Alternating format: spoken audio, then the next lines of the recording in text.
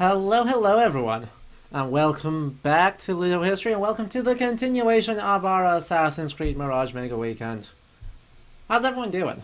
Wolfie, Lonely Spaceborb, Raptorus, this dude KJ, Rax, the Magistressa. It is good to see you all. You made it! Welcome. If this is your first day tuning in, don't worry, you haven't missed anything. We have been streaming Assassin's Creed Mirage content for about 8 hours, and I am in the first real mission of the game. So we can't... Once again, we're participating in what I like to call the exact opposite of a speedrun. But that's great news for everyone who's tuning in, because we're just vibing out, enjoying the, frankly, remarkable achievement that is this game. What in the... Literally just broke a glass jar of herbal tea? Oh no! That's not what you're supposed to do with those, you're supposed to drink them.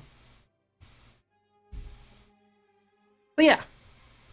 Also, if you are just tuning in, I am an actual historian. My name's Adam. I am a historian trained as a medievalist, but also with a degree in cultural heritage. Currently work at the Rare Books Library, which means I've got some very nice pictures of some very nice books. I'm also a published scholar on the adaptation of history into video games, on how to teach history using video games and public communication. So, like, we're digging into Assassin's Creed Mirage, having a good time, but also trying to explore, genuinely, how does it do history, and how do we, what is it going to teach us about Islamic culture? If that sounds interesting to you, make sure you hit the follow button for all the historical content we do here at Ludo History, and consider subscribing to help support the channel's mission and to keep making it possible to explore the quantity and quality of time periods, quantity and quality of games that we can. So, I want to start off with by further reminding everyone, of course, this is a collaborative endeavor. I cannot do this alone. If I was able to do this alone, I'd be making YouTube content. So please, do hang out and chat. Enjoy all of the emotes that are taken from real historical art from around the world, and contribute to the conversations. Have a good time. Make fun of me as if I'm bad at stabbing people. It's good. Also, consider joining the Discord, because great stuff happens there. They were absolutely finding some fabulous bonus articles overnight, and so I've got one of those pulled up here, which is, I think, a great starting point for today's stream. So, we'll sit here on our baller, absolutely incredible initial music for a bit longer while we take a look at some of the bonus content that the historians who worked on this game have been kind enough to release, talk about, do stuff with.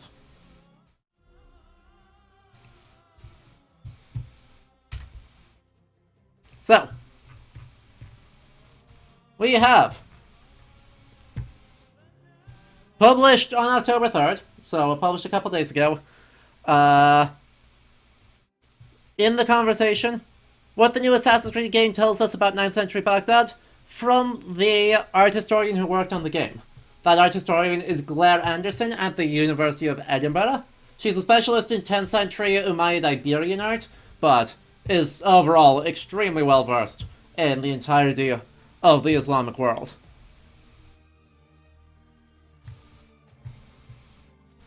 It's super cool. So, goes a little bit over this, has a better version.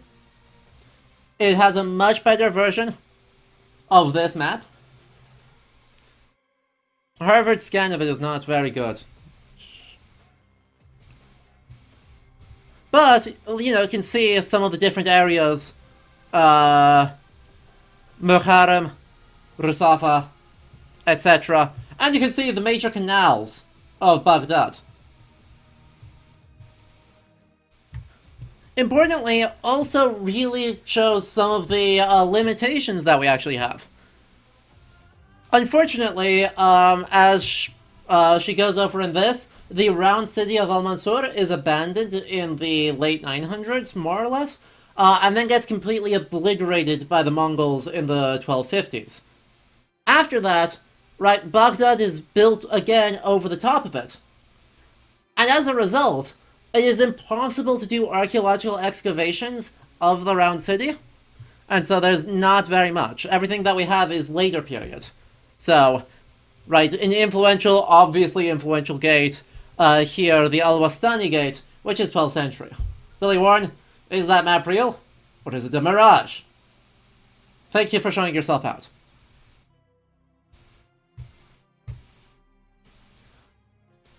The best evidence for what the city looked like at the time, according from the article, is found in other archaeological sites. Research has shown that two cities, Al-Raqqa in Syria, Al-Qadisiyah or Al-Mubarak, near Baghdad, were effectively imitations of the round city. The archaeological site of Samarra provides even more clues. Founded in the 9th century, this Islamic city housed the Abbasid court and its military. Its huge brick palaces and monumental gates suggest... I'm curious. Ah, it's a book. Not 129 euros to follow that thread of research. Chat, we're gonna need a few more subscribers if we want to do that. Suggest what visitors to Abbasid Baghdad would have encountered. Mosques, minarets, and houses would likely have been decorated with similar curved and painted stucco, ceramic and glass tiles, and shimmering mosaics. In the art and architecture it comprises, the game evokes a plethora of other times and places beyond Baghdad and the Caliphal age, from Isfahan and Delhi to Samarkand.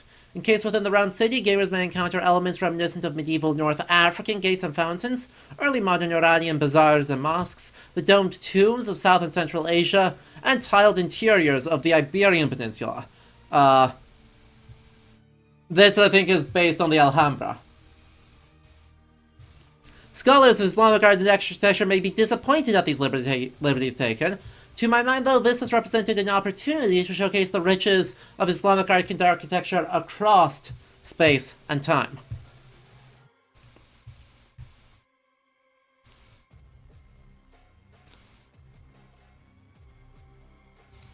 I'm curious, is this also a book?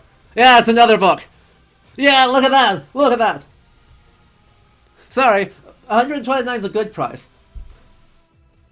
The Wiley Blackwell Companion to Art History, a cool $402.50.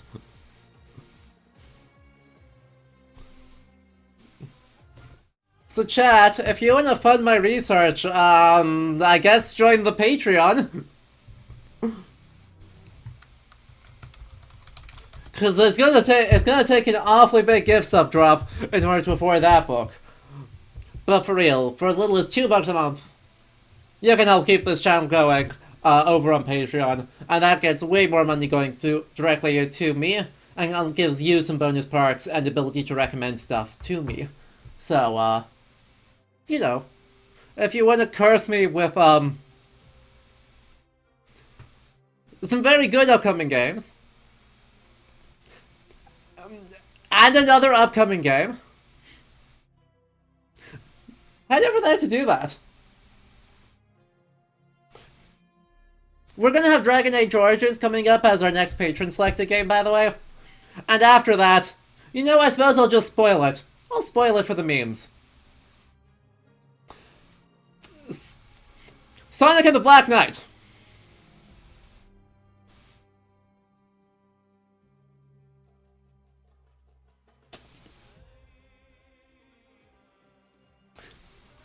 Yep. Sonic gotta go fast. I mean, it is Arthurian. I can't even say it's not historical. It is working off of Arthurian, the Arthurian corpus. But yes, this is what Patreon supporters get to do to me. Look into my face. See the distress. and head over to Patreon to give me more of that.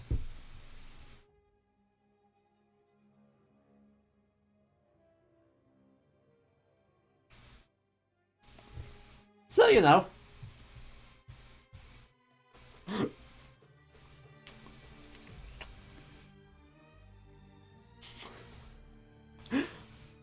Alright. There's one other source coming back. Coming back to Assassin's Creed Mirage, though, because that's what we're doing right now. I've got one other source that needs to be mentioned as something that we're gonna have reference to be good. Okay? Yesterday, I talked about a PhD dissertation on Islamic court dress. This is that dissertation. So, of particular relevance to us is going to be chapter 3 of this dissertation. Which, let me get my reference document opened. That's probably important. To get the full citation up without having to scroll up and unload the PDF. Patricia Baker, A History of Islamic Court Dress in the Middle East, published from the university, or a doctoral dissertation for the University of London from 1986.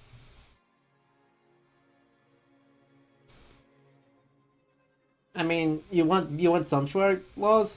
You want a breakdown of what are the things everyone at every level of court is supposed to do? Where? There you go. Voila. Let me drop that name in chat too, so you can all locate it yourselves. Voila. So, you know. There was one attempt to change the dynastic color to green by Al-Ma'mun, probably undertaken for political motives, but the edict, lasting only 1 week, in the year 205 Al-Hijra, and before it got withdrawn. And making note of this, hey, I do nothing if not supply reading recommendations, and hopefully, you know, everything thus far I've actually recommended, right? Wiley Blackwell $400 books cropping up aside, right? Everything I've recommended so far, except the Book of 1001 Nights, is actually pretty affordable, right? They're either able to be found open access online through PhD repositories if you have any university access at all, like any access to ProQuest, or it's like a $30 book like this one. So, a relatively budget way to get familiar with the world of Islamic culture and dress.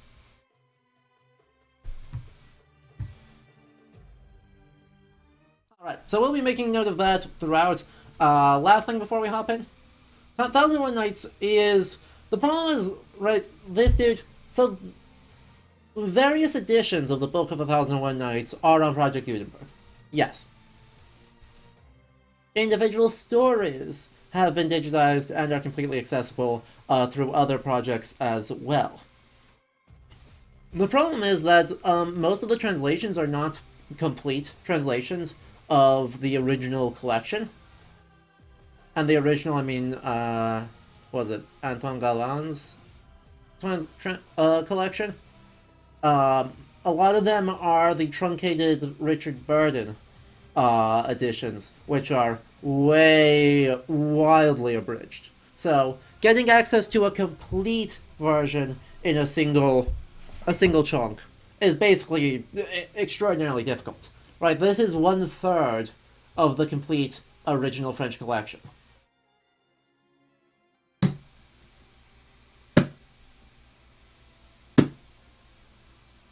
So, you do what you can, but so it goes. Still, though, relatively good budget options for folks, and that's exciting.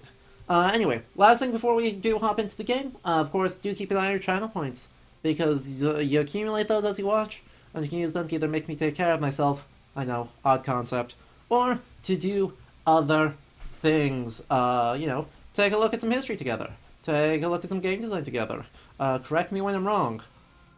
Do cool stuff. Contribute to the cult totem, because we're definitely not a cult around here. Yep. 100%. Mm-hmm. Yeah. You heard nothing. Hail Hydrate? Alright, chat. We are being a time traveler. Today we are being a time traveler from Ethiopia, or having trade chains to Ethiopia, and drinking coffee. I was at an academic conference earlier today. I need more coffee.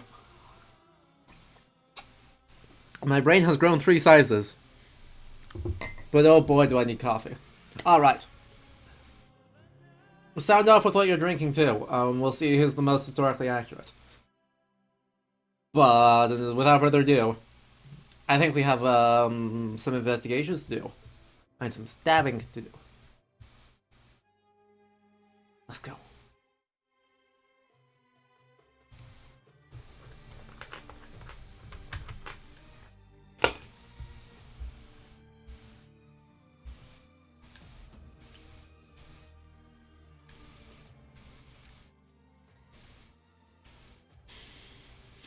Yes, of course.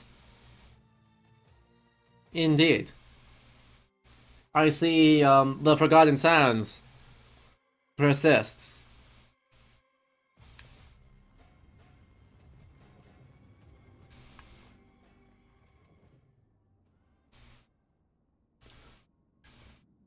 Alright, we'll need to turn up the game audio now that we are actually in the game. Why is the title music so much louder? Why is the title music so much louder than the rest of the game?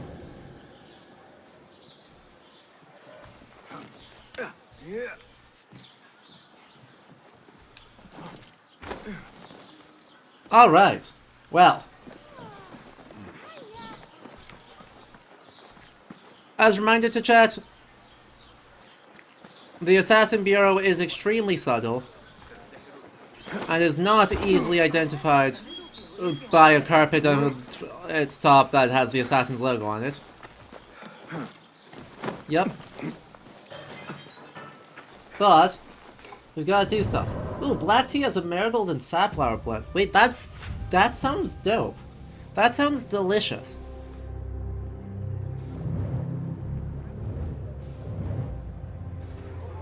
A historical site, a stable,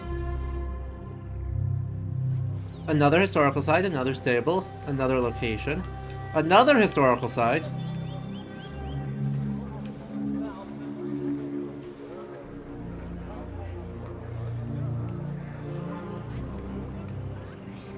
We should stop by a trader and walk around. And then let's walk through the city up this way. Then we'll swing around the outskirts to go investigate the Beshi. Okay? The investigation menu. We have 2 possible investigations right now. We can try and find lost books. Or we can try and locate Ali ibn Muhammad. Which is probably for the best.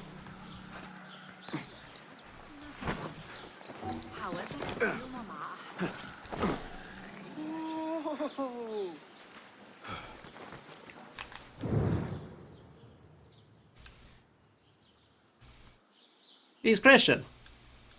You can tell he's Christian because he's got a hat with a cross on it. Let's just walk through the streets. See how terribly lost we get. Oh, sorry. One thing the article we just looked at talks about that I think is something we already noticed. See, tanning. Is that Orthodox? I'd probably guess Armenian or Coptic. Potentially Nestorian. But, yes.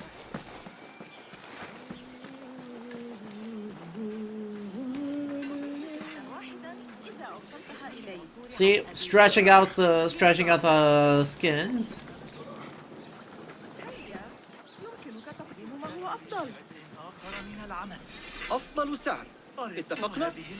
Sitting around with piles of fruit mangoes? Ooh. Just stab a random guy. Spooky. Anyway. You know, quick thing. It does turn out these guys are actually committing fashion crimes. Right, we talked about them as, oh, they're part of the Caliphal Guard. Therefore, they're probably not committing fashion crimes. No. It, turns out they're committing fashion crimes. To our sources. Remember, chat, fashion crimes are punishable by, getting stabbed. Yeah, we've all seen the Space-Time Donkey, don't worry about it. So, if we go here, well, potentially. Whee.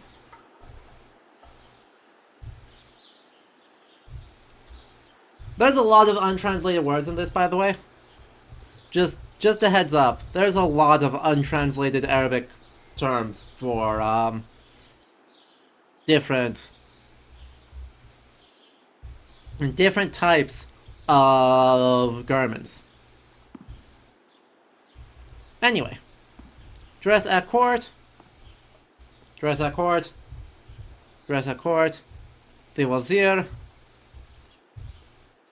The ulama. Who are legal scholars. And then the military. During the early Abbasid period, the Kaaba was recognized as the garment of the military, and specifically of the Turkish contingent. Al-Mansur is usually credited with its introduction into the Abbasid court from Persia. However, as mentioned previously, these items were in use in Umayyad times. In the mid-9th century, Abbasid regular soldiers were clothed in light brown clothes, under which were tunics, sometimes made of atlas or satin, and sirwal, fur-lined in the winter. Leggings, Saq al-Musa, or hose, ran, with or without cotton stuffing, were sometimes worn. Crossgarters seem to have been a later development. They and the police were allowed to grow mustaches and to wear the qalan suwa. Chainmail appears to have been the prerogative of the high-ranking officers and standard bearers, and accordingly, they were permitted to wear Abbasid black in their garments. Those below them in rank were forbidden to wear black, but were free to choose other colors. They could not, however, go to extremes or appear vulgar and forget the basic rules. Caliph al-Mu'tasim commanded his personal Turkish slave bodyguard, dressed in patterned silk with golden girdles, while the first generation of Khorasani forces, the Abna, that brought the Abbasid family to power, could be identified by garments and turban cloths decorated with tiraz bands.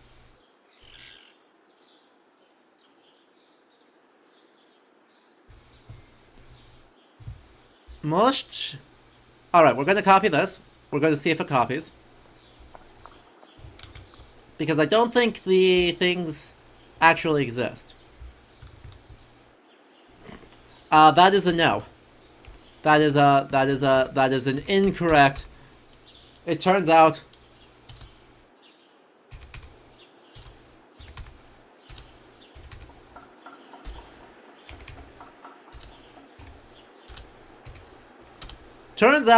Typewritten scans do not OCR particularly well. Can someone give me cliff notes on what's happened so far? Cliff notes for the entire game so far, or cliff notes for today?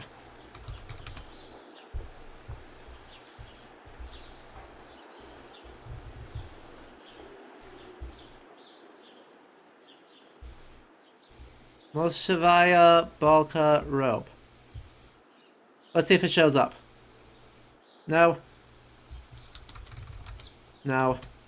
That is a hard no. It is not showing up. That one? No, that's not. That's clearly not Arabic. Tragic. Troop uniform regulations, exactly. Turns out they're committing things. Anyway, we have a description of the robe, so we're going to stick with that. This robe is made of silk, a dark green twill with some weft shoots of blue, and a weft face pattern dominated by griffin motifs with elliptical pearl roundels in 2 shades of yellow. Some That's a lot of silk. 3.5 by 4.3 yards of silk with a panel width of probably about 46 inches was used to make this long, narrow robe, which would have fit someone about 2 meters tall. Lined with squirrel fur and trimmed with other silks, the garment has a square neck forming two revers and 3 buttons and loop fastenings on the other side. So this is a high-status Caucasus robe from the period of the game.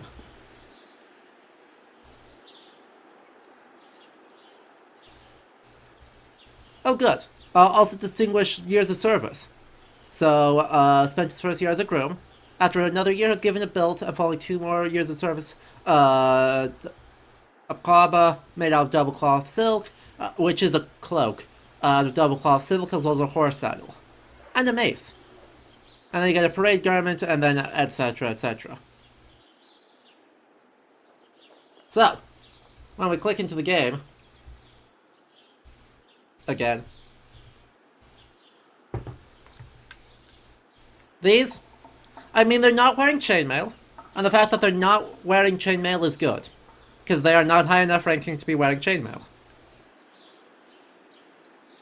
But this, like, over tunic, which appears, which is black, with then leather trim, is silly. What is the source I'm looking at? It is a PhD dissertation by Patricia Baker on a court dress in the Islamic world. Specifically the chapter on the Abbasids. Because, obviously.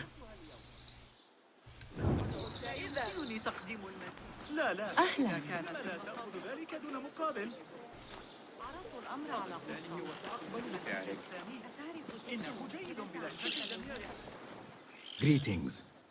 Peace be upon you, sir. What do we have to see buy? what you have got. Come on. Here is what's available. Okay. Upgrading gear. Fair enough. Light, yet fit to turn most any blade. I do not have the schematic. Nothing else? Nope.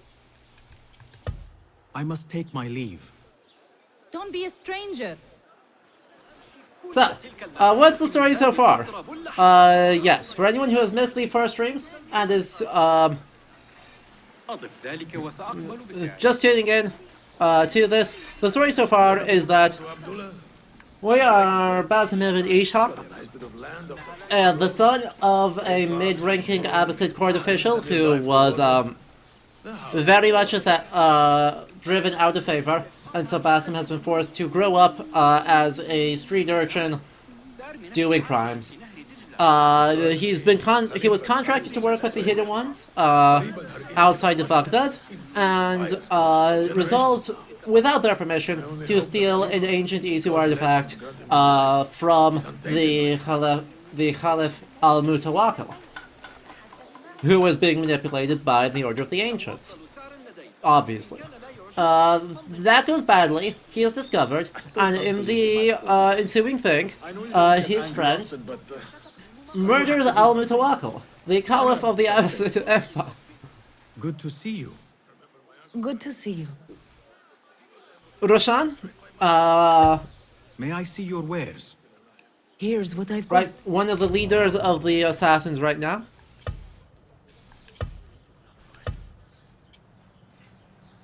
I need more money. Wait, I wanted it. It looks so goofy. Nothing else. Good morning, Goat. Good to see you. I will see you later. Farewell, sir. We're gonna have to steal a lot of cash. But I've taken the ears of 7 of them.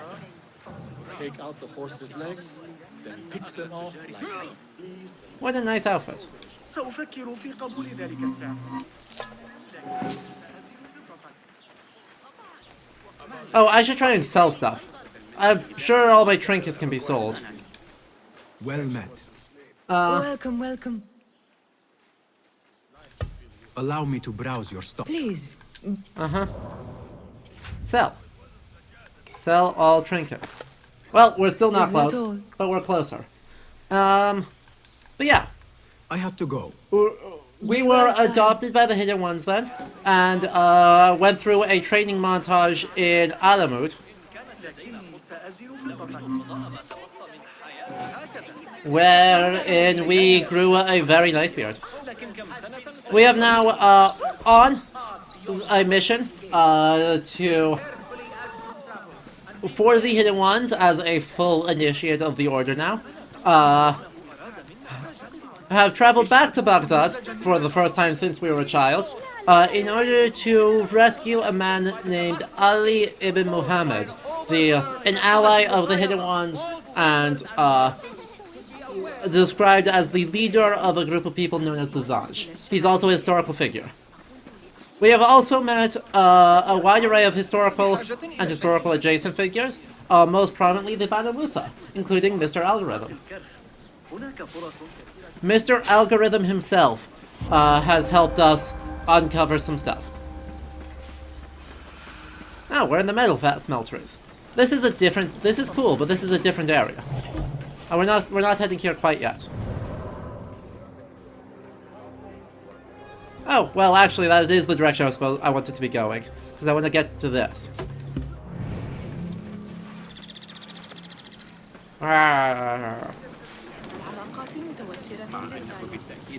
So that's very cool, right? I think that is very, very nice, feels very good. And by the way, one thing that I deeply, deeply appreciate is how low the prices are.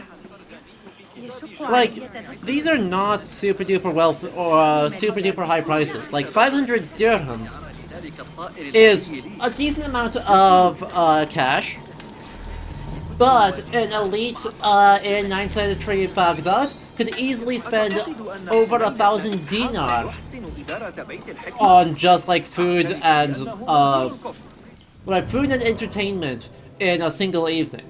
1,000 dinar in the period appears to be about like 15 or 1,600 dirhams. The exact relationship of conversion of silver to gold is not super obvious to me. Anyway, ceramics and lusterwares. To accommodate the court's taste for elaborate luxuries, Iraqi potters experimented with new techniques, colors, and styles in their creations. The most important innovation was luster painting, which created a glittering effect so popular that it went on to be exported and copied everywhere from Portugal to Thailand. One of the main sources of inspiration for Abbasid artists, Sacerdos. The encyclopedia function is even written by Blair Anderson, who's worked with the History and Games Lab.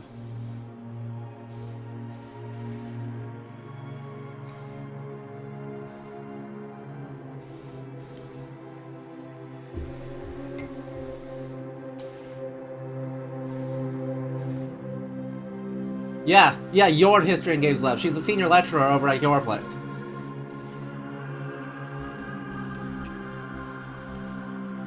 One of the main sources of inspiration for Abbasid artisans were Chinese wares, especially white and blue porcelain brought to Iraq by boat in the 9th century. Their hardness, translucency, and whiteness were at the time revolutionary in the region, and they enjoyed immense prestige among the wealthy. Initially, Iraqi potters attempted to meet this demand for Chinese imports by direct imitation, coating their usual brown earthenware in a white tin or lead-based substance before adding decorative colored glazes. However, Abbasid potters soon began attempting modifications to produce their own style, adding motifs inspired by local vegetation, such as palm trees or meadow plants. More importantly, Iraqi potters started to experiment with a entirely new technique, luster painting. This involved preparing a special overglaze by blending silver or copper oxides with a carrier such as ochre, then mixing this fine powder with vinegar and gum. This gets painted onto an already glazed pot and fired in a special reduced oxygen kiln. If done right, this complicated and costly technique created an incredible metallic sheen. The result was almost alchemical, with simple earth appearing to have been transformed into silver or gold. Yeah! Look at that! Look at that! Left. Bull emulating Chinese stoneware, 9th or 10th century Iraq or Iran, from the Metropolitan Museum of Art. Center. That was that one. Center. Ruby Luster Bowl, 9th century Iraq, Musée de l'Institut de Moab, Philippe Maillard, Paris, France. Right, Luster Bowl, depicting a man holding a cup, 9th or 10th century Iraq or Iran, the Metropolitan Museum of Art. Hello, Faith. So how is the game at the moment? The game rules. I mean, yes, codex readings. The codex readings are very good, and we love this. But also the game's team appears to have been really thoughtful and sympathetic to the idea that they are the budget representation of the Absa world. And they need to do it right, and they need to do it in a way that challenges a lot of conceptions people have about Islamic everything. Look at how good this lusterware is. I was able to see a whole bunch of this in Cambridge. The Fitzwilliam has a fabulous collection of lusterware that is just stellar.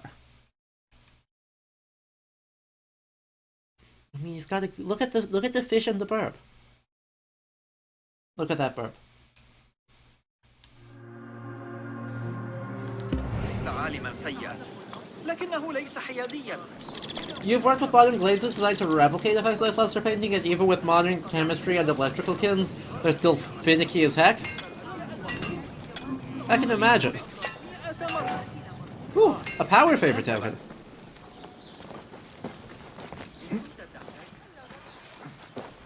Khidmat tokens are a currency that can be spent for favors among the factions of Baghdad. They can be earned by completing contracts, opening certain chests, or by pickpocketing people in the street. So, I do need to specify, right, that there's a difference between the different... Right, there's like 3 different codices, right? There's our database, there's our tutorials, and there's our history of Baghdad. These are the codex entries that rule. These ones are much more game-centric. So if we look at, like, Harbiya, unwashed and unsung lived in the Harbiya district where the runoff from industry ended up. Busy area that was dull and grime with soot and the debris of hard work. It's also home to the notorious Damascus Gate prison, a veritable tomb for those who held the callous favor. Like, this isn't anything. This... Right, Harbiya is, in Al-Mansur's time, a military, primarily military district. It's where a lot of his troops lived during the construction of the city. But this is a very game-centric approach. Also the idea that the runoff of industry, like, there's not so much a medieval concept. Because, you know, yes, hard daily labor, but the workshops and the tanneries and the forges and working with the like iron dust to press that, to then turn that into usable material in crucible furnaces, right? Like that's, and the high power kilns. All those workshops were considered valuable and important labor, though not necessarily high status labor. And framing it as runoff of industry, rather than, you know, just part of how it is...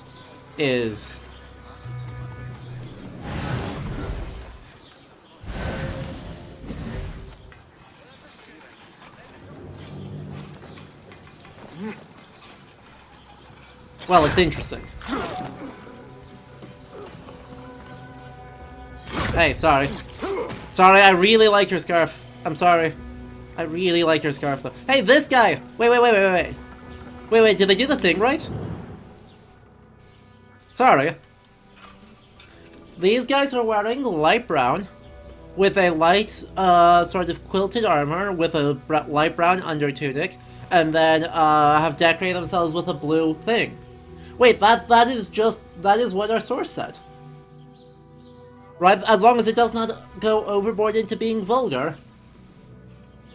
This is, like, it's a slightly fantastical rendering, because, like, the leathery quilted gambazine is probably not a thing. But,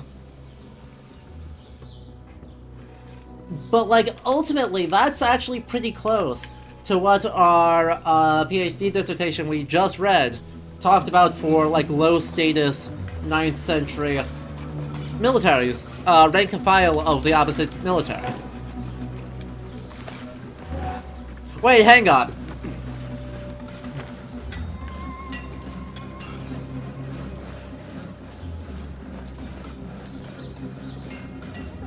That doesn't happen. Assassin's Creed games don't do this.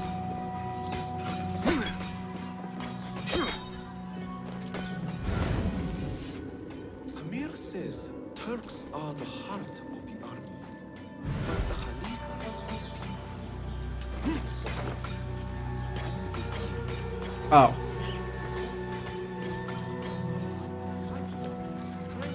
I didn't realize I was directly on top of like 4 people. Good, just don't look up, okay? This is almost certainly like a district-to-district thing.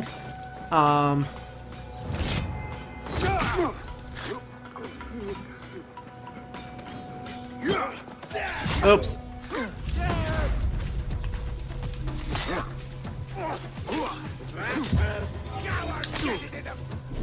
Well, the more severe the transgression, the more notoriety will be gained. The notoriety gauge is divided in 3 levels, reaching each of them will cause the inhabitants of Baghdad to become more suspicious. Reaching maximum notoriety will unleash the entire Shakriya guard to relentlessly chase you. Ow. Taught you well. Be patient. Right.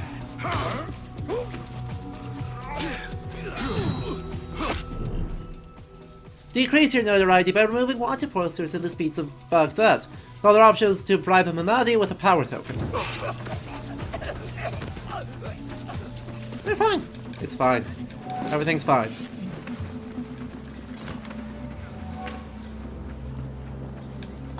Everything is totally, indubitably fine. Exactly, notoriety's back.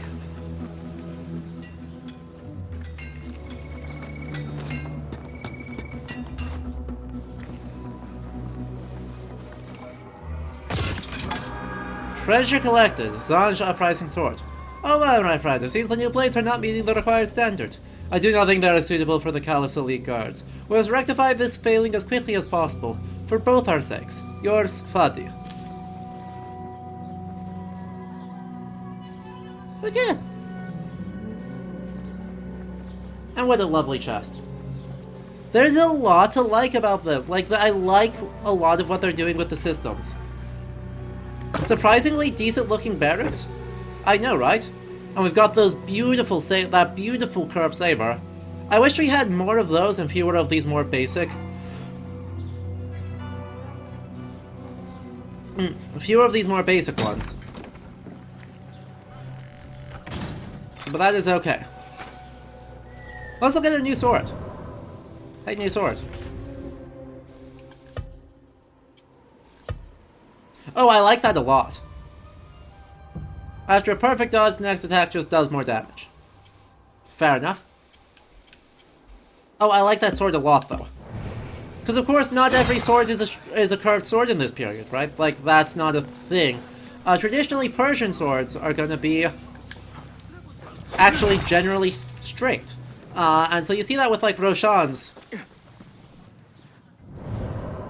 What are you? An enigma?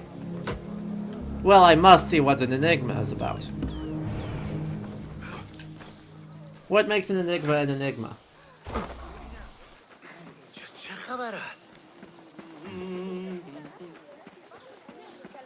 Ah yes, the stereotypical Middle Eastern quote-unquote scimitar? Exactly.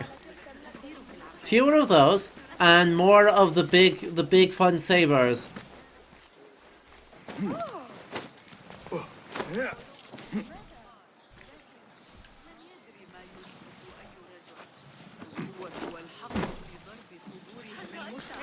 Door barred. Roof life. You know, if this door is barred, how are you all going to go take your laundry inside? Wait, so you came out here? Let's look at the environmental storytelling. You came out here. You were doing some labor. You hung up some laundry. You came out here to enjoy some bread. You sat down and are chatting, and the door is locked behind you? الخليفة جرب صغير وذلك ما أقحمنا في هذه الفوضى من الأمن. مهلا. So, لكن أعتقد أن بإمكان أبي التغلب على sorry, I slipped. Sorry, that was my bad. Sorry.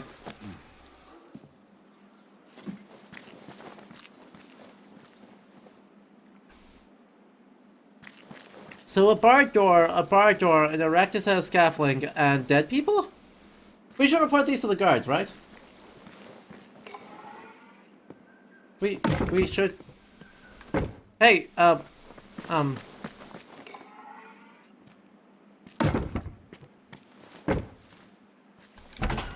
Hey, you do understand that two people have gotten fully murdered while you've been sitting here, right? Like, do you need to get your ears checked? Are you okay?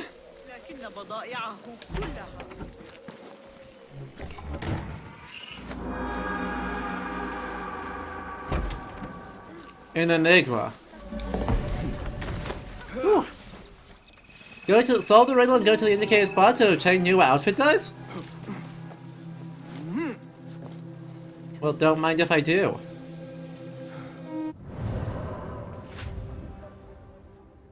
Don't mind if I do. Apparently there's a lion. So I see a canal, and some fish, and a lion guarding a thing.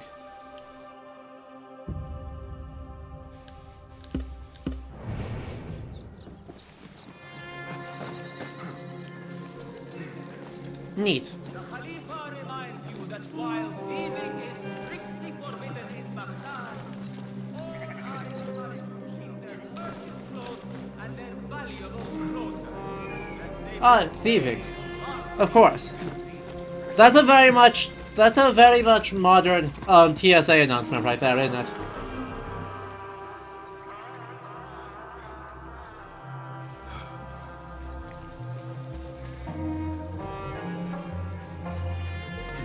Also, let's take a look at this wanted poster, yeah?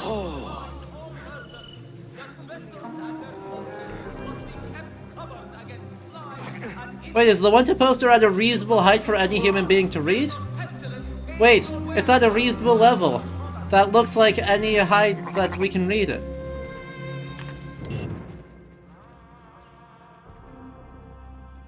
I like that rendition.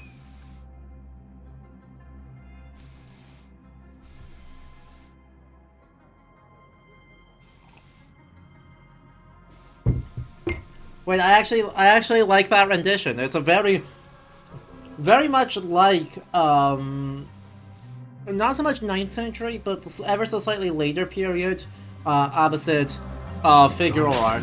Ever vigilant.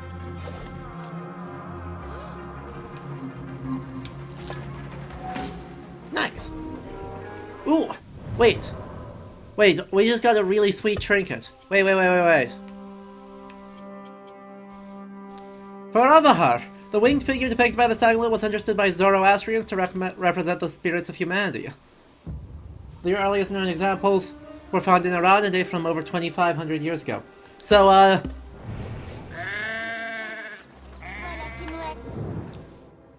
from that, I mean, that's probably random luck, frankly, but, you know, what do you think? Like, Central Asian, modern Uzbek, Zoroastrian Persian guy?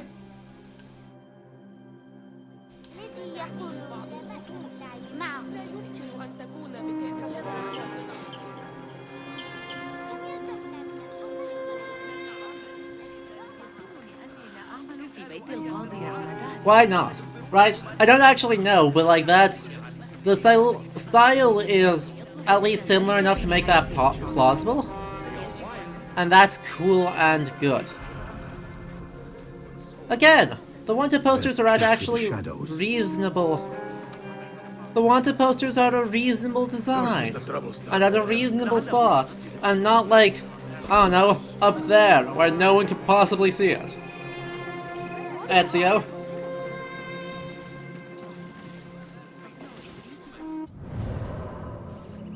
Also, that's the dyeing factory. Well, we've already gotten very distracted in our loop around. But, frankly, that's okay. Let's head over here.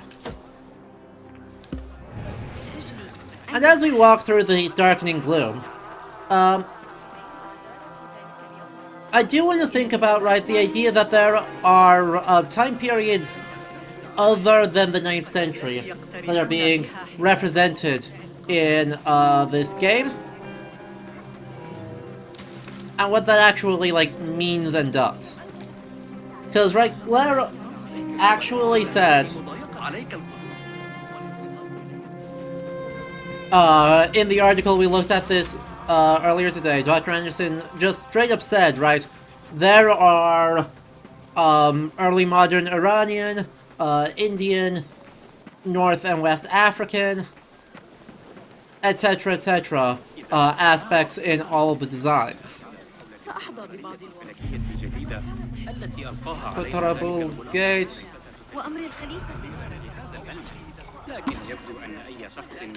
Emporium of the World. In Baghdad's bazaars, one can find almost all the products of the known world. Chroniclers wonder at items such as Russian foxskins, Indian sandalwood, or Byzantine goldwork. Most trade involve rather less prestigious precious commodities. Food staples such as grain, rice, or dates, alongside delicacies like almonds or sugar, made up the bulk of loads and shipments. Traders also supply Baghdad with an extensive selection of manufactured goods, from Chinese porcelain to Egyptian glass. The style of some of them, such as the Chinese-inspired tricolored splash decoration on this plate, were then copied throughout the empire. Nestled in the midst of these wares were some truly expensive products, which elites from Scandinavia to China claimed: Omani ambergris or African ivory.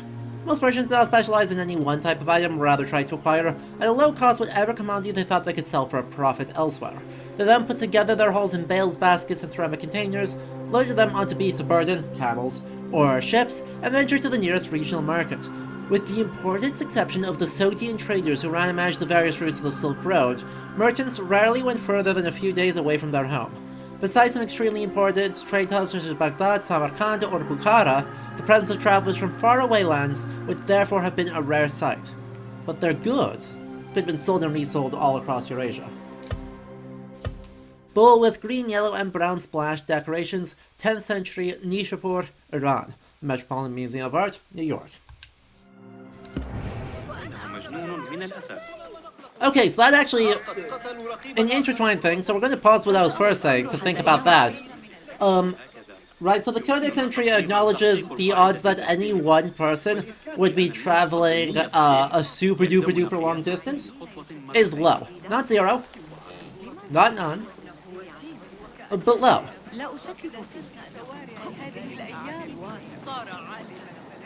I appreciate, and I think it is a wise decision for the game to ignore that in favor of showcasing at least some number of people from all over the place. Right? We have seen people whose dress indicates Central Asian or Chinese or Indian origin. We've seen people who may be Byzantine Greek priests. Probably not, I think they're Coptic. But still therefore from Egypt, which is more than a few days away. We've seen enslaved and free people who appear to be from North or Sub-Saharan, or from North Africa and from Sub-Saharan Africa, etc., etc., right? There's a gate out here that I'll have to get to. I didn't realize I can't just go over that wall. That was dumb of me.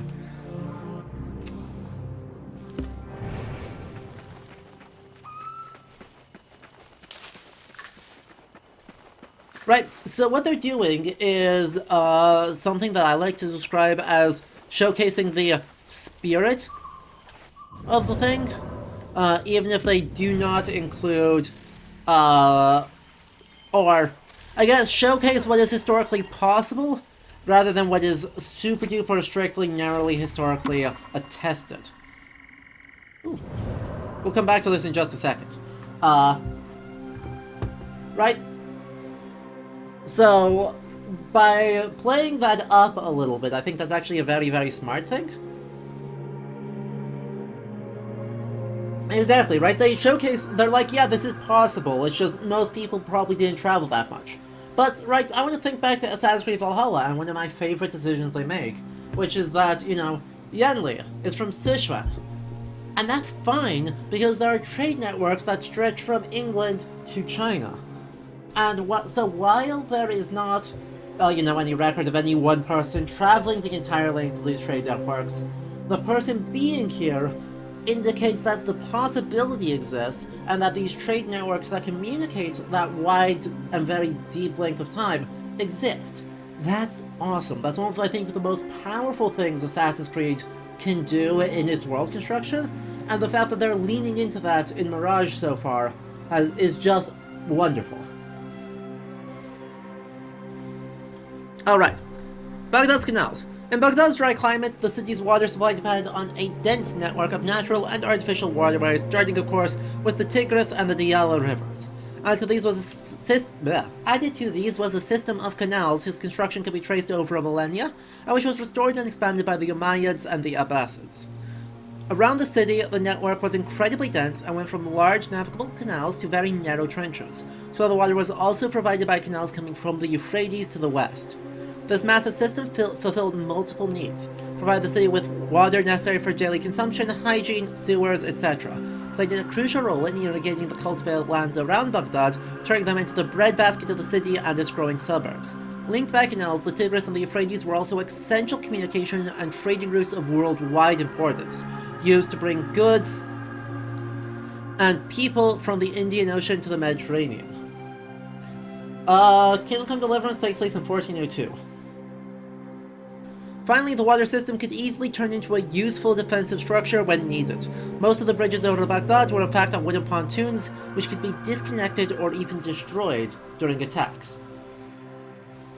This useful system came at a cost. Maintaining it was extremely labor-intensive, demanding ever-increasing efforts from a large number of free and enslaved workers. Map of the Round City, based on the work of Guy Lestrange, whose description of Baghdad from contemporary Arabic and Persian sources is an incredibly useful source for the folks working on this game. Baghdad during the Al-Abbasid Caliphate. So he basically, Lestrange basically takes Al-Yaqubi, Al-Masudi, Al-Tabari, Al-Khwarizmi's descriptions of the city and collates them and creates a reconstruction based on all of that. And so he looks at all these canals. This little teeny island, by the way, right here, is Al-Abbasiyah. This one teeny tiny island that becomes a whole district in the game is Al-Abbasiyah. In the 890s, I believe, shortly after the events of this game, basically, there's actually catastrophic flooding, and the entire island is briefly submerged in part of that.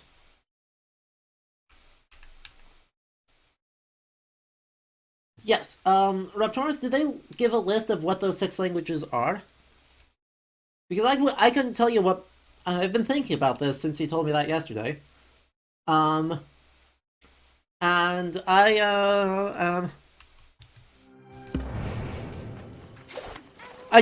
think I know what I would choose. Right, so there's three languages... Oh yeah, you can actually see what's happening here. It's not just drying out, right? This actually looks slightly different to the rest of the desert with how it is cracking. And so what you're seeing is salt deposition.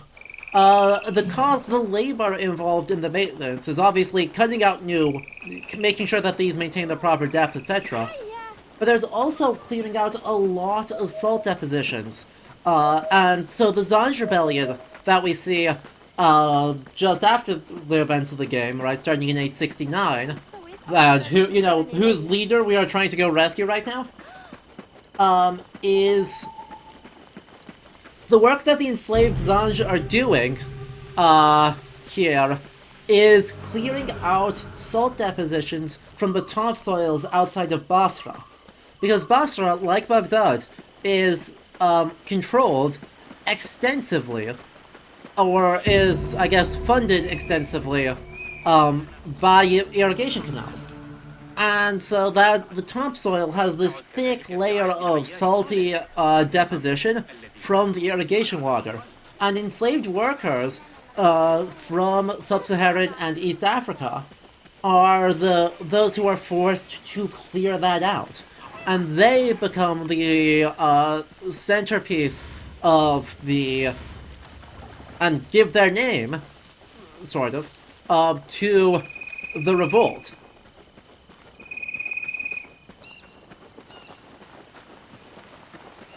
Hi. Holy Father, grant me guidance. Holy Father, grant me guidance. Wait.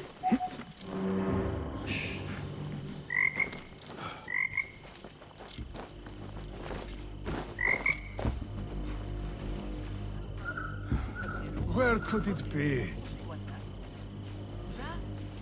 What grief moves you to invoke your god so openly?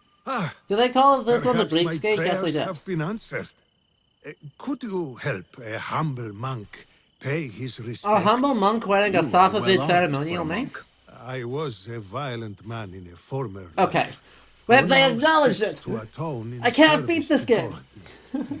Though I will admit, some of my old skills have served me well in performing his work.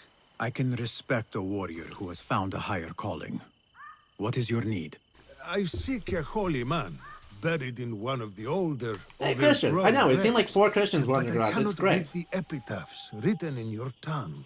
A simple enough task. I will see what I can find.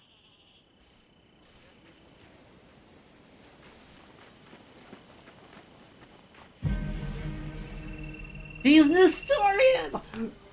Let's go. So, confirmation, the Christians that we've been seeing around are in fact Nestorian. And that's pretty fucking hype. I enjoy that immensely. The other ones we've seen are actually very, very dressed so similarly.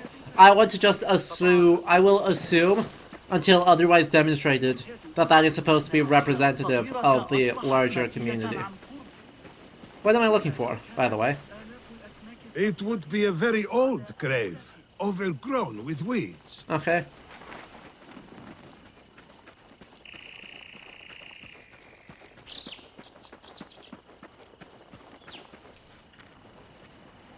John of Shiraz. He gambled more than he gained, but always shared his winnings. A generous man, but not one worthy of worship. A nobleman.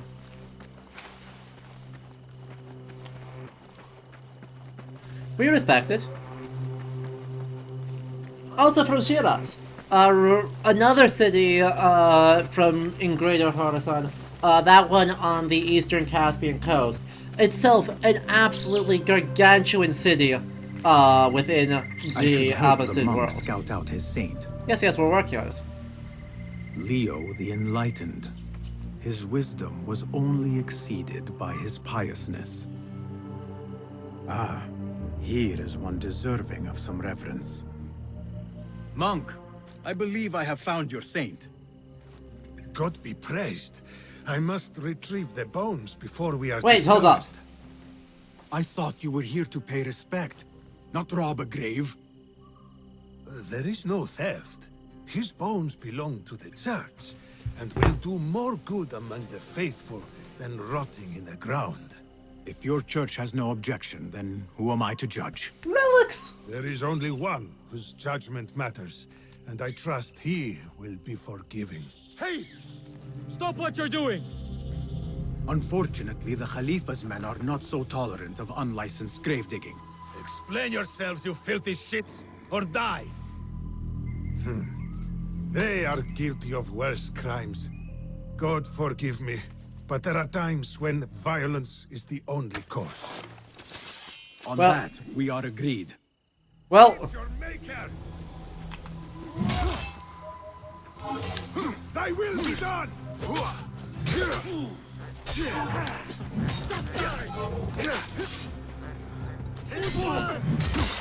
Nope. Look at him go! Yeah! No, You come know on. not what you do! Ah, the devil take you! Is he a monk or a paladin? He appears... I mean, he's a monk, he's a historian.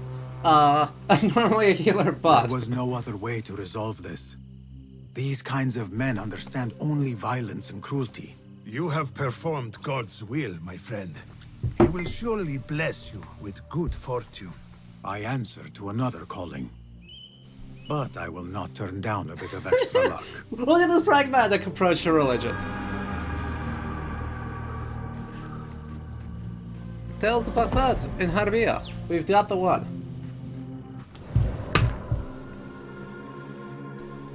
I adored this. Oh, the game. Look. Sacridos.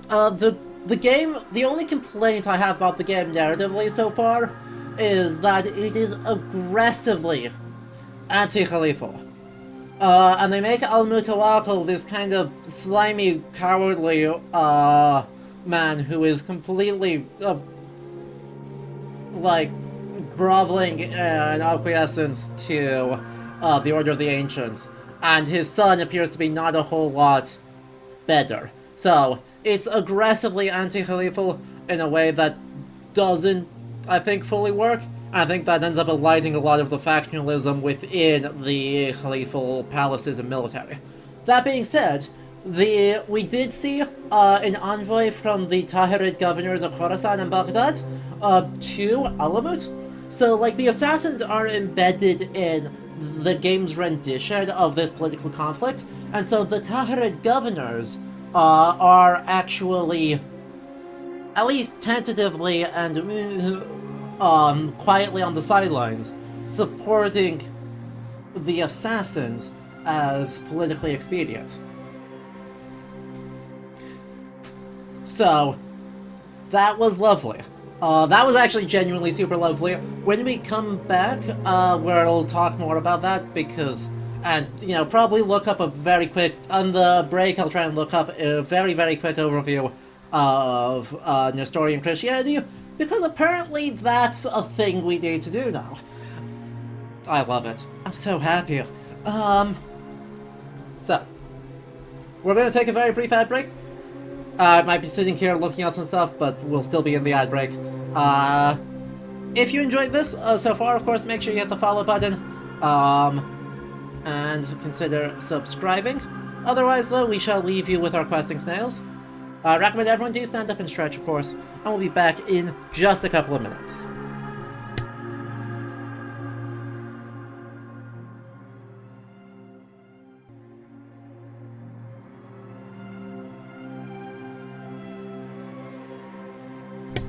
Well, hello. Welcome back, everyone. Hope you enjoyed that very brief ad break. We are, hopping right back into it. If you're just tuning in, we are playing Assassin's Creed Mirage today and all weekend long, and having an absolutely brilliant time doing it. We just ran into a side story where, Basim, an Arab turned assassin, so, already having a dubious relationship to, you know, spirituality and to Islam, he doesn't talk about it, just ran into a Nestorian monk who is digging up a saint to create relics, and we vibed with it. So we're going to start off very briefly by just doing the very brief introduction to Nestorian Christianity, because I assume most people don't know about it, and it is rad as hell. So we're going to hop back into the document here while the music keeps on running. And just acknowledge it very briefly. I'm sure we'll have more discussion of it in the codex later, but we're going to start off with that. If you've been enjoying this, of course, make sure you hit the follow button, and consider supporting the channel by subscribing, and, you know, let us know. Hang out in chat, come talk, come be part of the conversation, because it's just more fun that way, and we're super happy to have everyone around. Alright, let's do it.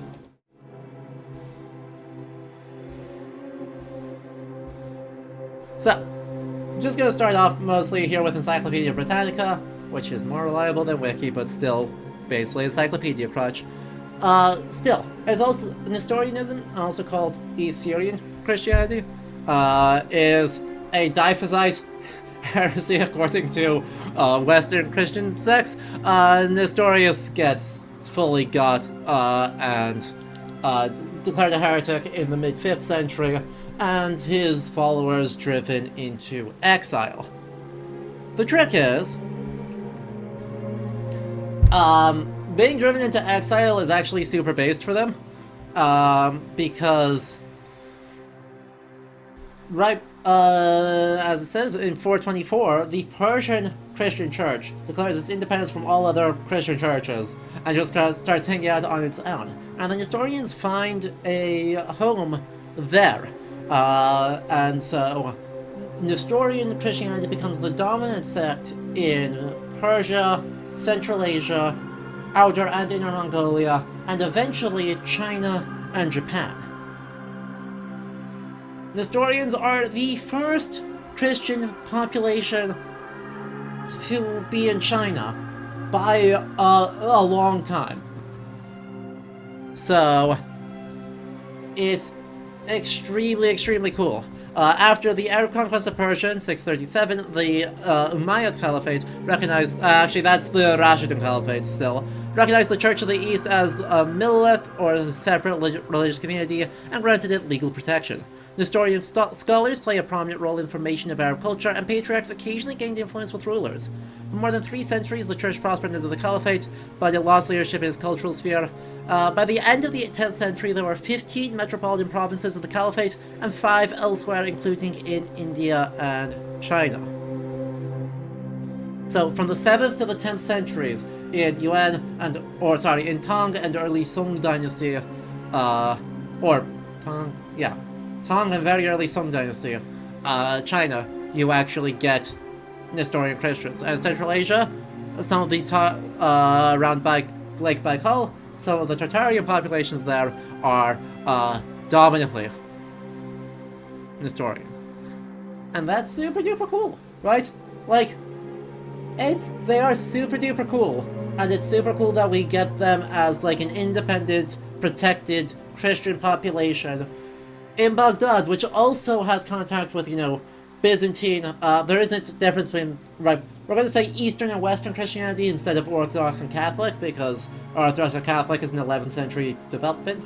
But Eastern and Western Christianity, Armenian Christianity, Coptic Christianity, as these are all starting to develop distinct traditions, the Abbasid Caliphate has contact with all of them, and they recognize Nestorians as a different group that happen to also be technically Christian. And that's super cool. Unfortunately, much of the scholarship on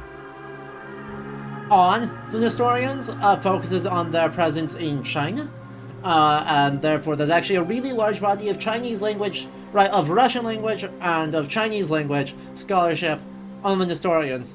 I can't read any of those languages. So, we'll leave it just kind of as an observation of a potential thing. I also don't have access to the whole document here. But, I know this article does talk about some of the relic traditions for that. Anyway, long story short, game-based? That feels like a weird sentence. Game has based take on religion. Like, is this the same Assassin's Creed franchise we're talking about?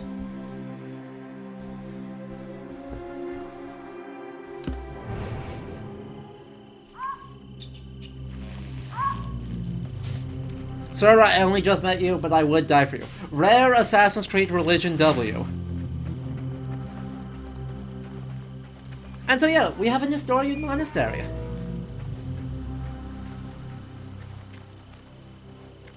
And everyone just kind of hangs out.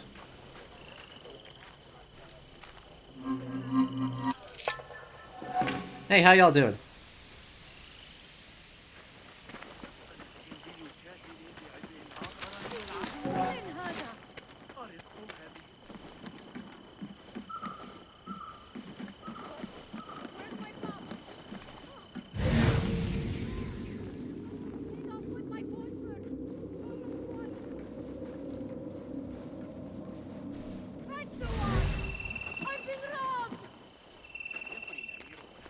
Yep, sorry about that.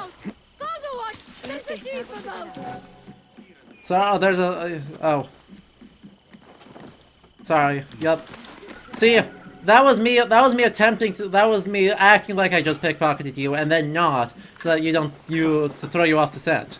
That was me being big brain and not clumsy. In this case, you think Assassin's Creed might be more sympathetic because it's a minority Christian group rather than a more dominant one? I wholeheartedly agree. I think the fact that Nestorians are so distinct doctrinally and culturally from other Christian groups absolutely helps our causes and helps us to treat it, or helps the game to treat it differently. But I also think it speaks on the fact that this game, thus far, has genuinely had a very different set of priorities and a much more nuanced historical creative vision than some other entries in the franchise have had. The changes to this game from Valhalla are certainly a shock, but I can't say it isn't welcome. I know, it's very much a surprise to be sure, but a welcome one.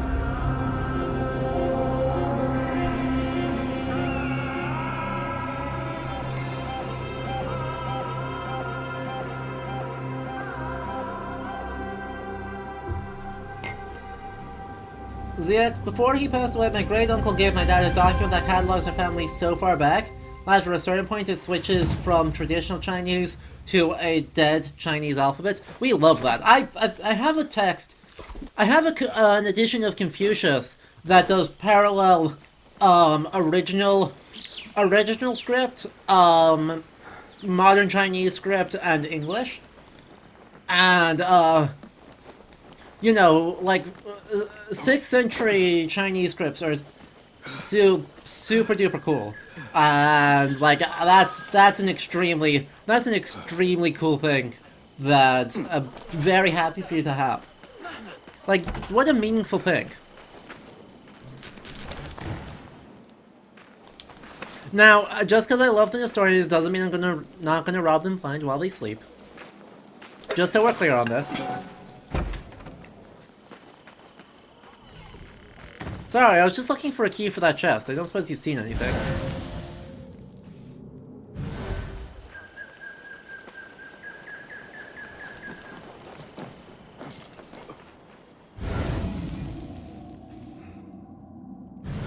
Be my eyes, Enkidu.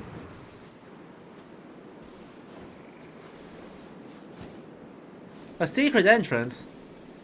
And a book underneath the secret entrance? Why, yes indeed. We still have Burb, and while the Burb is badly named, it is otherwise a very nice Burb. And I am very happy about it. Alright, what's this secret entrance? Give me a... come on.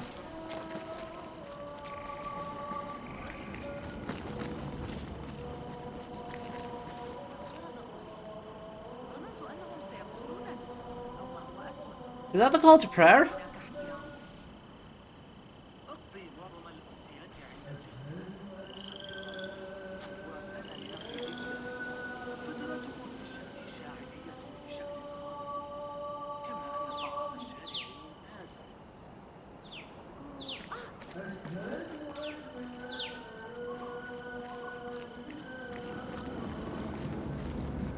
I think it is, yeah. I don't know Arabic well enough, or don't know the recitation, right, the verse that's used for the call to prayer enough to be able to be like, yes, that's definitely what that is. So if you know,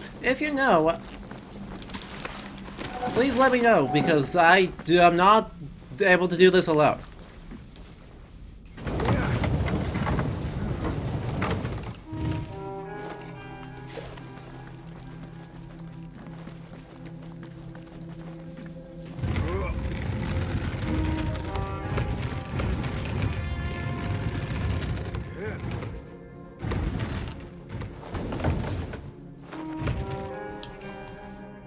I suppose I can sneak through there. Aw, tragic.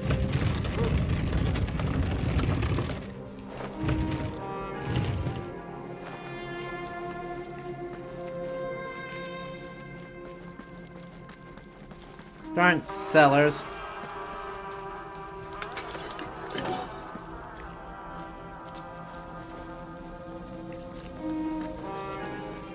Yeah, the problem is other people have been mentioning Gilgamesh, right? If it was just the assassins know about Gilgamesh, that's one thing. But it's not just the assassins know about Gilgamesh. There's like 6 people, right? We've already had like our definitely real childhood friend.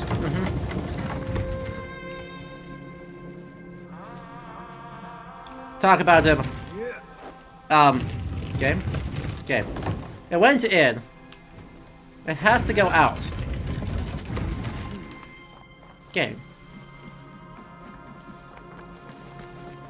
Well, maybe it doesn't have to. Maybe it actually doesn't have to. Does that line up in such a way that I can just push that all the way back now?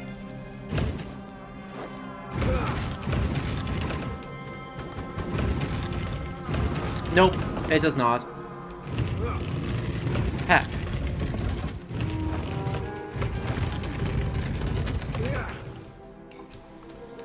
Not puzzles.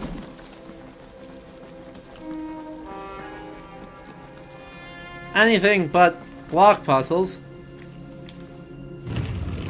that are affected by physics.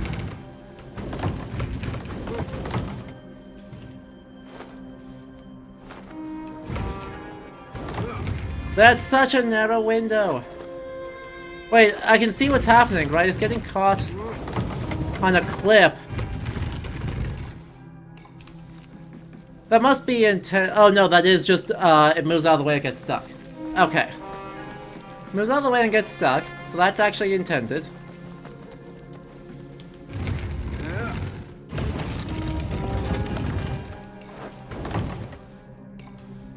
This moves out of the way, gets stuck.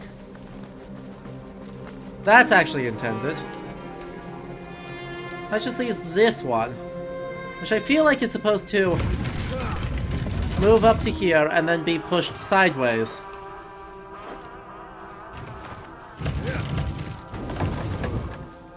But it doesn't fit there.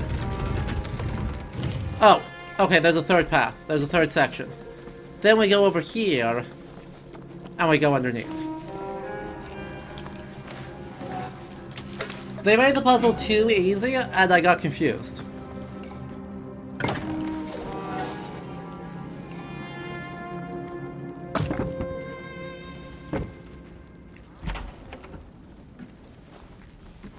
Look at how lovely these are.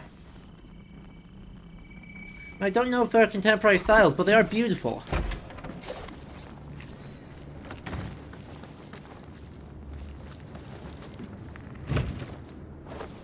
It does kind of seem like a non-zero part of the purpose right now is for it to be beautiful. Hey look, another book.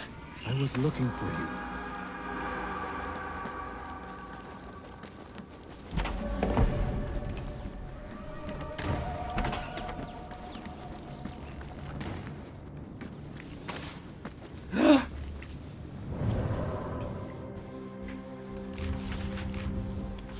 Catalog a book, you know it.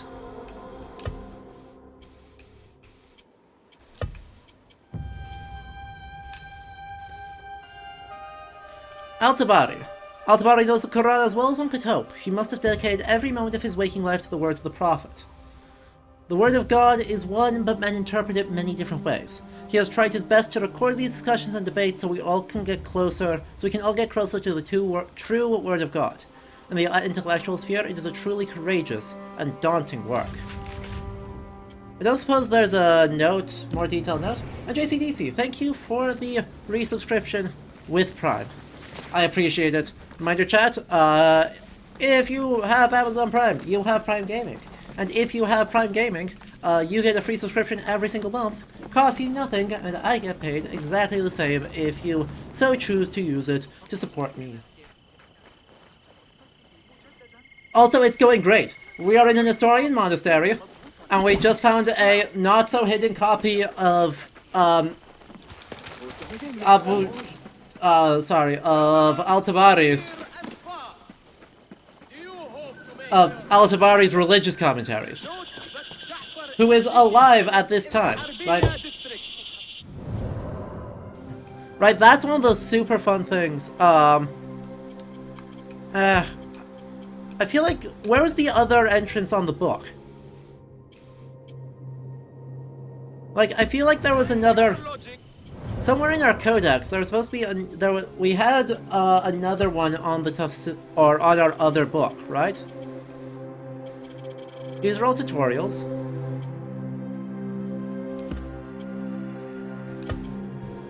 That was in the proper codex. Oh yeah, that was here. Khalila and Dibna. But not on the we don't have one on the Tafsir. So, we shall wiki crutch it for the Tafsir.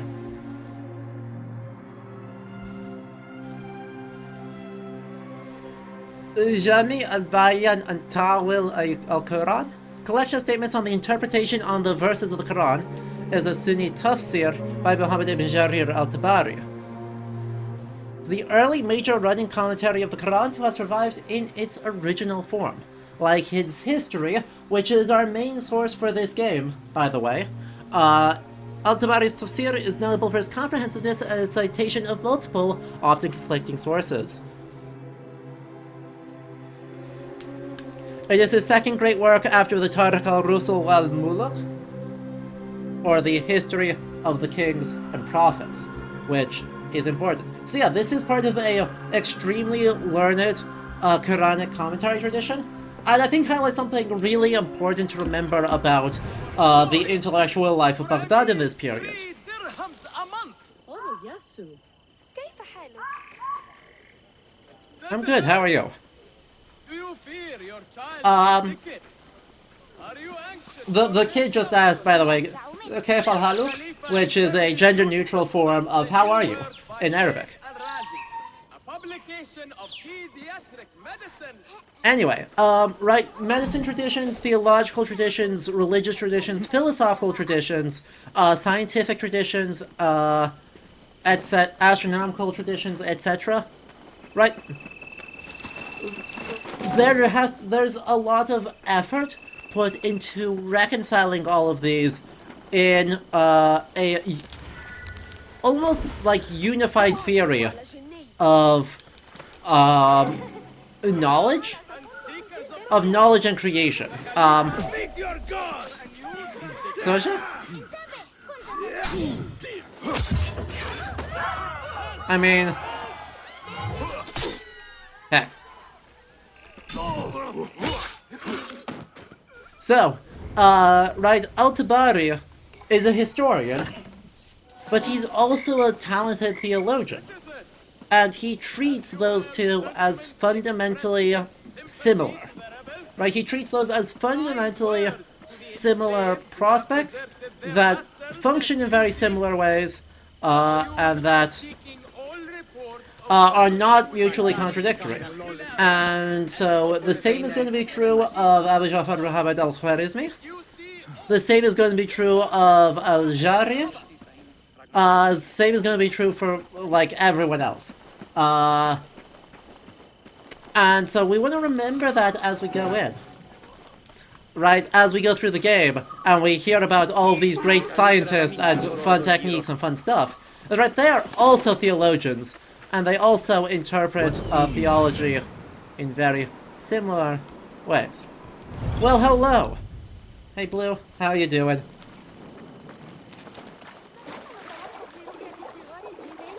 Put me in, coach? Alright.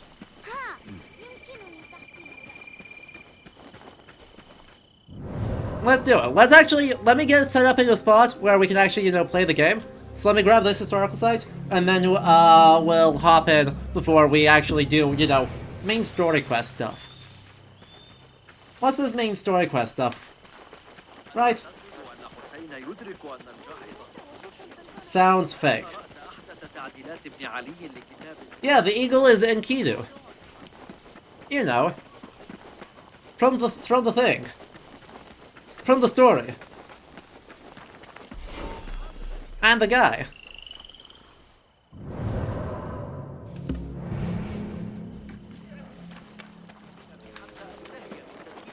Whee.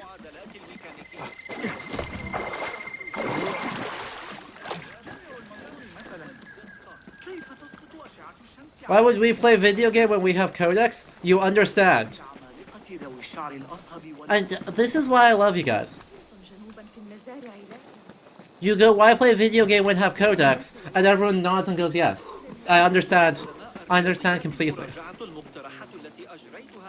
Best Goodbye. to stay hidden.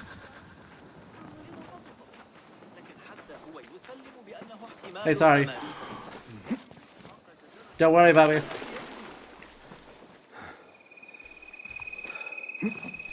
Hooray. Hooray.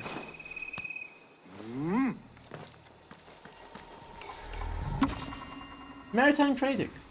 One more codex. The Indian Ocean trade routes connected Baghdad to East Asia, India, Southeast Asia, and China. Faster to cross than the land ones, they were also fraught with danger. The Akhbar Sid al-Hind, accounts of China and India, describes the travels of Suleiman al-Tashir and other unnamed explorers across the Indian Ocean between 850 and 910. The 5-month journey took them from Baghdad to Guangzhou, through Oman, southern India, Malaysia, and Indonesia. Chat. Southeast Asia rep.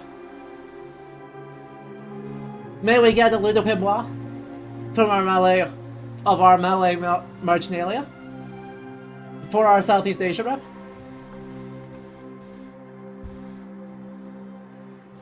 All along the way, Suleiman and his peers traded fine clothes and coins for Indian ambergris, Indonesian spices, and Chinese porcelain.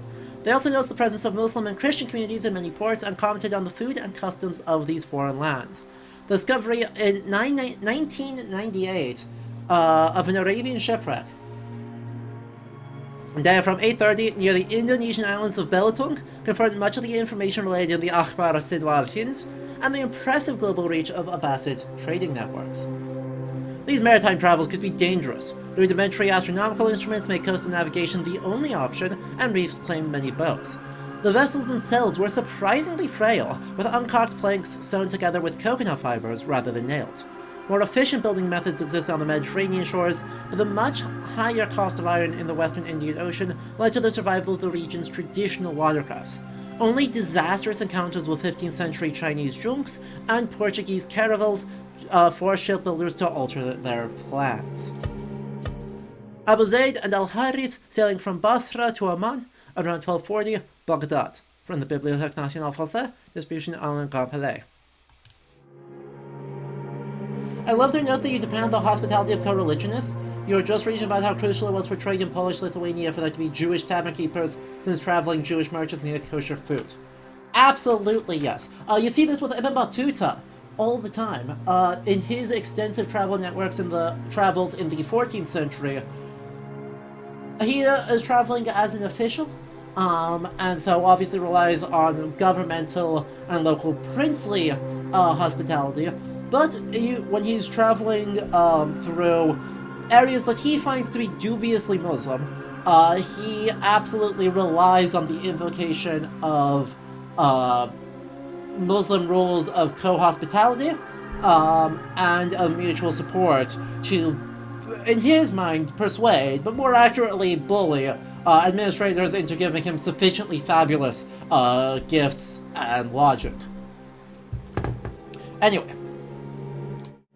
I'm gonna mute for just a moment here while we get Blue on. So, hang on, and then we'll have more.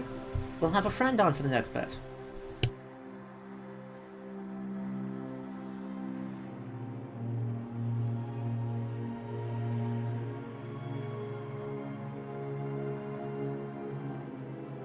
Good afternoon.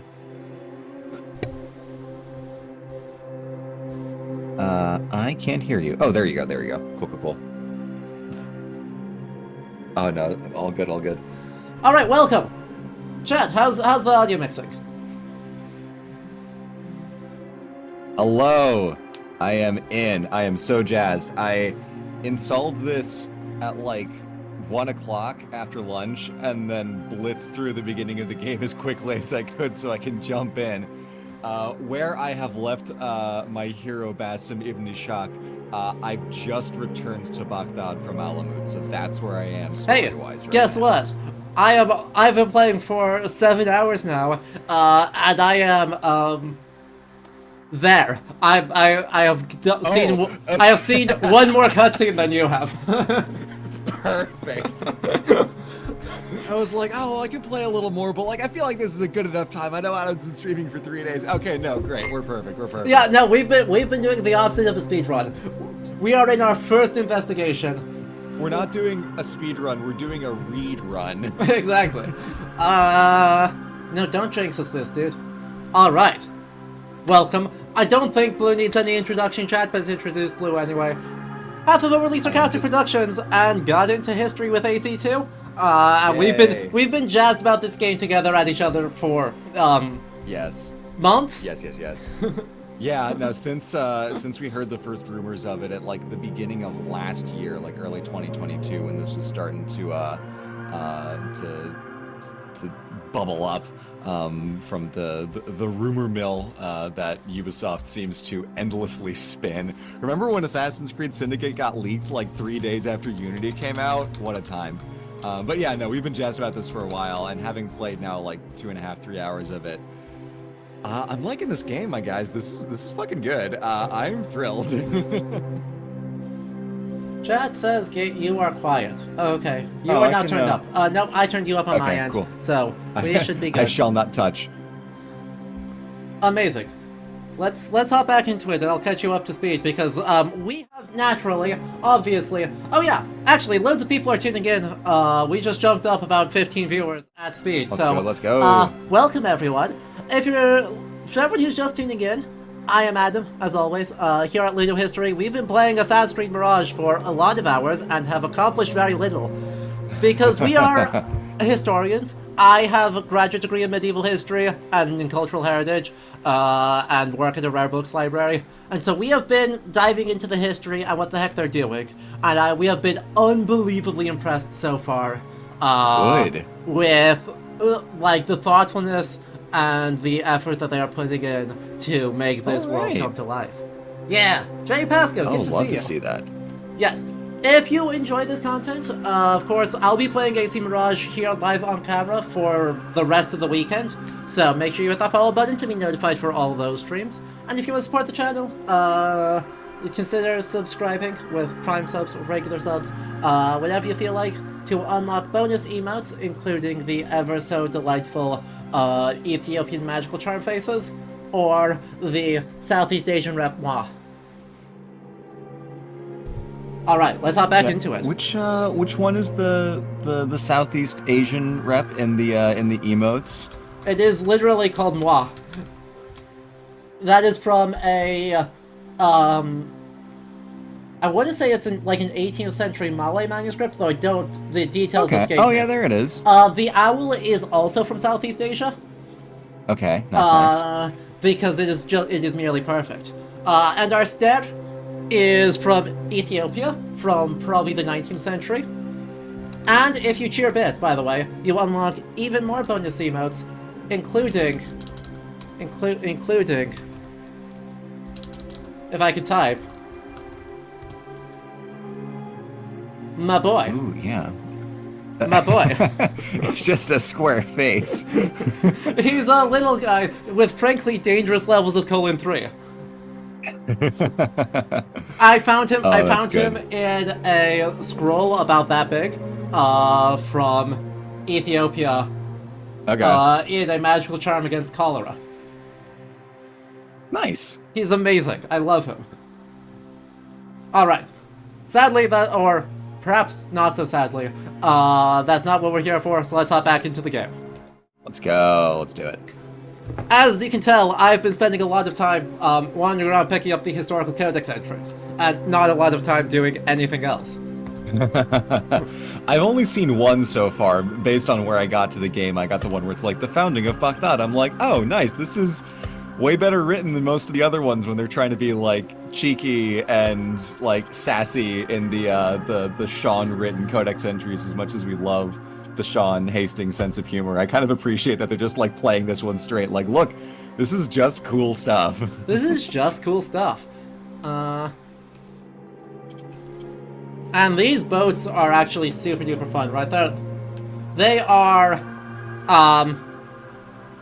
right, a lot of this these boats, as I said, are sewn together with coconut fiber. So a kind of nettleless construction with a big, giant lateen triangle sail. And they continue, right, well, they say, right, for shipbuilders to alter their plans in the 15th century, these fiber-crafted things actually continue to be used into the 19th and 20th century as more coastal ships, while there is a vast adaptation into deep sea and long-distance shipbuilding to compete with the Portuguese caravels on the Indian Ocean market. These, I think they're dulls, if I remember correctly, do continue to be used in more sort of coastal short-distance trade well into the 19th century. So, yeah, that makes sense, because like if you're just going like up and down, you know, the Red Sea, like what do you need a giant hulking like young fighting ship for anyway? Just you can use the same ones that work. It's only when you get into the situations in much deeper ocean with much more fearsome opponent navies that you have to start getting really on the ball with what the hottest developments in naval weaponry require. exactly. I think I just talked in circles, but point made. Point made. This... Oh man, Now. look at this. It's so... Oh, no. That's a restricted area. Don't want you here. Yeah, I hear that. I do, however, want to be there, so we're going to send our bird. Speaking of boats... Photo mode by Beloved strikes again. Oh yeah, super useful. Love this. Honestly, I do appreciate how the reduced scale of the game setting allows them to have a big river be just that. God, the space... I mean, it's not 100% true to life, but it feels pretty close to true to life. Right? Like... I'll be really curious to try and walk the distance... Oh, to try and walk the round city and to try and measure that out. To just use a marker from one side of El Mansour round city to the other. But, right, historical documentation says it is 3 kilometers. Okay. That the round city, central Baghdad, here, is 3 kilometers across. Okay. And given the scale that they're using, this might actually be pretty close to 3,000 meters in game. That seems close. They don't have any coordinates or stuff where you can like place markers and it tells you how far away it is. So I'm going to have to get up on one wall, I'm going to have to drop a marker on the exact opposite wall. I'm going to have to see how far away the marker is. Oh, okay, yeah, no, we can do that. That's not too crazy. Exactly. My instinct is actually that's probably pretty close, and that they just kind of condense the ex-urban areas, or right somewhere between suburban, outlying, and ex-urban areas to be a little bit closer to the city to maintain density, and then you get more compression out here. What did the database say that on both sides of the Tigris there was like hundreds of thousands of people? Yeah. I can imagine they kind of like trim that down a little bit because we don't get the other side of the Tigris in this game. It's so sad. That is my main complaint. Yeah. Especially since, you know, in Yonder Codex, with Guileless Strange's reconstructed map, we have the map. It's there, yeah. Oh, that was the wrong button. That's a different one. It should be the... It's this one right here. At the...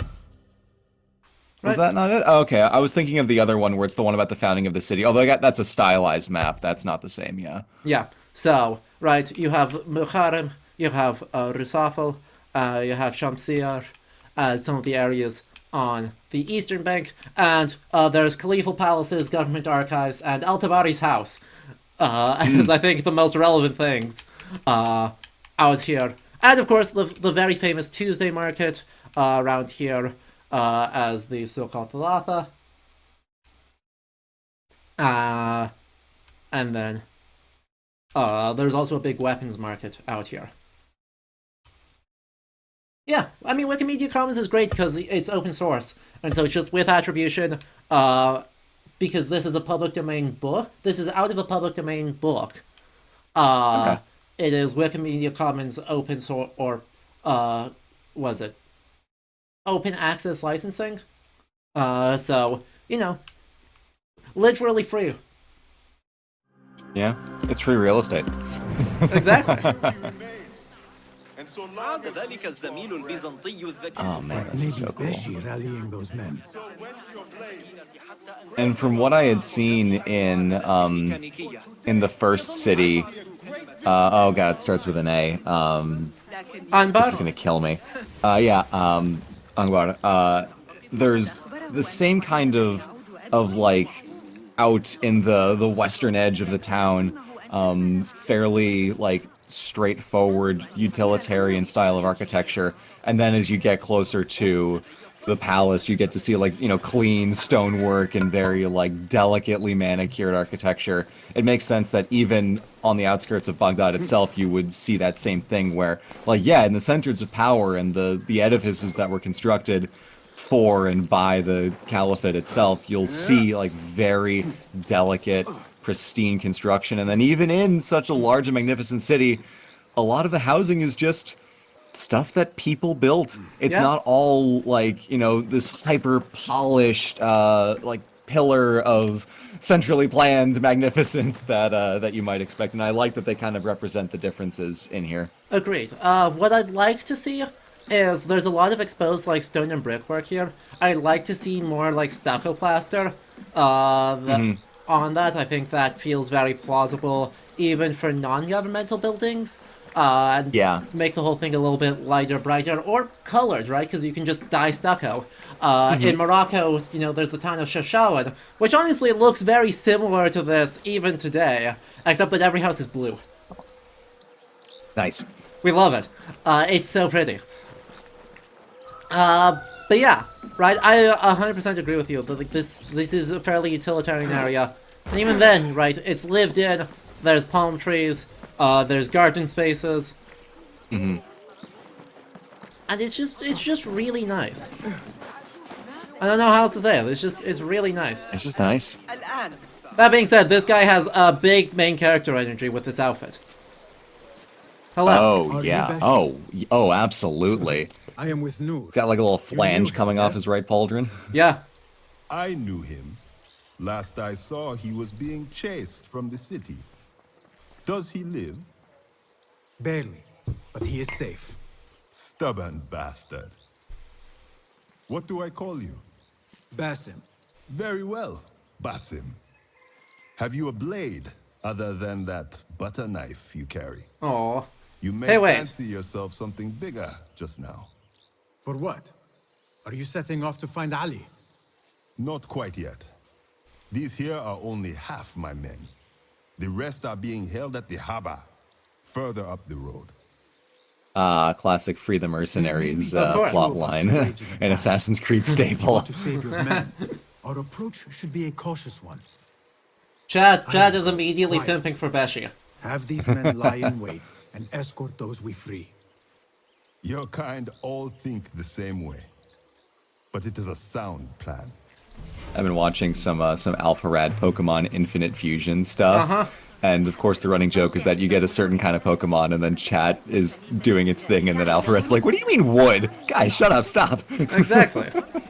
Then again, right, long and glorious tradition going back to Assassin's Creed 4 of extremely good companions. Yeah. Oh yeah. Billy, behave. Hey, simping, I just think he deserves a TV show. TBH, my favorite thing so far is this game is the evident diversity in the people living in Baghdad. Absolutely. We have found people, I mean, we have the Nestorian Monastery, which is extremely based.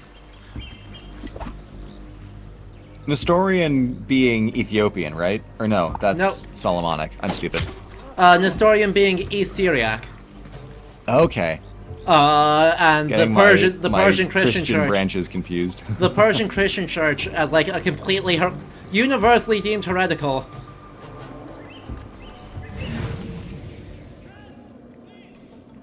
I've only really seen the diversity in Alamut, but even that was really impressive as well. It looks like you've got people from way further west and way further east. Yeah. In the same group space together.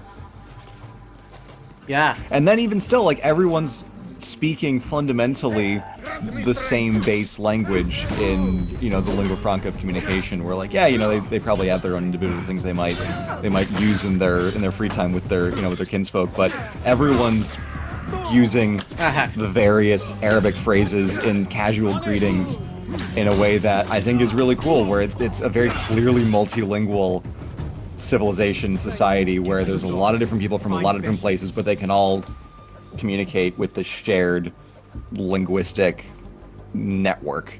Absolutely. Speaking of which, they have confirmed that there's actually 6 different background languages Wow. in the game. And I would want to take a stab out which ones those are, just based off, like, my vibes. Because there's 3 that I think are absolutely necessary for this time period, and that's Arabic, Middle Persian, and Old Turkish. Okay. I think are Yeah. 100% necessary for the different main communities that you are seeing in the Islamic world in Baghdad's political history. Because you have the Tahirid Persian governors of Baghdad, you have the Arab Abbasid Caliphate, and you have the Turkish military. And they all probably speak multiple languages, but they all know you've got to have all 3 of those. Just kind of necessary. Next up, I think having Greek is going to be very likely. I guess there's kind of a bunch of languages that are possible at this point. Right, you've got Greek, Armenian, and Aramaic, all being sort of languages you would almost certainly be hearing, but that the game may or may not actually show. After that, things get a bit all over the place. Because, right, you could go, you know, let's have Hebrew. And I'd be like, yeah, you absolutely should have Hebrew for Jewish populations in Baghdad. But you may go, you know, we have limited budget, we can't do every language that there is. I'm going to showcase how far away some of these people came from. And so you have, like, you could have, like, a very late Sanskrit and I wouldn't be mad. But it may also be, like, Urdu, or, like, you may use Urdu or Hindi to fill that same role. That makes sense. I would imagine that for nothing but the sake of finding voice actors for the roles, I would imagine they would go for more analogous languages to today. So, like, instead of Aramaic, you'd go for, like, Hebrew. Not that those are one-to-one, but, like, for the sake of, like, someone who's playing it who speaks Hebrew is like, oh, hey, I understand that. Someone who's, you know, who can speak Greek would hear, like, oh, they're not speaking, like, you know, medieval Byzantine Greek, but, like, I understand that. And they would probably, I think Urdu would be a fantastic choice, Farsi as well. And then, yeah, Armenian, definitely. There's a whole bunch of people who you could loop in to do that. My guess, just from a development perspective, would be that they would go for, you know, common languages that are widely spoken today. So I think if we get a little esoteric with, like, Old Turkish, like, maybe that's just Turkish, you know, that would be my guess. But honestly, I haven't heard it that much, so I really can't say. I'm just shooting from the hip here. Yeah, I would actually say the opposite, because modern Assassin's Creed is really big on the idea of using reconstructed languages. Right? Okay. Like, if this is 2009, absolutely. Fair. Somewhat blessedly, this is no longer 2009. They have more money than they did in the Ezio games. And so, right, like, even for, I was just earlier today, spoilers, I was speaking at the conference I was attending. I got to talk to Hugo Soquet, the narrative director for Wrath of the Druids. And he said one of the hills that he died on is that Old Irish, or Middle Irish, no, Old Irish, should be spoken by people in the background in the game, instead of, you know, in AC Valhalla, England, they use Old English. Okay. All right. I withdraw my case. That is, in that case, that's a better answer. I like that one more. I was being cynical. Exactly. Right? This game is... I almost am mad at it, because, how dare it give me faith? It's like, you could have tried this hard the whole time and didn't. Like, come on, god damn it. I mean, yeah.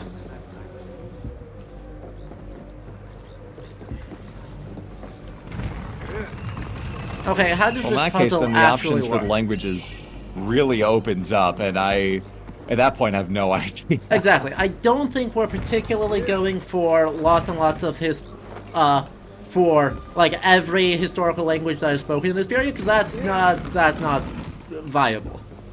But I think getting enough to showcase, right, basically two competing objectives, right? The first objective being to what are the dominant languages spoken in Baghdad at the time. The second objective being, let's use language as a way to showcase historical cultural diversity. Mm-hmm. And in doing that, Ooh, well, new outfit. Exactly. New The outfit. drip? Give me the drip. Give me the drip. I don't know. Actually, I feel middling on this drip. That looks like a kind of spiritual throwback to, oh god, Abu Bakr Salim. What was his character's name? The Egyptian guy, the last Medjay. Bayek's outfit. This seems like a throwback to Bayek's outfit. It does very much. I prefer this one a lot. We can also... Dyes are back in this game, so, like, I actually like this. Yes. But yes, right, that sort of exposed... Firstly, that sort of undress in a non-labor context is a big no-no. Right, Abbasid fashion is all about the layers. All about the layers. And, replacing that with what if we instead, have exposed nipples. Kinda weird.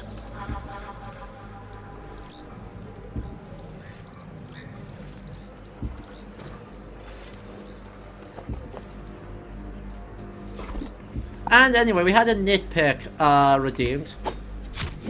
Damn it, he didn't die.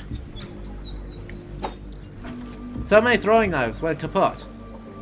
For dubious gain. Only weird if you don't have gorgeous nipples. Well, I mean, okay, point. Fair play. You got me. I love how that guy just took those throwing knives and was only mildly confused. I mean, if you randomly got stabbed from long distance, wouldn't you be confused too? I'd probably run and then try to figure out what happened. But who am I to tell this guy how to live his life, or rather to stop living his life? Exactly. Also, shouts to the guy there who watched me fully stab him in the open and did not react.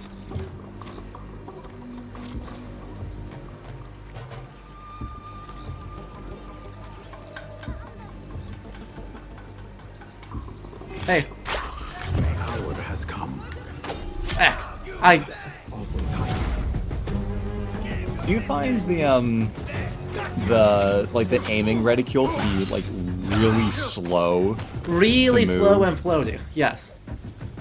It And is there's no specific sensitivity slider for it.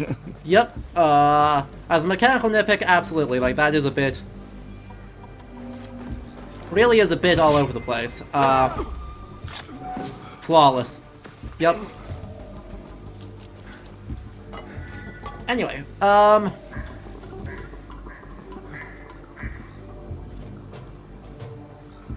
we are still looking for, ooh. Oh, heck. That's bad. This is bad, because that can't actually hurt this guy very easily. Oh, do you need throwing knives? No, I need to get behind him. Oh. Or I could suppose I could use an explosion. Or parries.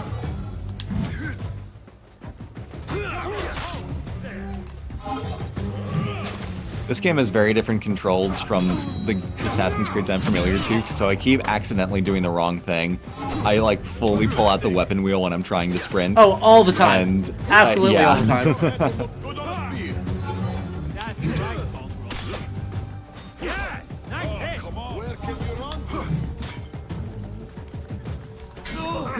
That being said, the counters are very good, so, Good.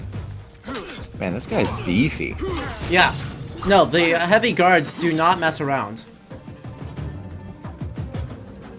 Love the combat in this game so far. Honestly, it feels really good. I enjoy it greatly. I like that you don't just wail on someone for like 30 minutes until eventually they keel over. Exactly. AC Valhalla combat call-out post. Yup. But yeah, I don't know, I guess we got asked to do a nitpick, so have you seen anything right now that you've been like super duper iffy about? Those are 100% the same exploding barrels as from previous games. I don't know if it's 100%, but like they look very much like they just plucked out the Assassin's Creed Odyssey and Valhalla burning barrels. And are like, these'll do. M4I are M4I. What do we need to reinvent the wheel for? I don't think that's really a nitpick. Ouch. Oh god. Brutal. Oh god. But a nitpick.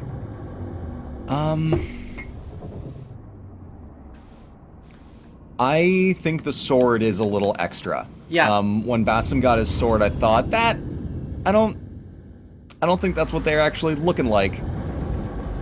Wait, I no, don't have it starts like here anything again? to dispute it with, but seeing like the two extra like little flanges sticking out of the back, I'm like that looks a little fantasy-ish. I don't know how I feel about that one.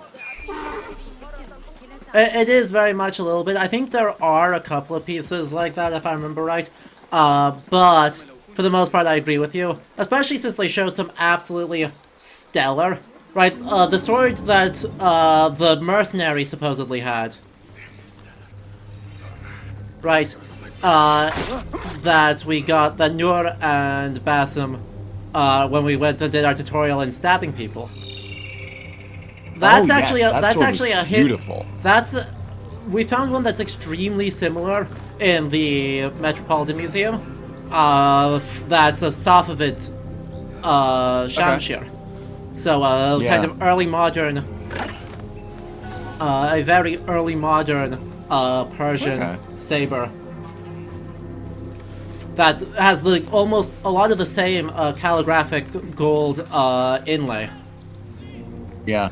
But also, even though the time-wise it doesn't necessarily fit, I still like the choice because it is so distinct from the weaponry of like closer to Mesopotamia, Levant, that it still fits its purpose as being like, oh, this is different. This is from this outside group that's the mercenaries in Baghdad. So even though time-wise it's a little futzy, I still really like the choice to use something like that because it is a museum piece, not from the right point in time, but like, I think it serves its goal.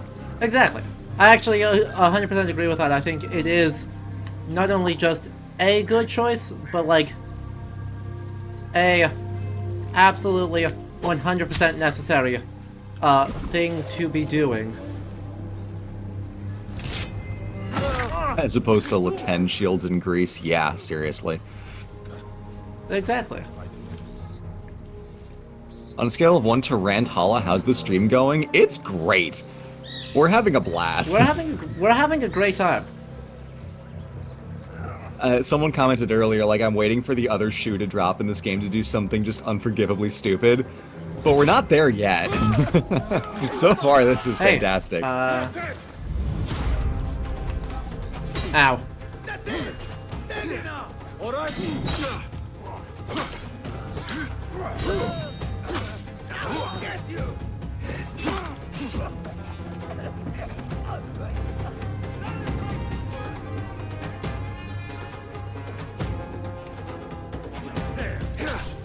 love the verticality of this city.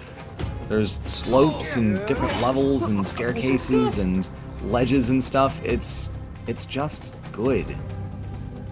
In a way that the rest of the games have not been for a long-ass time.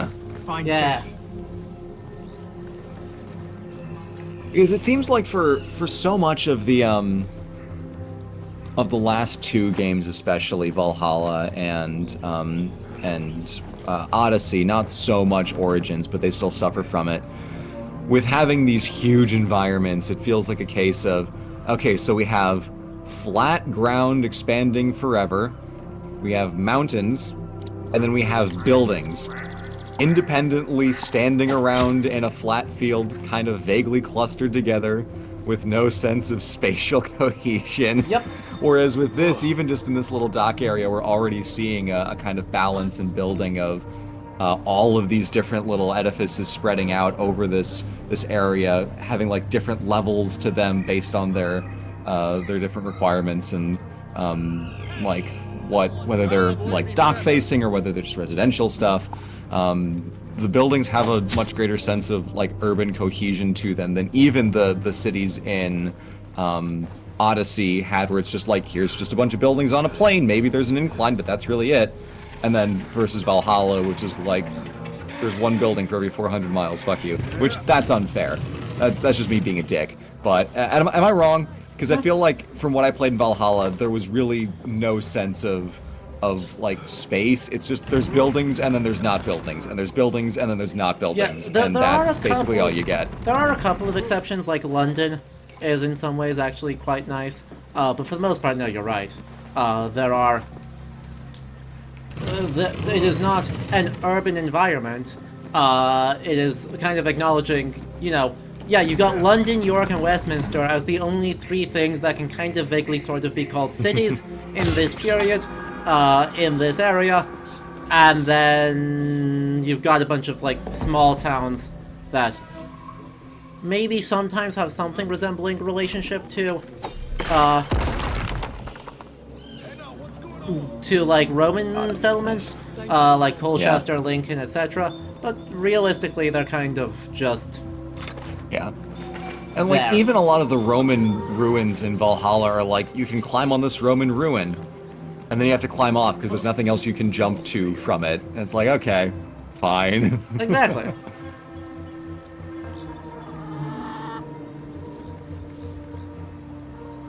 Wait, why are you going there? Why did you go this way?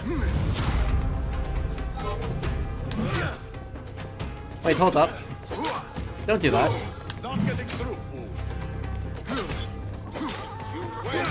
I wish we could kick people off the sides of boats. I think it's a skill requirement. That hurt!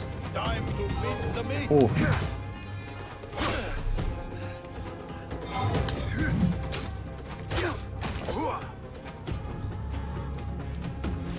That's alright, we got him anyway. A Destorian cross and a captain's gear. We also found a Zoroastrian eagle, by the way, in some of our random trinkets. Oh?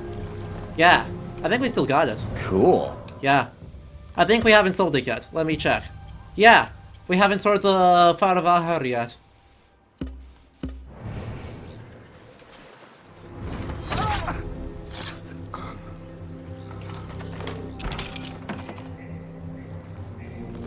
Pardon me for 1 second, a package was just dropped at my front door. I'll be right back. Alright. And, by the way, Khetiara, Skadi, and Arcanus72, thank you for the follow just now. I appreciate it. New orders. A complication has arisen in my acquisition of laborers from the west. I expect to be short on the men until the matter is resolved. For the time being, any rebels you intercept are to be spared and imprisoned. I will orchestrate their removal, use the able-bodied, and dispose of them shortly after. Rest assured, your compensation will increase. Al-Ghul. So, that guy's evil. And you can tell he's evil because he uses the name The Ghoul. Right, a ghoul in Arabic folklore is a undead spirit, an undead devourer. Back. Welcome back. We just found a letter from someone named Al-Ghul. Oh no. So, I mean, Batman aside, his name still refers to an Arabic cannibalistic undead. So, you know, that's bad. So the devs have said all the Order of the Ancients members are named after Arabic and Persian folklore. So, you know, Order of the Ancients member there. I don't feel bad about killing him. Yeah, no. Their masks are all very old school, like Sargon of Akkad looking kind of guys. One of them I couldn't is identify any literally of the other Sargon. ones. Yeah, that was the main looking guy. I couldn't identify any of the others, but it had the same kind of like, this is ancient Babylonian BS. Like, okay, fine. Yep. I can live with that. Yep. Hang on, you always heard the idea that ghouls are undead was European in origin, that they're living man-eating creatures in actual folklore? Well, that's...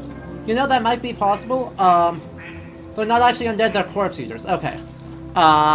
Thank you, Arcanist and Liz, for the correction. As I said, right, my memory isn't perfect. I get things wrong all the time. If you think I get things wrong, please say so. But also, please be willing to drop links and bring some receipts so that we can learn together. I need to get rid of these. Also, thank you to the anonymous gifter who gave sub to Arcanist. Appreciate it. Exactly.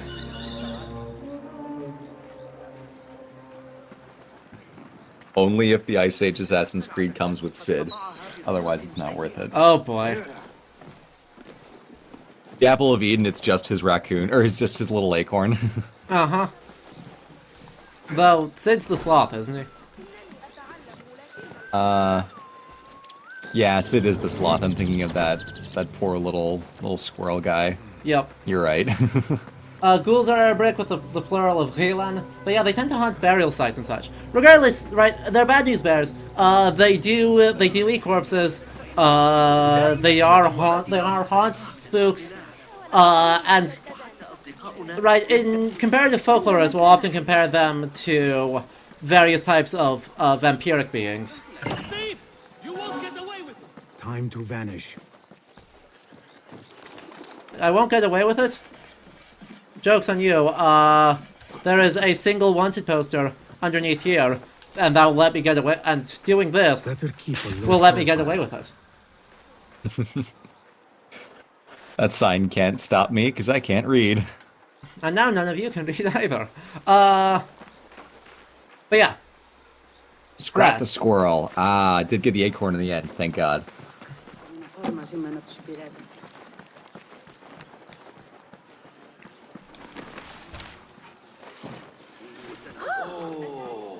You wonder if the first one we find is... First one member we find is a ghoul for the Batman name recognition? Yep. Very much, not yeah. Crazy. Not crazy. Oh, I think it's not only not crazy, I think that's almost certainly the case. And you know, Yeah. I don't hate it. It's goofy, but it's allowed to be goofy. You leverage the cultural information that the audience is coming in with. You don't want to do it too much because there's not a lot of audience information that they're coming in with. But, you know, it's fine. It's an Easter egg, right? Easter eggs are not history sets. Yeah. You are a hound, Basim. I am only doing my part. Together, we will see the end of what ails this city. Look no further than Al Ghul, the man only spoken of and never seen. What can you tell me about him? He takes enemies of the Caliphate and makes them dig in the desert. Prisoners, rebels, laborers. In search of what? Faith Foolish, I wonder if you tore the poster, if it would make you an imposter, or like imposter. And I'm just imagining like Basim doodling a little Among Us guy on the poster. It's like, that's the guy you're looking for, not me. They marked and separated us. Ali was in another group. They wanted to question him about... Okay, classy spooky monologue? Yes. And your friends. Can you show me this marking? The Khalifa is sus? True. What are you thinking? Ali and Noor got close enough to Al Ghul that he took notice. If we find saw him Ali, vent? he can lead us to Al Ghul. I saw him get stabbed though. He can't be... It is but one path. Unless There if may there's... be another. A shapeshifter. I will go where these Well, Billy, men what do you were stands to being sent gain do. from Propose this as a accusation? I think that Are you puts the suspicion back on you. Only stubborn. Here, take And scene. We're going off the rails. This extended metaphor is going to go way too far. The bit's gonna keep it. It is a going. Hidma token. Those who understand self-sustaining its value now. will do what is in their power to help. We're I on the will Gold send Master these Order of the men to Ancients being regroup like, at the oh, I was in watergate electrical on the doing northern tasks. outskirts. What tasks? It was the spinny bullshit. You are welcome there. Wafakak Allah. Barakallahu feek. My search for Ali continues. The Sharia district may provide some clues as to his whereabouts. I've seen a couple reviews of this game to kind of get a sense of like what's the vibe before going in. And general response is really great. I mean the Polygon review was highly complimentary, which was super cool to see. Yeah. But then I watched the Skill Up review, and I really like Skill Up's videos, but it was really funny because it was the opposite of an IGN review where it's like, I really like what they did with like the Back to Roots gameplay. Baghdad's a fantastic city. I love the way you interact with the world. I cannot recommend this game. I'm like, what? It's more complex than that, obviously. But one of his things was like, I don't like that the bad guys are hidden because then we don't really get to understand them that much. So I'm interested to see what kind of a perspective we get on these members of the Order of the Ancients before we actually assassinate them, because even though we don't necessarily see their faces or know who we are or interact with them in the way that we did with the targets in Assassin's Creed 1, for instance, I'm getting the sense from what I'm like half reading because I don't have the game audio. I'm just like reading subtitles whenever I can focus on it. I'm wondering what kind of a sense of these Order members we get, even though their identities are hidden. Yeah, I suspect not a whole lot because this isn't. I don't know, there's something almost a little unfortunate. That's not what I wanted to do. Wait, I wanted to pet the cat, not steal a camel. I mean, look at them. Kitty. Kitty. What I a love that beautiful there's so many little different corgi. kinds of cats. Yeah. Anyway, ooh. Hello, sir. Goodbye, sir. Anyway, right, if I have to complain about the game's narrative so far, which I do see the compliment coming up, so we will compliment the game again very soon. Actually, no, let me do it now. This garden is... Well, I don't know about the birch tree, but, the rest of the garden is fantastic. Yeah. The birch is a bit weird. But right, this sort of tile work is 100%, oh, yeah. right, this sort of ceramic tile work. You would see it in this period, though. I'd like it to look more glazed and less painted, but that is such a nitpick, I'm not even going to fault the game for that. That's like a texture That might even be resolution just like a thing. rendering issue or like they tried, but...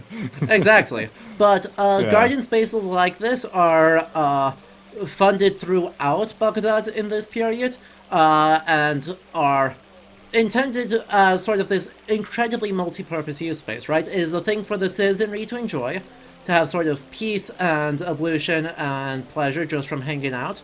It is a public garden.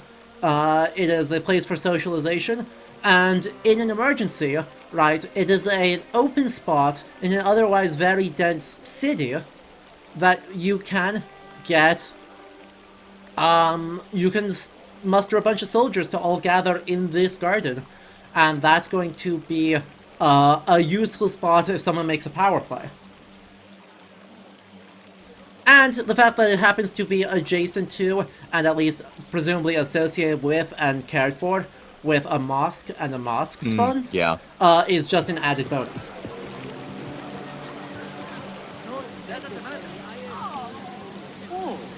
It's just very good. It's a very nice place. No, this is great. Yeah, putting this next to, I mean, I'm sure there were gardens that were not directly attached to mosques, but putting one right next to it makes sense as like this, here is your community space for this neighborhood. Exactly. Here's your place.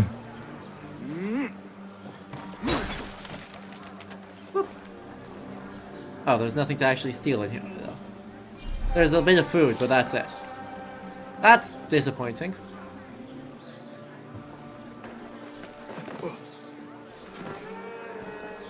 Are we the baddies if I say it's disappointing that there's not things to steal inside a mosque's minaret? Is that bad of me? One would hope for a note that you could read for some cool backstory. You don't need to steal from the mosque, but having a collectible to engage with would be great. Chat confirms I am a bad person. Okay, fair enough. I accept this criticism. Let me workshop your point into something less heretical.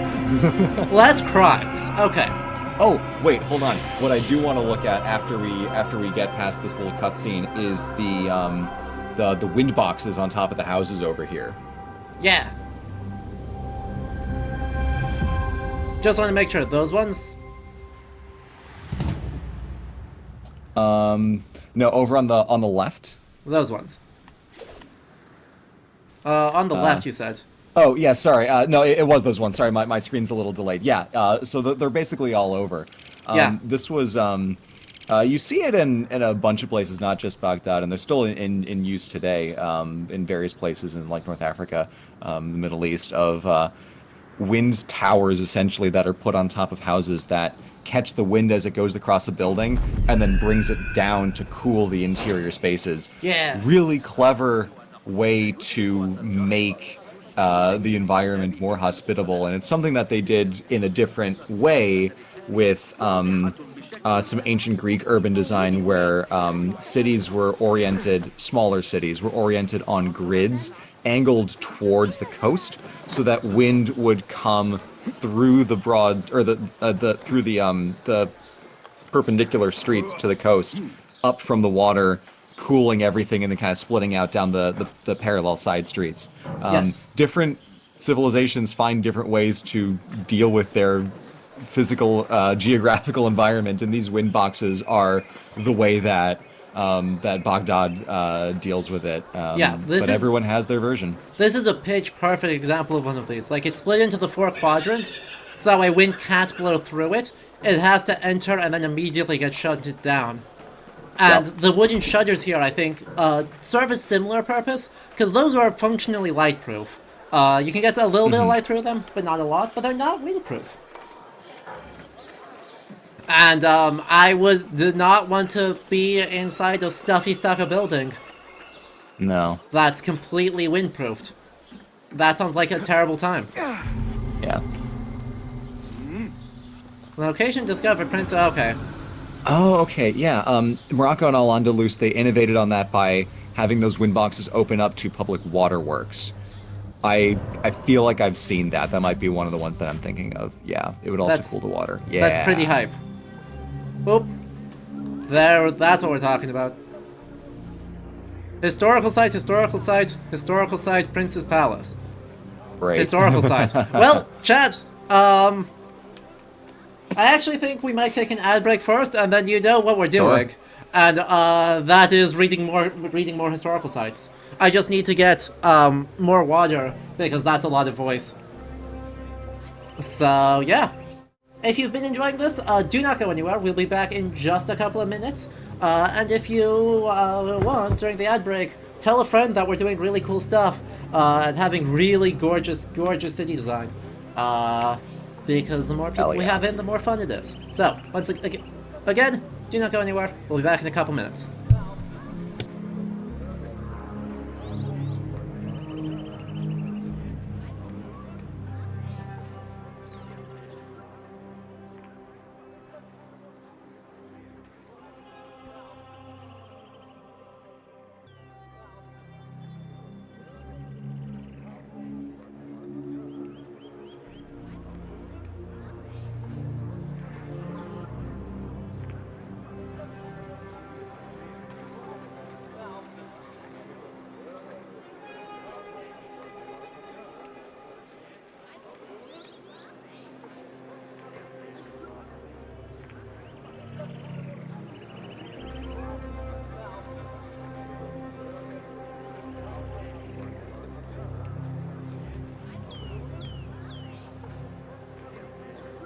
Alright, welcome back everyone. I did forget to give you quest nails, for which I must sincerely apologize. But I hope you enjoyed that ad break anyway, despite their distressing lack. If you're just tuning in, we are playing Assassin's Creed Mirage. We will be playing that all weekend long. And I am joined for the moment by my buddy Blue. Yay! I'm so Yay. excited to be here. It's such a relief to be playing a good Assassin's Creed game after all this time. I didn't think it was possible. Utterly shameful, Dirthless Nails. I'm sorry, okay? I misclicked and didn't hit the right button. I'll give you a sneak peek at the snails, just for the interim, to apologize. Them. That's how cameras work.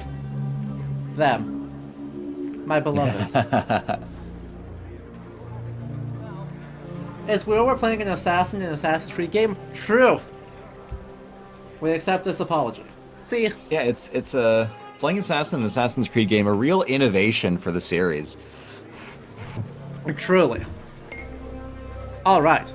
I think we don't waste any time. I think we just hop back into it because we've got a lot of Let's go. codex entries to read and a lot of procrastinating on saving. So presumably there's a time crunch on this guy, you know, who's an important historical figure, leads one of the largest rebellions in Abbasid history. Probably important, someone we should try and save. I'll be fine for a few more days.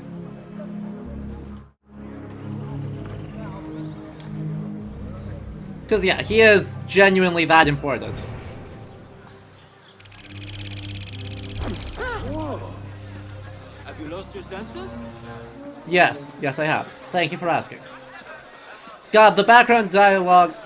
Oh, I love this guy's hat. Oh yeah. Wait, look at it. No, I know you got spooked. But I'm not gonna do anything to you. I just want to appreciate your outfit. This is a hat called Colin Sua, and he's got a turban wrapped around that, and that's pretty cool. Oh, monk. Yoink.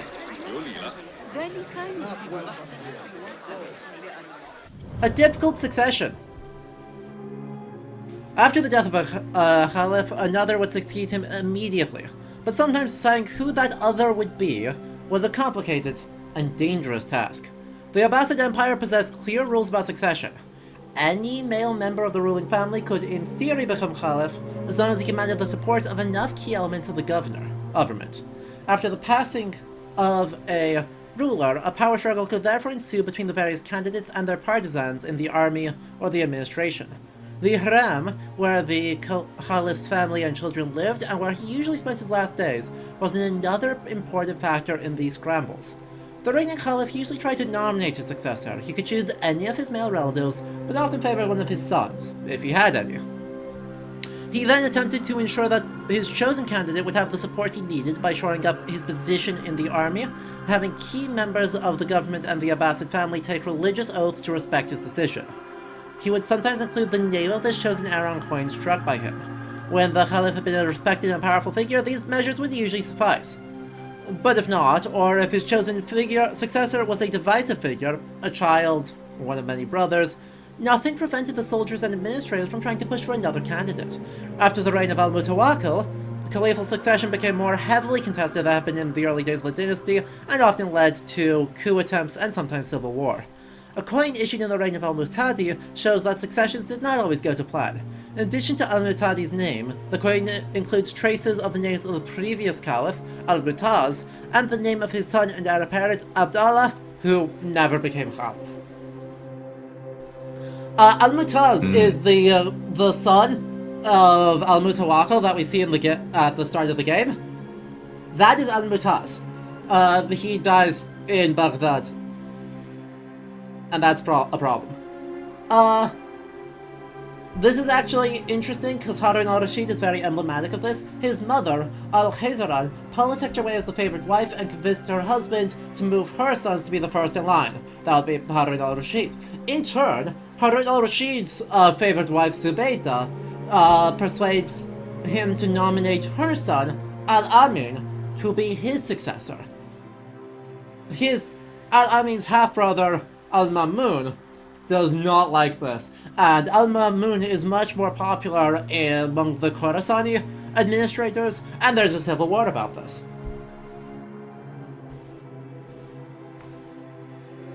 Rest in peace, Gatewink Al-Amin. You shall be missed.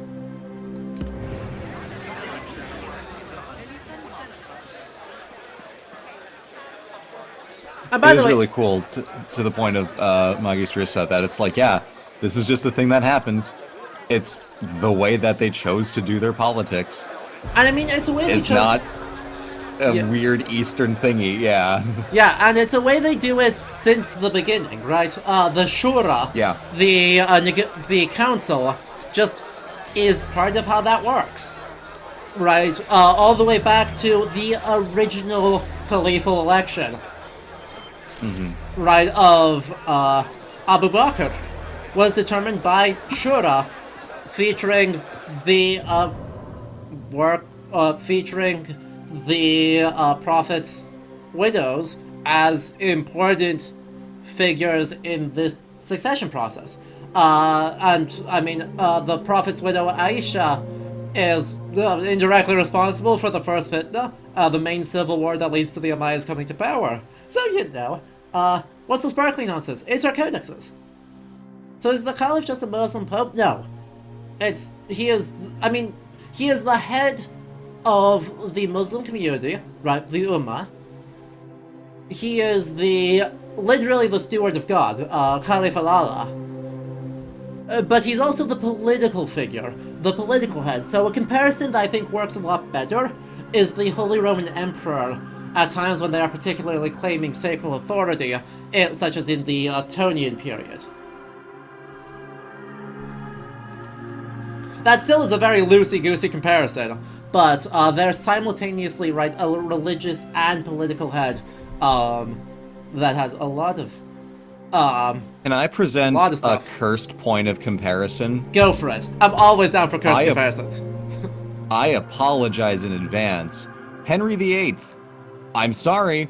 I don't like it, but that's kind of how I understand it, of like head of the church, head of the state. You might be cooking here. You might no, this might be cooking. It's a loosey-goosey comparison because there's a lot of nuance under there. But no, I don't hate it. Yeah, England's Caliph Henry VIII. No, I'm fully joking, but there's like the cultural heft of the role being a steward of a civilization, as opposed to like, here is England's king who also happens to be in charge of our church, which is one branch of the larger Christian faith. Like, it doesn't work if you investigate it at any deep level. It's just on paper like the head of the political world and the religious world. Yeah. And that's as far as it goes. Absolutely. And I think actually you can push it a bit farther because in terms of the religious factional disputes, one thing that the game has not talked about yet that I hope we'll get more of are the Shia. Right? The 12 Shia populations in Baghdad. Well, I hope we'll see them in Al-Kark, or I flipped my K's on that, Al-Kark, because Al-Kark is the safest place in the Islamic world to be Shia, according to at least one of our primary sources. Right? Literally it says that is the safest place to be, if you are a 12 Shia. But Al-Mutawakkil kidnaps the Shia imam and puts him in house arrest in Samara in the 850s. And so, like, there is this very fraught political tension that can exist between people who are explicitly religious heads and this hybrid political religious figure of the Caliph.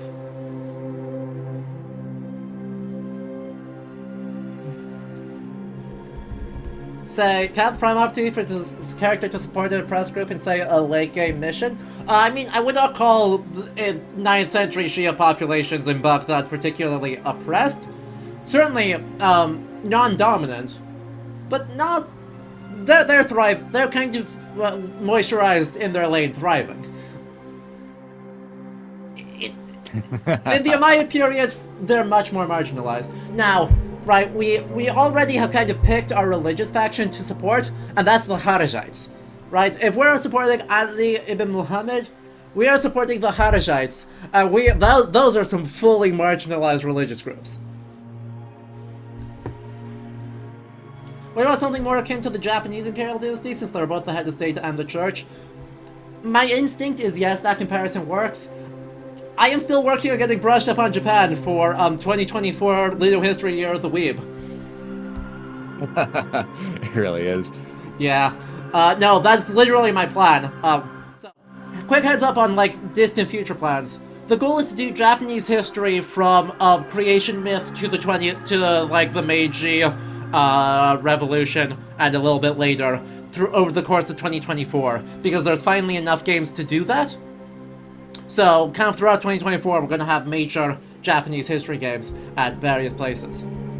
Now, we're going to do Ninja Theory's Rodin for the Meiji Revolution. We're not going to do Great Ace Attorney Redux, though. Yes, Great Ace Attorney Redux.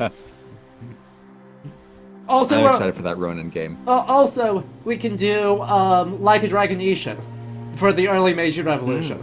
We can do Yakuza games, finally. What time periods do you not have still? I mean... Oh, you love Japanese history, you can't wait. I'm missing early. Like Heian period, I still don't have a good candidate for a game for.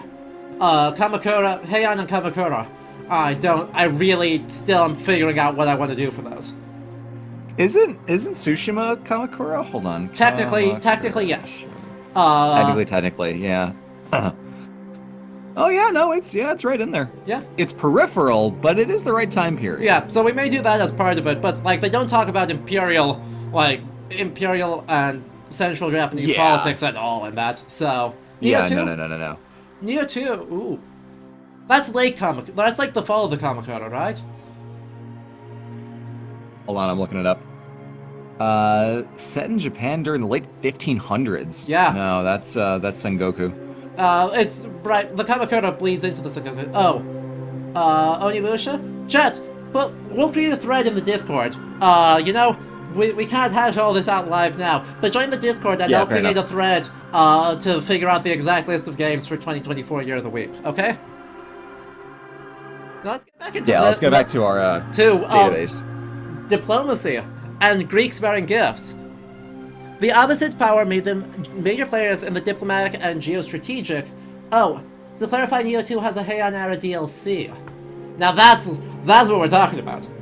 Okay, cool. That's base right there. We love it.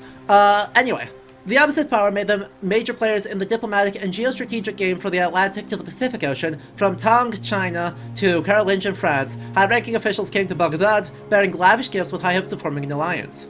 History records the name of numerous ambassadors sent to the Abbasid court for one reason or another. One was Yang Liangyao, a Chinese eunuch who came to Baghdad to negotiate an alliance in 875.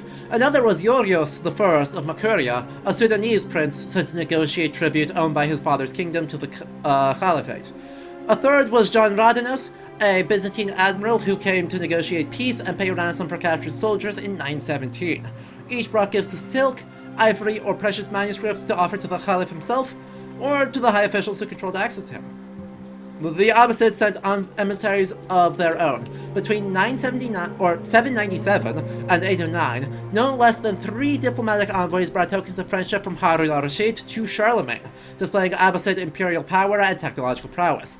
They are said to have offered their new ally an elaborate water clock made of brass on which 12 small horsemen would move around at the end of each hour, as well as an elephant named Abul Abbas. Abul Abbas, my boy! We love it. A few details. The elephant clock, Folio from Al-Jazari's Automata, 1315, Syria or Iraq. Once again, since the water clock got brought up, shout out book recommendation for anyone interested in automata and sort of clockwork machinations in the early Middle Ages. Read Medieval Robots by Ellie Truitt. It is a phenomenal look at this. Takes a Western European approach and thinks a lot about the imagination of it, but starts off thinking about Abbasid gifts to the Carolingian court.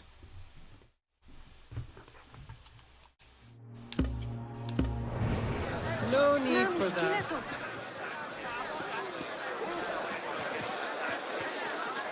God, look at this map. Ah, don't attack me. Don't attack me. It's fine. See, I am just also a Qadi. I am wearing the hood. That clearly means that I must be, right? The fact that I wear a hood at all means that I myself must be a theological scholar, like this man right here. Right? Right. That's how that works, right? Oh, by the way, I forgot to catch up on a couple of things. Joseph Aaron and Gosi97, I thank you both for the follows. And we've got one more guy to grab. Also, that was like this is like 3 codex entries in like 100-meter diameter. And that's very cool. Did you catch the woman bowing to the Qadi as he passed? I did not, but that's excellent. That's great. That is the detail we love to see. I remember when Ubisoft was making a big deal of like NPCs holding stuff as they walked around. That's just really cool AI crowd design. Yeah, I'm a big fan. Anyway, expansion of Islam through trade. Islam spread much further than the limits of the Khalis territory. In Southeast Asia, China, West Africa, and the Swahili coast, Muslim branches played a decisive role in the expansion of Islam. The proliferation of faith followed traditional commerce routes through the Sahara, the Red Sea, and the Indian Ocean. In Guangzhou and on the Malabar coast, Muslims built mosques for their own religious needs that remain today as some of the oldest in existence, like this one in Kilwa, Tanzania. But it is the nature of Islam that fosters its spread to their trading partners. Born in the commercial society of Mecca and preached by a prophet reported to have been a merchant, the religion provides a set of ethical and practical prescripts useful for business activities. This code helped to sanction and control commercial relationships and offered a unifying ideology amongst the members of different ethnic groups, thus providing security and trust, 2 of the chief requirements for long-distance trade. That's really cool. The mosque at Kilwa Kisiwani, from the 10th to the 13th century in Tanzania. And I mean, that's a classic mosque design right there. Look at the colonnade that you can see really clearly. Yeah. This deeply pointed arches and design. everything. Yeah. I love it. I love it. That rules. And it is really cool to think of it as a way of not just like, oh, it spread along trade routes, like, okay, but it was a mechanism that made trade easier and more effective, in addition to, like, the cultural reasons why someone would feel, like, you know, intrigued and compelled to participate in this culture and convert. It is really cool to see the ways in which they highlight, like, this was a unifying force among different ethnic groups, so that everyone in this network can participate and feel at ease and comfortable and familiar with strangers when otherwise they wouldn't. Yeah. It's really good. I am a big fan. God, I mean, it's, ooh, bread. That's good bread right there. Like, right? That's some good bread. That does look really good. I am hungry now.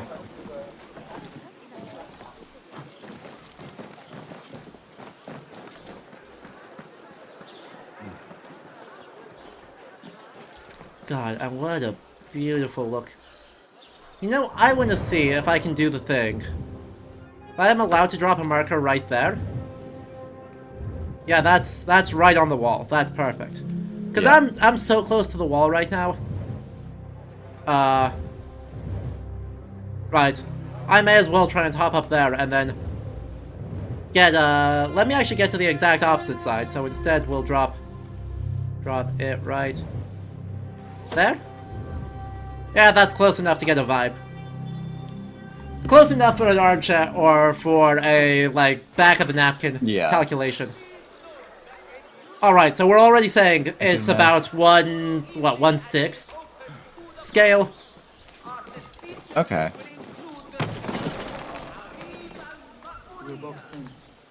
It looks like it's saying it's like 1/6 scale-ish. Right, by the time I get up on the wall, that's probably down to about 500 meters. For a game world, it's pretty solid. I'll take that. Right? Like, yeah, I'm not mad about 1/6 scale. That's, like, a necessary thing, but is, guess at least an interesting calculation. I guess 1/5 scale. Because about 600 meters by the time we get on top of the wall. Yeah. So, 1/5, like 20% to scale? For the round city? Yeah? That's pretty damn good. I take that. Yeah, 1/5 scale Baghdad in a video game, like one of the largest cities in the world at the time. Whereas, yeah, like Valhalla was like 1/40 or some other embarrassingly small metric for cities that are way the hell smaller than Baghdad. Exactly. But yeah, let's. I guess we've gotten most everything here. There was one other. No, I think we have gotten all of our. I think we have gotten all of our guys. Oh, there's one out there. We'll pick that up eventually. That's future us's problem. We're now heading the wrong direction. We want to go inside the city? No, we're gonna actually like play the story and do another mission. Oh, okay, cool. I know, right? Advancing the game What? seems fake. Seems fake.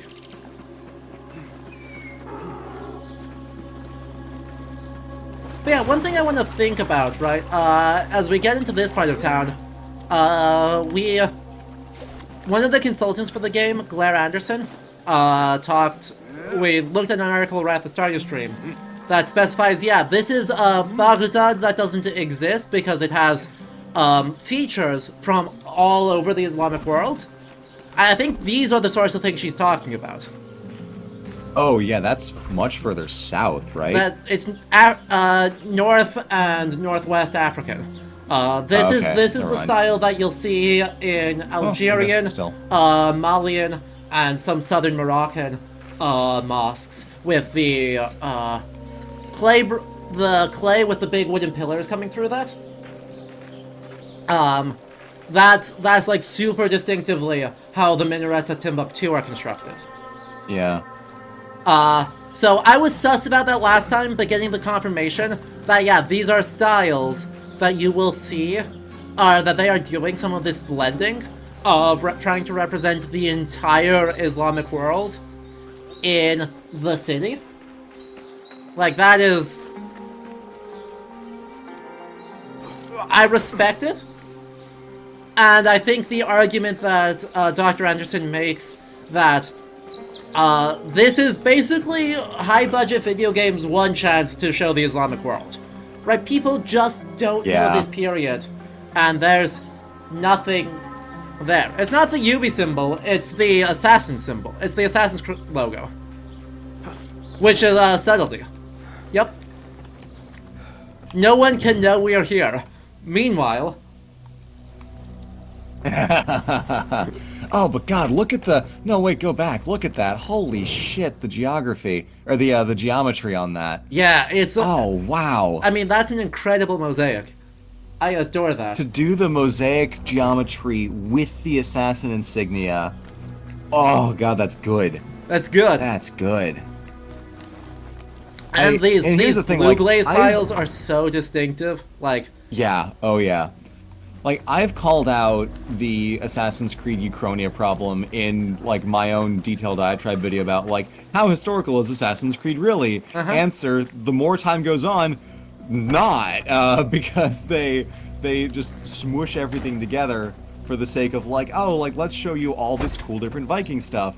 The reason I don't like that, whereas I'm willing to give this a pass, is because A, the intent has been communicated by the developers, so anyone who cares will understand why they did what they did, as opposed to Valhalla, where they didn't give that kind of communication, and it's like, oh, we're putting all this stuff in because, like, it's cool, I guess. And the difference being, Adam, like, to your point of them saying, like, this is our one chance to do this, so we're just kind of gonna throw it at the wall and just let everything exist there.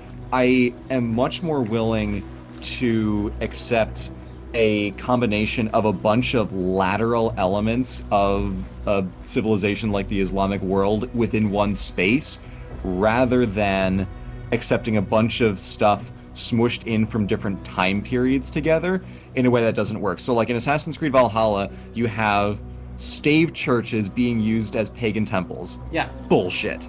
Completely bullshit, dishonest to Scandinavian religion, pre-Christianization, and dishonest to Christianity, like, after it showed up in Scandinavia. Just, like, categorically a bad choice. That is a stupid decision they shouldn't have done. This is much more forgivable and even admirable in a way to me, because it's like, look, this city represents the center point, like, keystone of the Islamic world, so we are going to make it reflective in its built environment of all the different kinds of people who come through here. So there's so much of diversity from across, like, you know, north, south, east, and west coming into this one space. We're going to bring a little bit of that into the physical space of Baghdad. That I am much more accepting of, logically. Agreed. Now, part of me, right, worries that that's just because we also do not have that much of a background to be able to spot anachronism and error. And partly that's tough because there is much greater continuity in style between periods of Islamic history. Right, like, I'm going to use manuscripts as an example. If you showed me an Islamic manuscript that is just text, I don't think I could tell you when it's from. And, like, I'm pretty good with manuscripts, but, like, the 7th century manuscript, actually, in the intro historical lecture, I showed 8th and 9th century Islamic manuscripts, because I found a couple. Stylistically, they really don't change into the 19th century. So, like, the calligraphic style evolves very subtly that more specialists than me can locate, but it's a much more gradual development. And, like, we have early modern Ottoman rugs and contemporary Moroccan rugs that are super duper similar. And so in a lot of ways, right, there's a huge continuity across the Islamic world geographically and temporally in ways that kind of make it easier to slot things in from later time periods in ways that are plausible to the 9th century, and that, you know, you have to be a pretty expert in order to really catch that as something that's certainly breaking immersion, but also breaking sort of the historical space that can exist. Is there anything more you can for tell example, me about the can you tell the Sheriffs? difference between an early would it Greek be of statue and a interest late to know? Roman one if you're not an expert? No. Can I tell the difference between, you know, an early, Mesopotamian rug design here and one from, like, modern Morocco? No. The stylistic continuity is very strong. Yeah. Among the dying leather factory workers. I will keep an eye out for a I mean, like, the difference between an early Byzantine icon and a modern Orthodox icon is how clean the paint is. There's really not that much stylistic difference. Exactly. And I mean, I think that is in some ways, you know, deliberate. Right, in the Islamic context, part of that has to do with how much education and scholarly writing is linguistically based on the Quran. So, right, the spoken language is going to evolve in a dialectal form, but a lot of our written materials in a specifically Islamic context, are going to sound very similar, because they're still using the Quranic version of the language. And that's a feature, not a bug. Also, speaking of dialects, one thing I did notice, even in Alamut, is that different characters and different voice actors pronounce words in very different ways. I don't know anything about Arabic in terms of, like, different dialects and, you know, the various different ways that words can get pronounced. Whether it's just, like, different intonations and how people speak, or if there's, like, specific dialect stuff that's going on that I'm just not aware of. But I keenly caught myself here, like, oh, this person pronounced this name differently. That's probably reflective of something true. Yeah, partly that's related to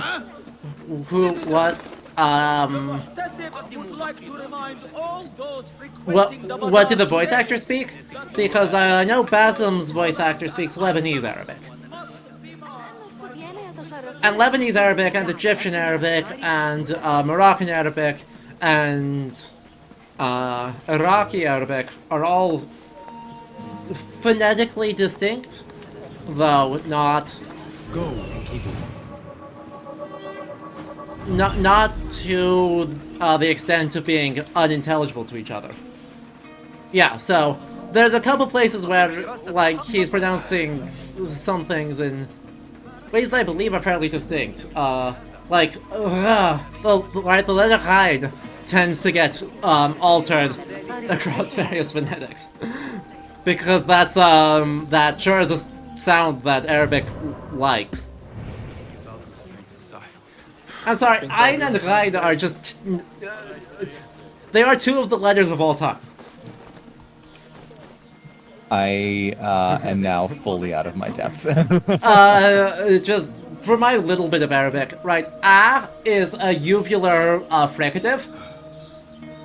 So, or like what is it? No, not even uvular. It's like farther back, because Ghain is the uvular fricative. So like in al-ghul, you get that really crunchy, almost like French R sounding thing. And Ayn is even farther back in the vocal cords as a bit of tension. And it's like, those are letters. Those are sounds that you can make. Anyway, okay, yes. Yes, I love it. Look at this. What do you see? Dye shop? Or a dye factory or some sort? Exactly. Nice. Absolutely, yes. So where are we in the city? Oh, we are on the edges of the city. Right? We are not too far away from the markets. Or from some of the markets. Right, there's markets down that way. But we are on the edge of the city because this place reeks, along with the metalworking factory, which is also on the edge of the city. And this area is gonna smell. They're gonna smell real bad. Oh, yeah. Whatever, it's in that building, right? Like, we are right here. And so we get these vats that, right, the leather has been cured. So presumably these are supposed to be cured skins, which I don't believe, but that's okay. But you take the skins, and firstly you have to cure them, and that often means soaking them in camel urine to soften them. Which is what makes it smell so bad. And then you're going to submerge them into these different colored vats for the yellows and the blues and the browns and the reds. And then once you've done that and they've absorbed a lot of that dye, oh, this is going to be one of those curing vats. Right, that's unlucky, sir. Yeah. Unlucky for all of us. Thank God smell-o-vision doesn't exist. But yeah, you've got someone right there. He's... Okay, well, he's running away now. But he was stirring... this person is stirring it there to make sure it... right, to make sure that the color absorbs evenly into the leathers. Then once they've done that, right, you can then... Well, these are other textiles. But the same premise works, right? that for whatever textiles you're working with, you can then hang them up once they've been dyed, and from there they can be cut and stitched. And so these are actually going to be, these ones look like they're headscarves. Right, these ones I think are supposed to be turbans. While some of these are going to look like they've already been through the weaver, and are stitched together garments that got dyed post-fact, which I don't love, but that's okay. That's super duper duper nitpicky. The highest quality textiles here are actually not going to have the stitching here, because Caliphal garb and equivalently high-ranking luxury goods could be tube woven in the 9th century in Baghdad. So you can make a continuous loop. Wow. And that's wildly skilled craftwork. Oh. Don't mind me. What? What do you... Thief! I Yep. need help! Thief here! Call the watch! Someone's taking my purse! I need help! You saw nothing.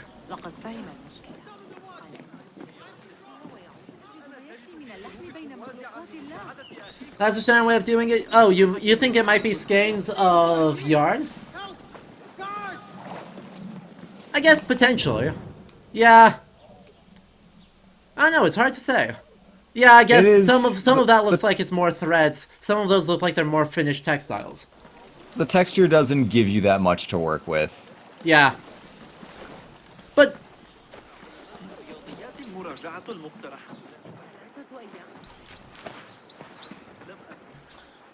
I'm not gonna be too mad.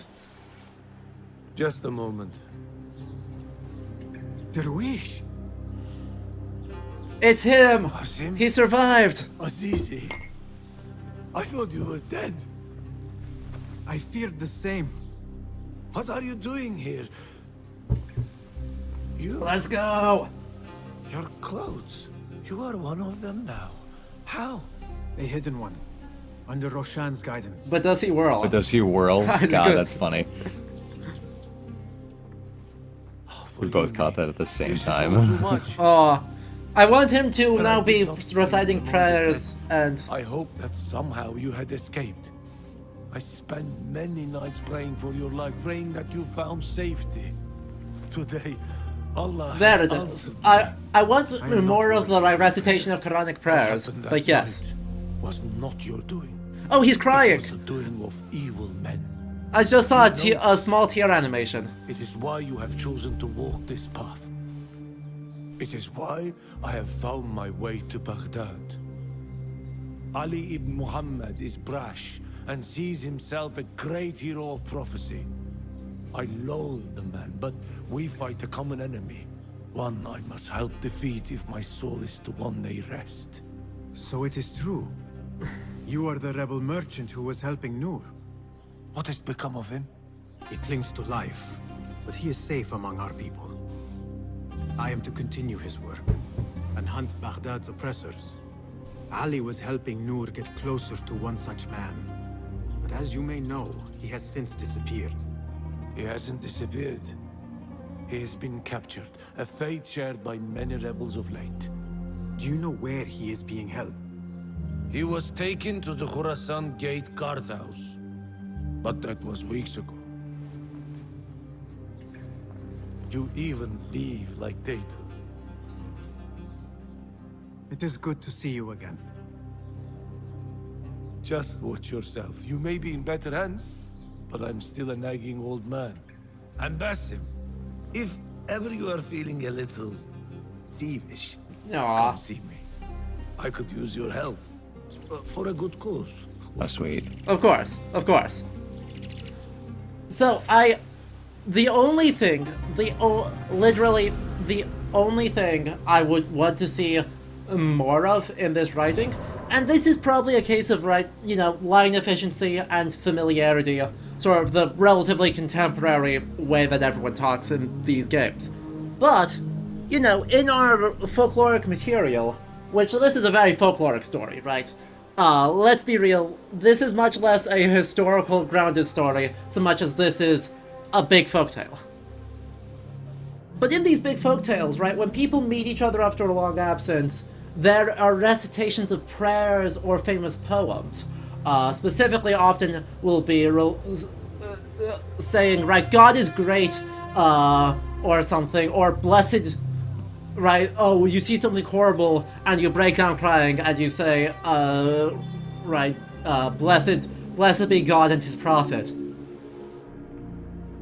In a lot of this material. And I want to see a little bit more of that, like push this 5% further. But there's also a lot that's like fitting in that and really good performances supporting it. And like I'm a big fan. I'm impressed. I'm a big fan. Also, Darwish has done well for himself. Yeah, like dude's killing it. Wait, like this man... Khalif getting stabbed was the best thing that's ever happened to him. Not really, but in terms of how he's been able to make the best of a bad situation. Yeah. Sister, an unspeakable tragedy has broken me beyond repair, I fear. I spend each day wading through the depths of the youth I sought to protect. Was it foolish of me to think that I could? Am I a fool for still believing that there can be justice in this world? Perhaps I need to believe it. Embroil myself in seeing it served, even. That's why I have chosen to bear the red sash. The letter cuts off. So, I take that back, he's horribly traumatized, this isn't good for him. It's good for him.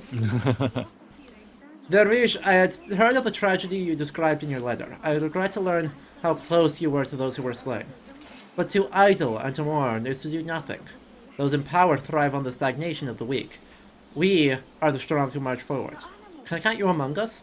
Ali ibn Muhammad.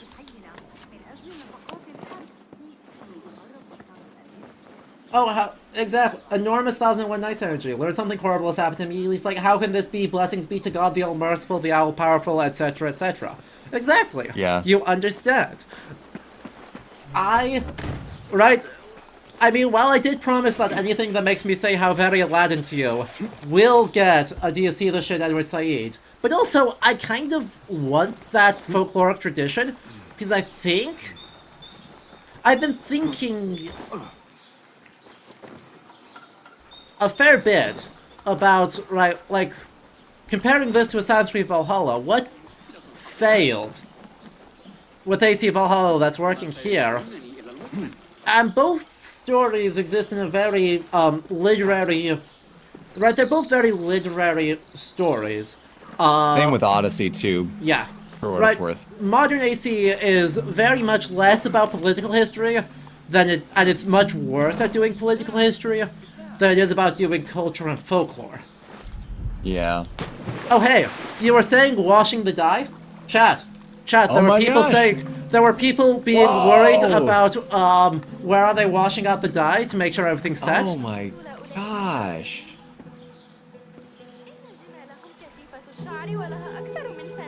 The game, you can't beat the game.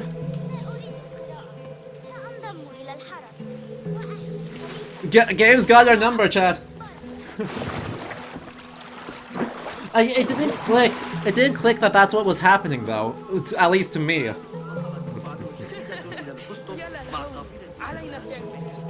But yeah. Does that count as water pollution? Oh yes. Oh yes. Even though these are organic dyes, mostly, that absolutely is water pollution. Yeah. Left a nasty scar, as you've seen. An inch to the left. But, part of the difference, though, is, of course, right, chemical waste is overall so much lower in this period, right? Like, yes, don't drink from that part of the canal. Don't... But, right, well, there's a... I don't know how to say this. Water pollution is just so much less of a problem in this period than it is in later periods because it's not chemical, and even Baghdad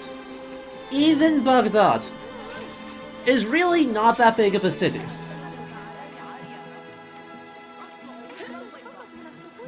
Yes, several 100,000 people, but think about how big a big city is these days, right?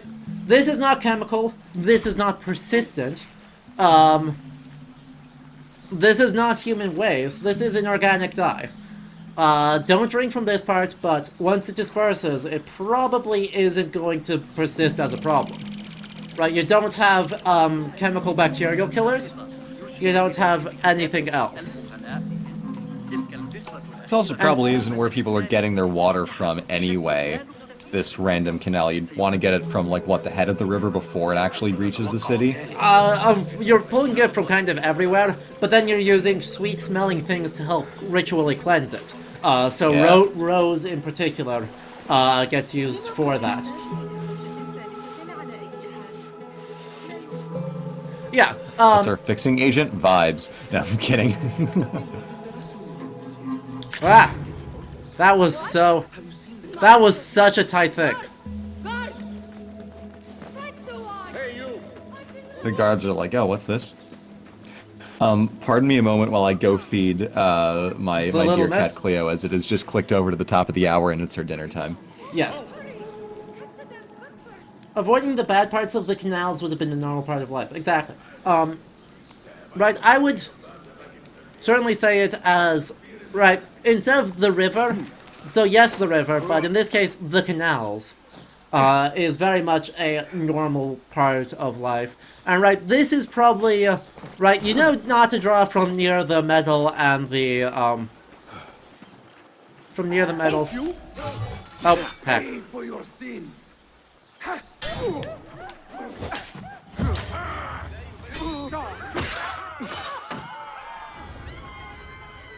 This is fine. Everything's fine. Don't worry about it. So yeah, right, I would not be too stressed generally. Hi. Are you still too suspicious for me to try and steal from you? You're still too suspicious for me to try and steal from you. We'll try again later. The guard AI is stuck by the rod person trying to stop me. Yeah. Yeah, no, there's a lot actually very good. You look away for 5 seconds and there's murder? Well, it is an Assassin's Creed game. I don't know what you expected. Like, I know this has been mostly the, let Adam talk about, or read codex entries, the video game. But, like, there's theoretically an Assassin's part of the Assassin's Creed.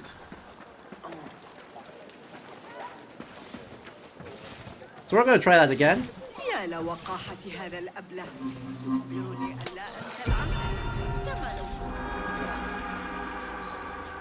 Treasure collected. Derwish's artifacts. Tell me what I got. An Axamite amulet.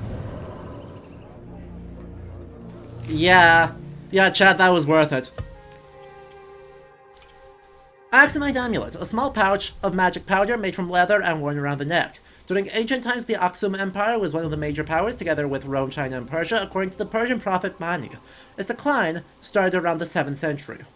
Derwish might take interest in this. Bring it to his fan. Derwish is going to be an antiquarian.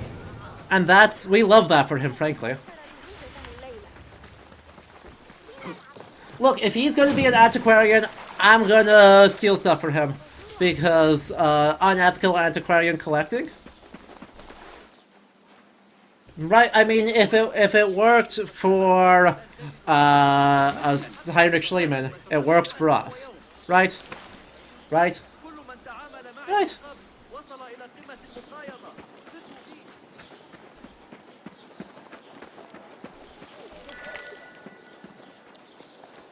I know you don't get angry often, but you will have to do something. You بتراي حريص. Can barely keep my eyes open. Find the Library of Ashurbanipal a millennium earlier. Yeah, let's go.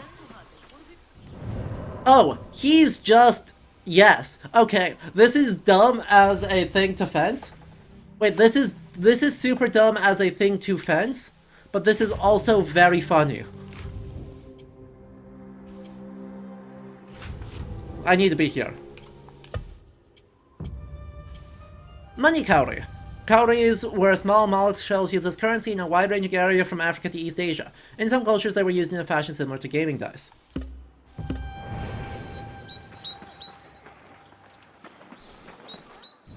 Oh, also skills. Let's take a look at that because we can do some stuff. Breakfall. Reducing damage taken. Elixirs. Tagging enemies easier. Patrol path. Eagle vision. Highlights enemies. Emergency aim. Knife recovery. Pickpocket master. Engineer. Extra cool tool, extra tool, extra tool. Gotcha. Breakfall. Assassin focus. Chain assassination. Airstrike. And eventual.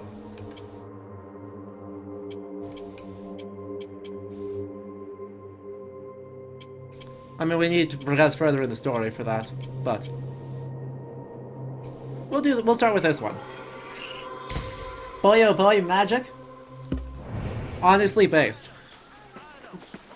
Right, I do wonder if we have more Ethiopian material, right? Aksum as an empire based in the Horn of Africa, potentially into modern Yemen.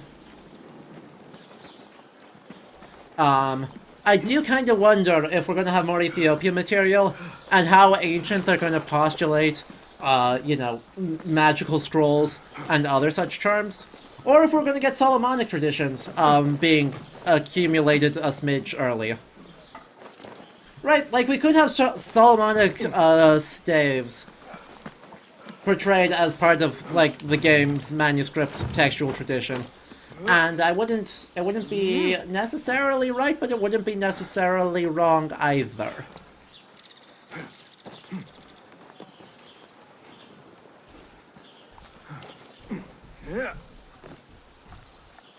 You fully expect you'll see the Picatrix tradition? Yeah. Okay. If it comes up, I will cede the floor to you to just talk about it. Plus the mention of Yorios the First of Makuria, right? Exactly. Right, they're showing they're very keenly aware of different traditions, different cultural, religious, diplomatic, and monetary traditions that are existing on the peripheries of the Caliphate. And ensuring that they've got their space. Like, there is something, like, genuinely notable about the fact that they are giving them all these traditions their space. And that's cool and good. Oh, hey. So here's actually one of the main gates. Right, so, the Round City has the Round City has 4 major gates. The Khorasan Gate, the Basra Gate, the Kufa Gate, and what becomes known as the Nubian Gate. So this is the Khorasan Gate, and now we are progressing, right? You can see from the massive double wall of Al-Mansur, we have the huge gatework, and then the Round City.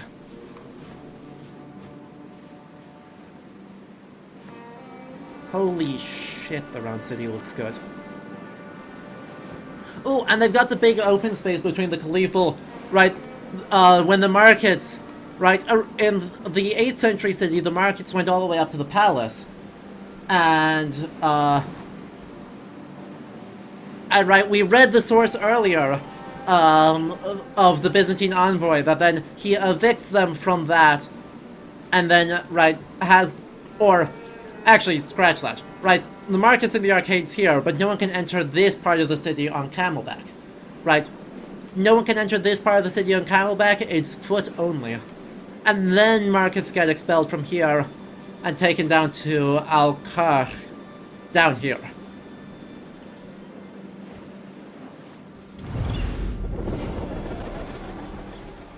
The Imperial City in Oblivion has nothing on this. Very few places have something on, like this, the city of Al-Mansur.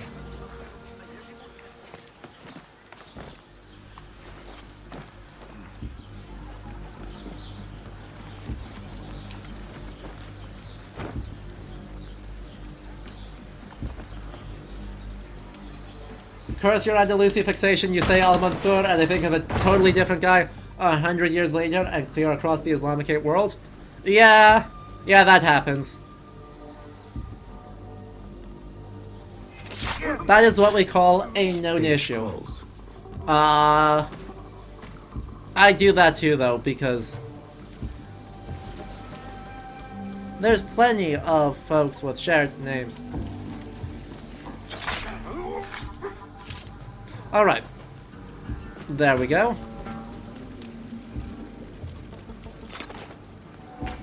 Ooh. Again, very nice swords. Wait, why are the swords... I just want this sword. I really just want this sword as one of my weapons in this game. I will play with nothing else if I get that sword. A glorious memory. I am a soldier and a plainspoken man. Still, I must try to describe the ambassador's visit. The whole palace shone in splendor. Stunning carpets smoothed the paths. Our mounts bore saddles of silver and gold. All the city came to gaze. When my spear grows heavy and sweat soaks my armor, I will read these words and remember how I glowed to stand so close to greatness. You also want that sword, but actually, and on your wall. Yeah. Look, I don't think this game is going to get DLC, but if they give us DLC in the reign of Abdul Rahman II in Cordoba,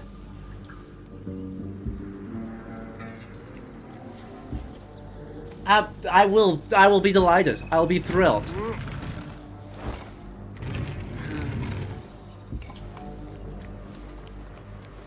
I'm back. You're back.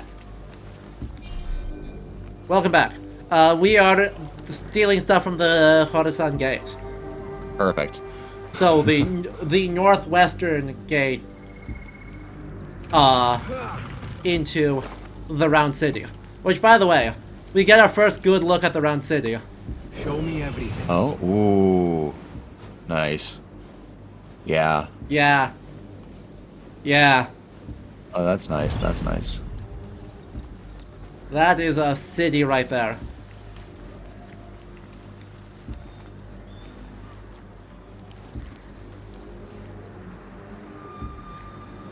Wait, that's not just they're blockaded. That is a... They actually can't... Oh. Oh, is that how they want us to do it? So, I have become big brain. I have looked at the floor to understand what they want us to do. What they want us to do is that.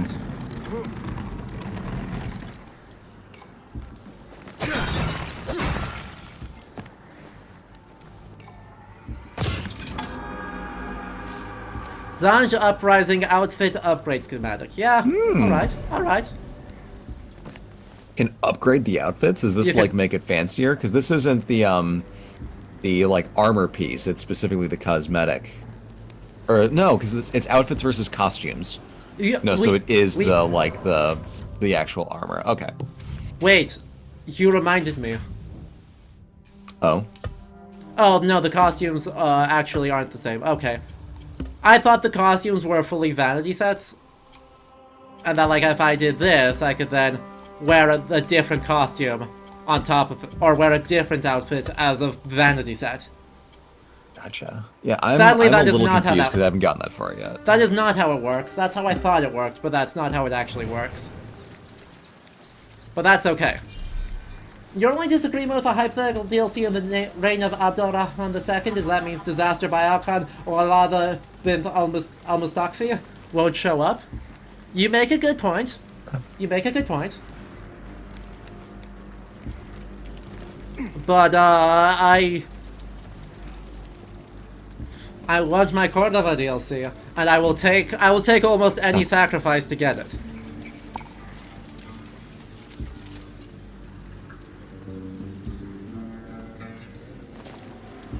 There's a lot I would do to see Cordova represented with as much love as Baghdad is. Yeah.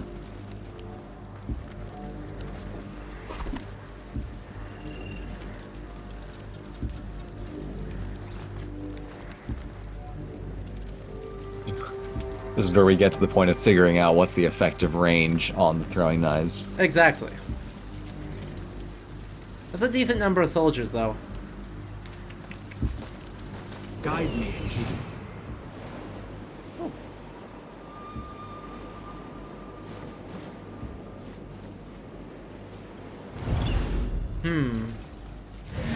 Because if I've gotten the big shiny here, I really don't need to do a lot with these soldiers.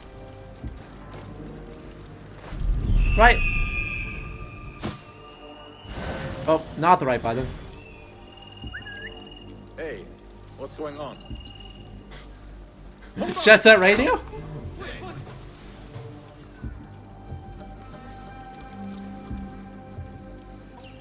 That was a very Jet Set Radio way to say, hey, what's going on? Eavesdrop on the guards. Oh. Oh. An eavesdropping mission, huh? Old school stuff.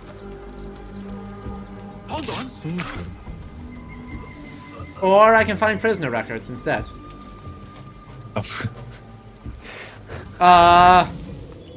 That's funny. We killed them and thus we cannot eavesdrop. That's alright, there's more stuff that needs doing.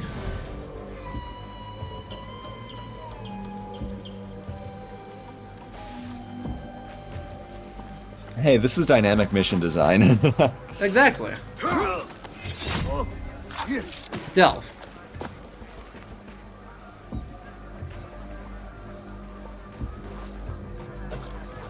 Yeah, if this was a GTA mission, you would have had to start over from like the whole tutorial of the game for messing that up and killing the guy who you weren't supposed to. Exactly. Of course it's that guy who has the key. Don't really have a good way to get him over here. Your best bet might be getting the other guy from in the... Yeah. Yeah, there you go. Oh, no, we're gonna do that again. Hey, what was that? Who's alerted? Who's moving? Oh goodness, the guy we need. Wait, what? I will hold on to that for you.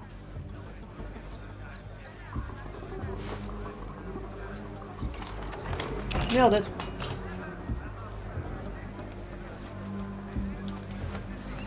You do not miss. Assassination is only doing like 15% health because of level scaling. Level scaling is a bad idea in this sort of game. Just like, don't do it. Yeah, just don't. And for a game that's like 100 hours long, yeah, you need to, but for a game that's like 15 or 30, maybe you can just like maybe add some enemy types that are specific to certain places or only show up later in the game. And then you still get like the power scaling, but in a way that isn't a pain in the ass. You just make the game more complex and interesting over time, as opposed to level scaling, which only makes a game worse. Exactly. All paired with different marks. By the way, I'm not sure about the papyri here. It could be fine. That's a choice. Like, just a heads up, those are papyri. And I think paper has almost completely supplanted papyri at this point. Though yeah. I do not 100% know that. Oh yeah, were there people looking for nitpicks, by the way? That's a modern binding. That's not full binding on books? Yeah, no way. No, the full binding is fine. It's just that this particular style of binding, this one's more, this one's older, this is probably early modern. This is just fully that really flat binding with minimal of the clear stitch or of cording on the spine. That's a modern binding. That's how a lot of Arabic manuscripts are bound today. Oh. Never mind. Yeah. Turns out when you work in a library that has 800, we thought 500, it may be closer to 700 or 800 Arabic manuscripts, you see a lot of examples of late bindings on early manuscripts. Yeah. Also, thank you, Max, for redeeming the nitpick. Ooh, nice parkour. All is square. Never mind. You saw nothing. How am I gonna get out of here? I guess I could just run like hell. Could just run like hell, but oh yeah, no, just run fast, be good. Run fast, be good. Nailed it.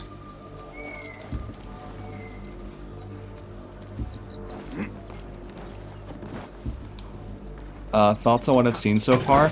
I really like it. I was trying to not like get my hopes up too much because I mean I've been hurt before. This is a Ubisoft game after all, but hearing the way the developers talked about it, there's a difference between like Ubisoft saying, yeah, we're going back to roots. They've said that so many times over the course of these games, but hearing the way the developers talk about representing this world, and like the art director or someone similar who said like, yeah, I've grown up, you know, around this part of the world and I know what the sun looks like in the morning and in the evening and how the light casts in an environment like this. I know what we're striving to replicate.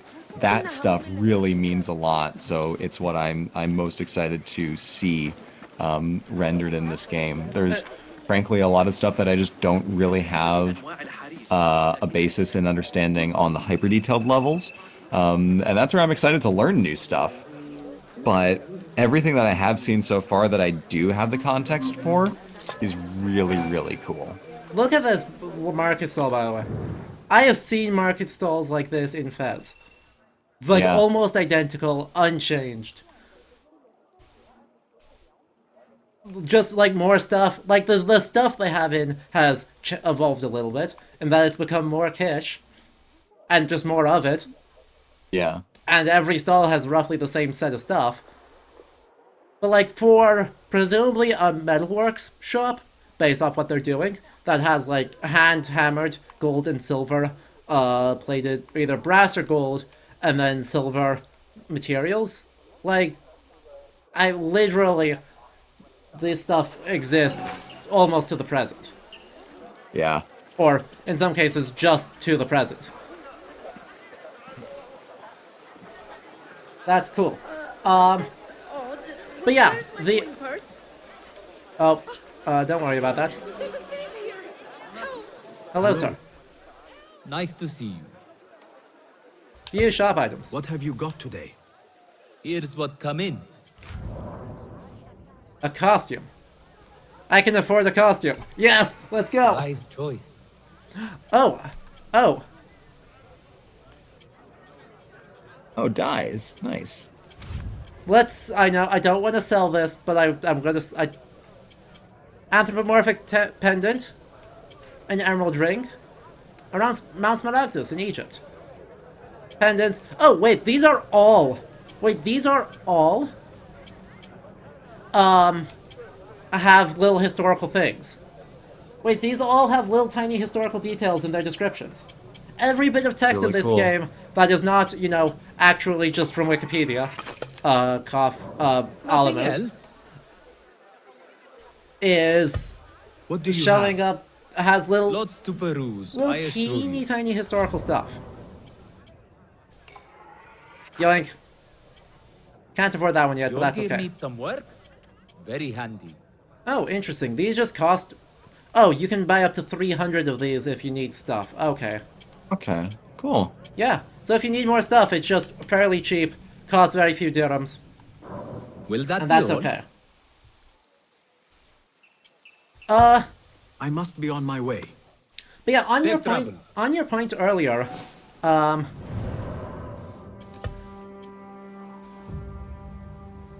equipment and costume overrides the appearance of your outfit while retaining its perks. Okay, cool. Wow. I mean... Fans. Firstly, all over the top. I want to see... I want to see what the outfit dye does. Yeah. I want to see how it looks... Right. Our outfit. And then our outfit when dyed. Oh wait, that looks so much better. Oh, that rules. Wait, hold on. That rules. Wait, hold on. The game's Oh no, it's good. The game's kinda cooking. That being said, reduce the impact of illegal actions. We're gonna wear this, and then we are going to give that a bit of a DC. That hang on, let me get the setup right. You see this shit, Edward Said. Let's get the angle right. Let's get the angle farther. No, more. Perfect. Cause there's a lot to like about this effort, or about this costume. But there's a lot to not like about this costume. Firstly, it's very fun, but it's very, like, rejected concept art for the Jake Gyllenhaal Prince of Persia movie. Yes, that is literally spot on. Holy shit. But the things I like about this, the silks. Yeah. The patterned silks on this undergarment, right? This, like, lower tunic before we have the overall tabard-like cloak thing. Are phenomenal. And if you're like, these are Tang Dynasty silks, I'm like, yeah, I don't know that, but these are designed in ways that are very traditional for Chinese silk making, and right, have the right floral motif designs that I might expect. I also actually do really like the headscarf. I actually really do like the headscarf. The beads on it are kind of silly, though very high status. But, I'll hydrate? Yep, can do. Drinks. And then there's shoulder pads because reasons. Yeah. But are we gonna run around with this outfit? Yes. Frankly, without the shoulder pads, it would look a lot less ridiculous. It would look a lot less, fantasy. I guess the other one I think of is,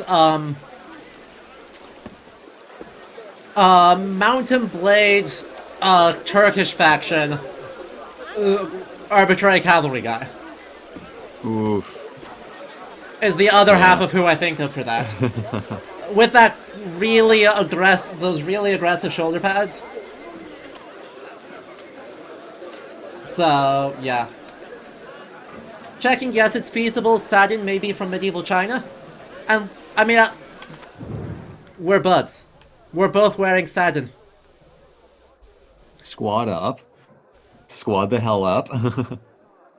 And the PhD thesis that we've been looking at, Patricia Baker's court dress in the Islamic world, does specifically mention satin as part of the caliphal dress, especially in and around the palace where they don't have to be wearing all unpatterned black silks. Mm-hmm. That, like, white embroidered satins, and the excavated, right, super elite Caucasus outfit being made out of satins is... So, like, yeah, right, satin in this period, I'm willing to buy it. And I love the amount of detail, even though I can't verify whether it's accurate. There's a certain just care put into the textiles that feels very appreciated. But yeah. Once we get back to...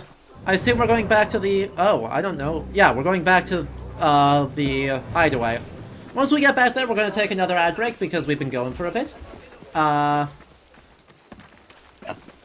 That ad break is probably where I'm gonna jump off. I need to regroup a little bit. That's fair. On this Saturday. That's totally reasonable. Then in terms of, like, one final thought, in terms of, like, what they've been doing so far in the history and kind of this core vision they have of, like, trying to portray a really nuanced, delightful Islamic world. right? And that seems to not really be restricted to any time period. Like, they're broadly less concerned with portraying the 9th century Baghdadi Islamic world, and are much more concerned with, let's just do something more basic, and be like, yes, here's a much more generalized, all across, let's freely pull from stuff to communicate the diversity and the beauty and the coolness of the Islamic world writ large. And that seems to be affecting a lot of their core vision, right? The creative director, growing up in Western Iran, and remembering, oh, that's how the sun looks like here, right? Remembering how the cities feel like in his childhood, and using that as part of the inspiration, right? That's not 9th century Baghdad. You can't really confirm that that has much relationship, but I also really respect that instinct and that idea that this is honest and nuanced, and being careful about that, and trying to do that basic level of education and appreciation is frankly as much as we can get. Is there a problem? Yeah.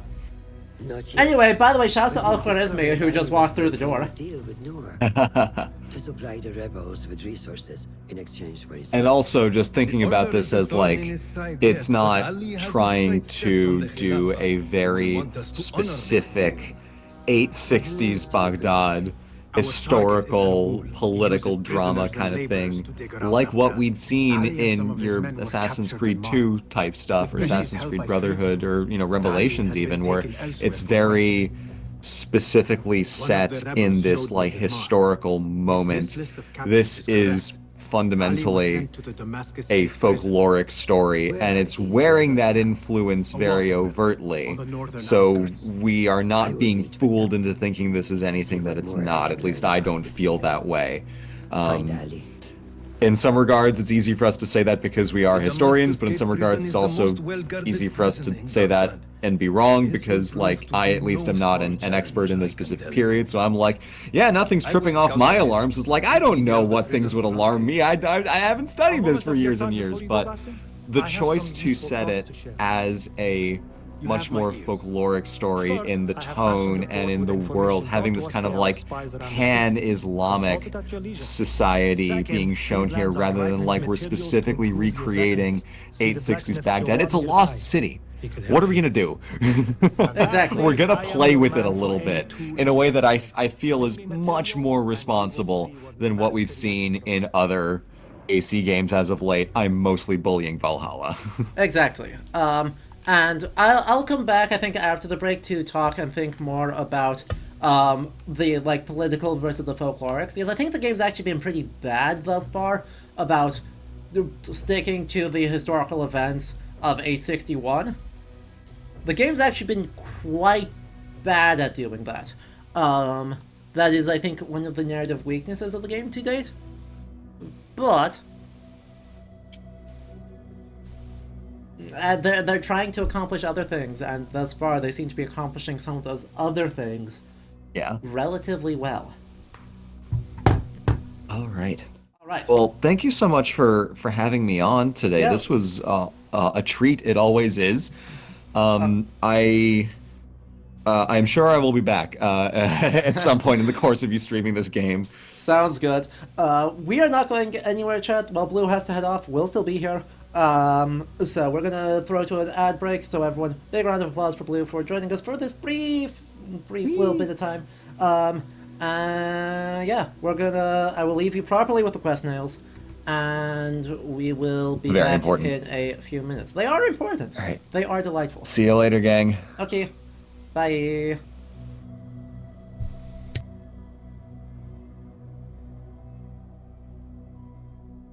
All right. Enjoy the rest of your stream.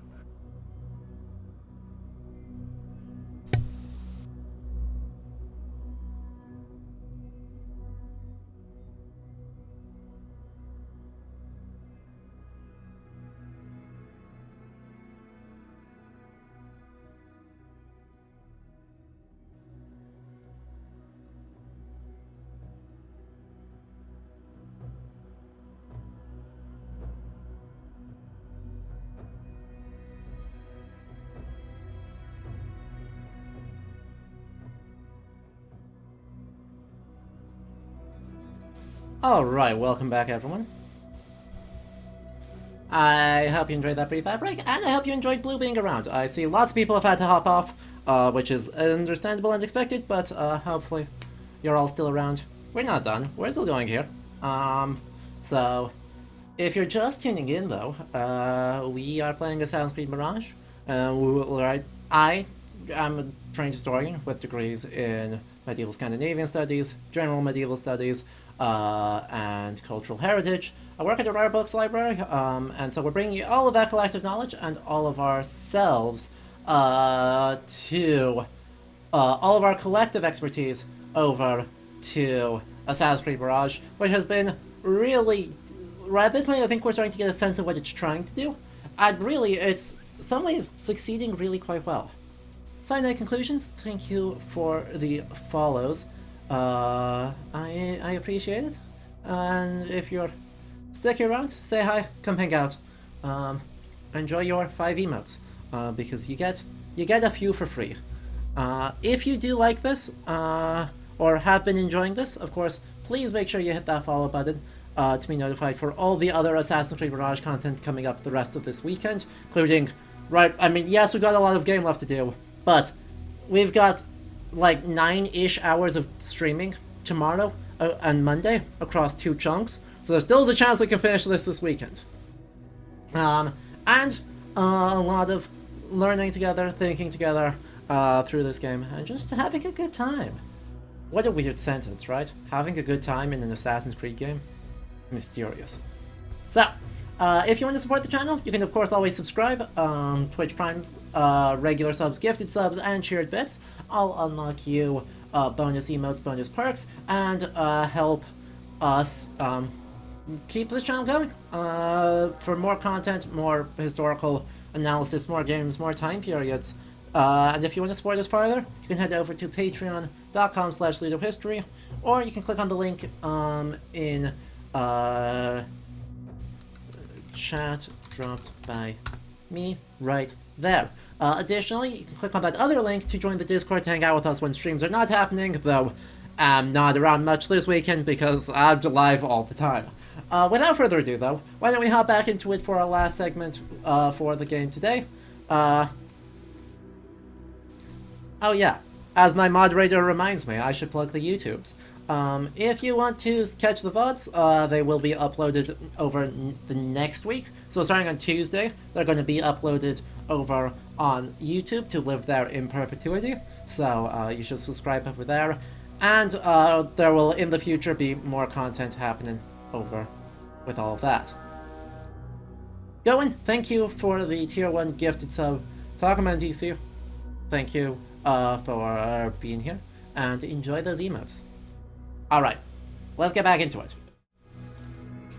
So, Al-Khwarizmi, our boy, has told us that we want to upgrade our tools using the tool upgrade properties and the schematics.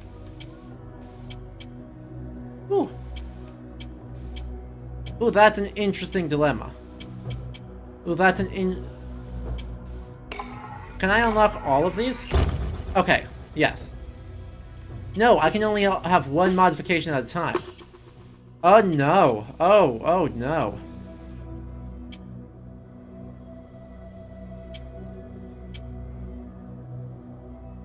That's goofy. I love it. Right now, let's do that. Oh, I can just modify them. Oh. Oh. That's clever.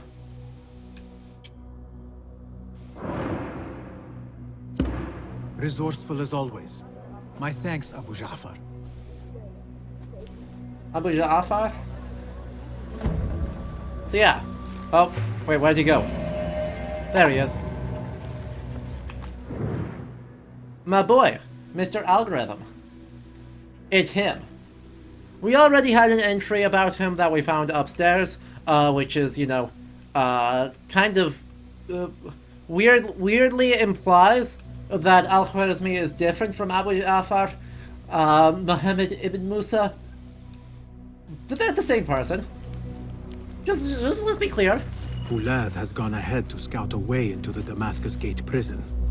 I should find him, but before I do, it may serve me well to seek out this blacksmith. Any improvements he could offer would prove useful.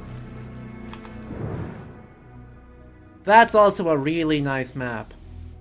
I mean, so, on the one hand, I think this map is probably an invention based on the needs of the game that is made to look old.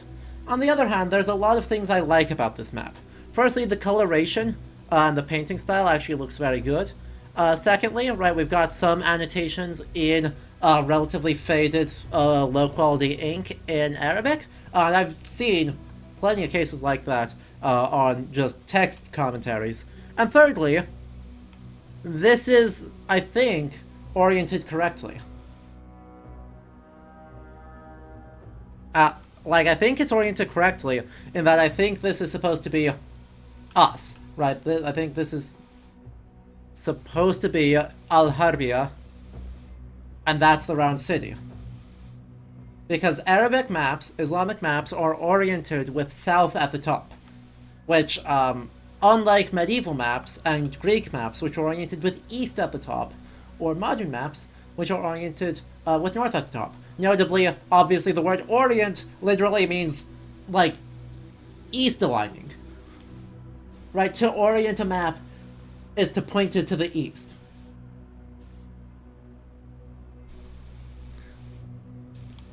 Which is how the Greeks and medieval people did it.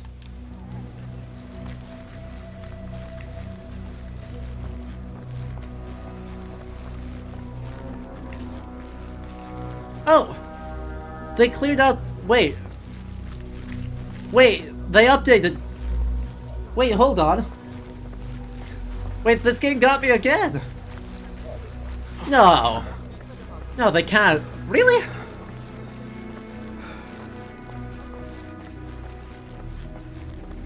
They did...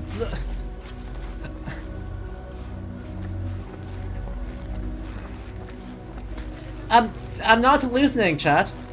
Right? They cleared out the cobwebs from this area and, like, removed the random piles of hides and replaced it with decorations that make sense?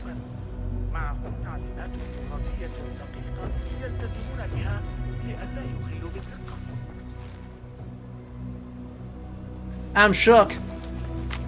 Request for spies. Thabit. Assalamu alaikum. I'll be brief, brother. I require more spies in Karkh. I foresee the situation here to grow dire and I need the help. She'll meet soon to exchange information on the ground about our 2 districts. Let me know as soon as you're able to see me. Rebecca. They did it. Okay, finally. The political history. I was saying that they were bad at political history, but they finally have acknowledged it. Trouble at the court. Abu Abdallah is furious that he did not succeed his father al-Mutawakkil as caliph. The boy had already picked his regnal name and claims that his cousin usurped his seat. Governor Ibn Tahir feels he has a mind to stir the population into an uprising, that there will be another civil war, such as there was after the death of Harun al-Rashid, and that all will fall to ruin.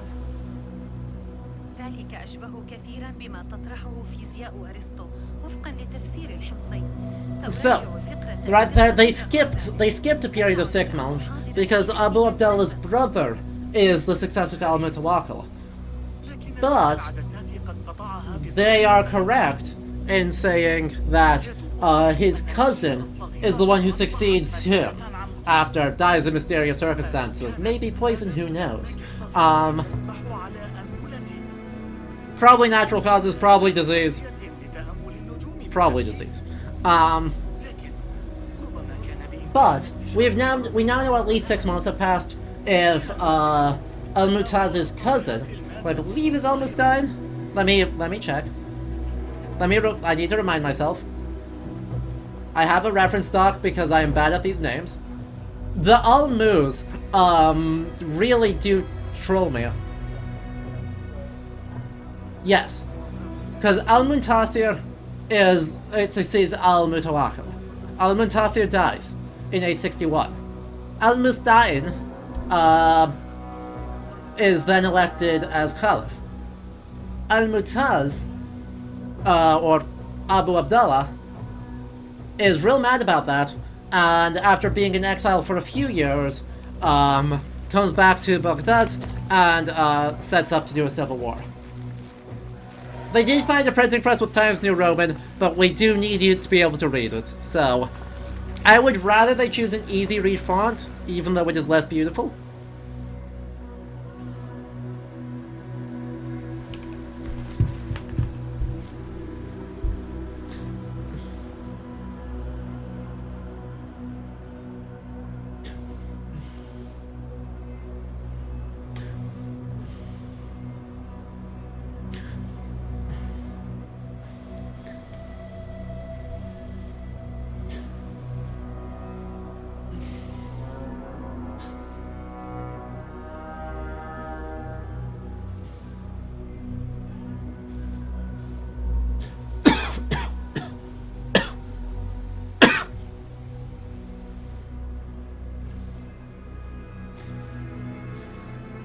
Chat, quick poll, do you know why I'm speechless? Just yes or no. Just vote yay or vote yes or vote no. No. No. Yes, question mark?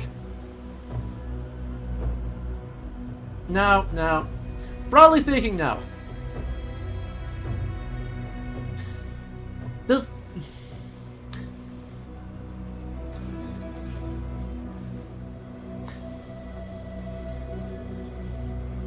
The board game presented here is Nefertop. That's a Nefertop board game.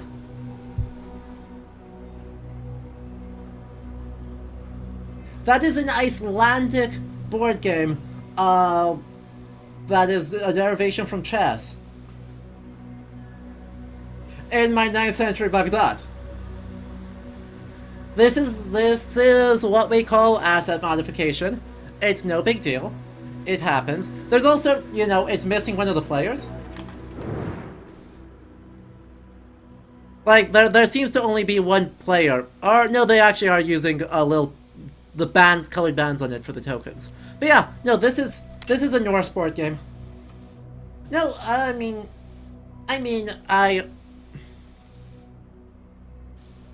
it is possible that it existed in the 9th century already. Well, actually, I think we do have some Viking Age things that we interpret as top pieces. So no, let me push that back. Let me push that back to the Viking Age. Though, and here we go. Where's the video game studio for this game? Bordeaux.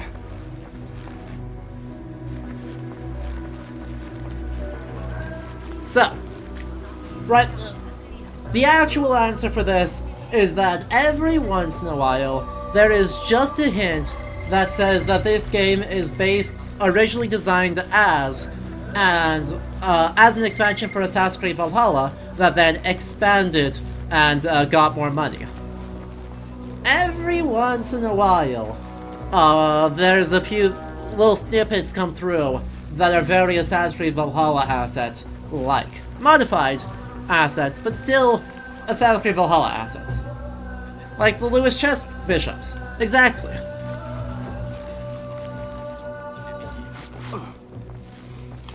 Or the helmet.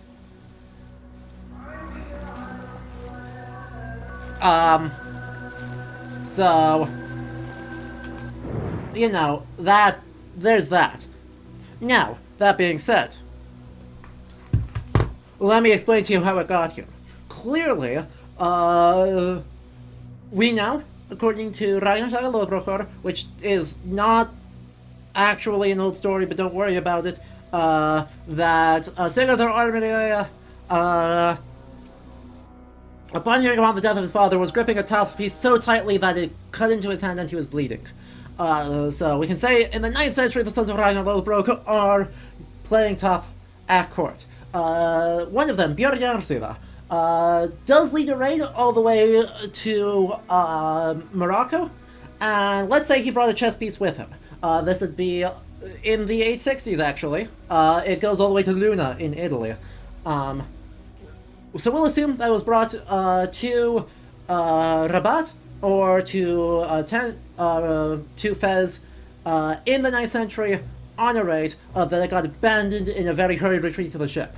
From there, someone making the Hajj from Fez, from the university out there, brought it with them all the way where it got sold in the markets of Cairo.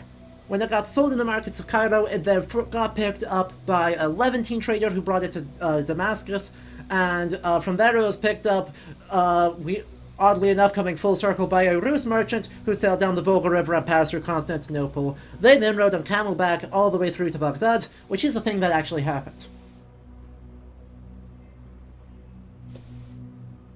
I have now explained why there is a tile port in the 9th century, using only good history and making no assumptions whatsoever.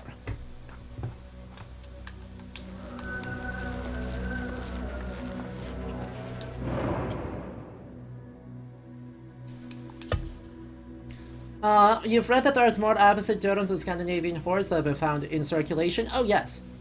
Oh yes. It's estimated potentially as... Bro, I don't think more than have been found in circulation, but pretty damn close. I think the estimate currently is somewhere around 10 million Durhams passed through Lake Ladoga, the Rus trade port on the Russian coastline,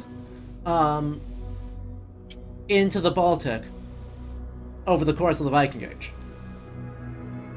10 million. So, yeah.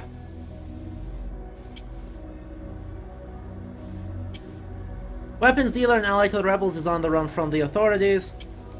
Help him. Secure a valuable mirror secured in a bathhouse. A satiric poet has insulted a powerful courtier. Escort him to safety. Steal a boat and its cargo moored in the ditch sluice of the thief. And one of the caliph's concubines, a rebel spy, was brought to the prince's palace for interrogation. Assassinate whoever is holding her captive. We've got a harem conspiracy. We've got, someone quoted Abu Nuwas at... Sorry. Someone has quoted Abu Nuwas at the wrong time. We've got, the so-called Thalatha has escaped confinement.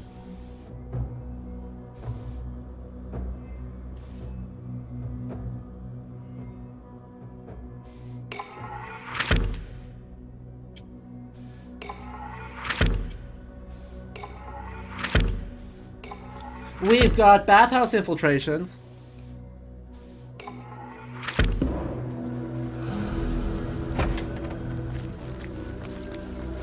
Hell yeah. Yeah. Hell yeah.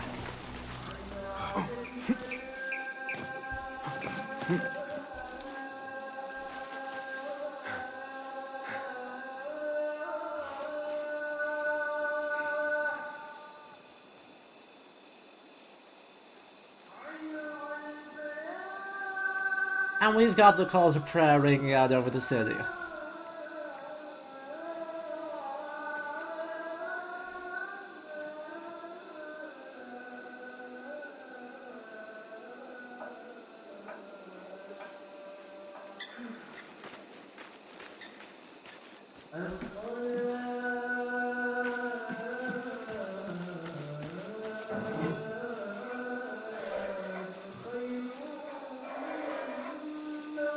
Chat, everyone pray real quick.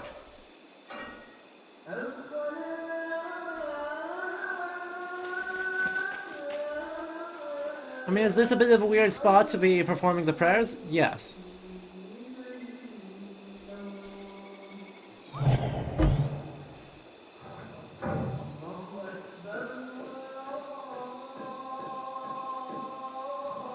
But we are facing Mecca, at least vaguely. Maybe a bit more west.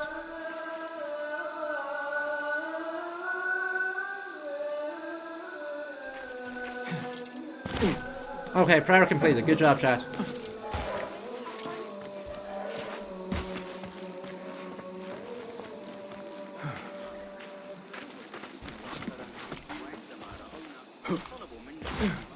Certainly this is going to be the closest... This is going to be the closest we're going to get in a big budget game to a political intrigue game. Which is a shame. Looking good for my staying awake much longer. Let's see how this game handled the harem, which is typically one of the most useless shit ever things in fiction. Yeah. Yeah. Maybe we should take a look at some of our contracts, huh? Oh, that's way on the other side of town. That's fine. Let's do it anyway. Where in the map is that? Oh, that's out here. Well, that's great, because we had to go out here anyway. So, problem solving. Couch Warrior, thank you for the follow. You missed a change to this outfit, you love the shoulder pieces? Look, I'm of the opinion that this is a very deeply silly outfit, but it has color. Like, this outfit in and of itself is a rejection of mid-2000s Middle East filter, and we love that for everybody. Lend me your eyes. Well, that's gonna suck. In the middle of the Prince's Palace.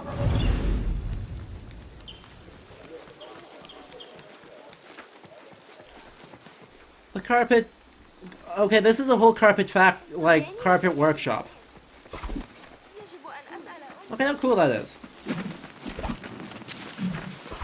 This is the place. What do you see? Ah. No, it is too dangerous, Enkidu. Well, I think this is the mission in the gameplay trailer. This is a mission. Oh yeah, no, you're absolutely right. This is...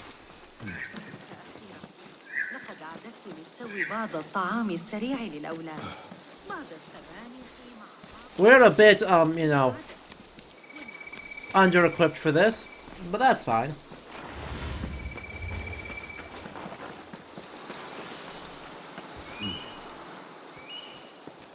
We'll just skirt around the outskirts here, see if there's any information I can locate.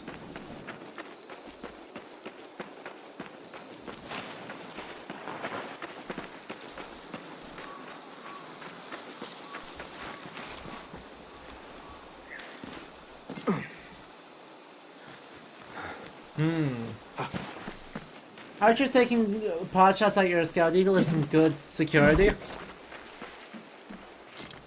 I agree, right? At least in comparison to what we've had in games so far, kind of a huge change.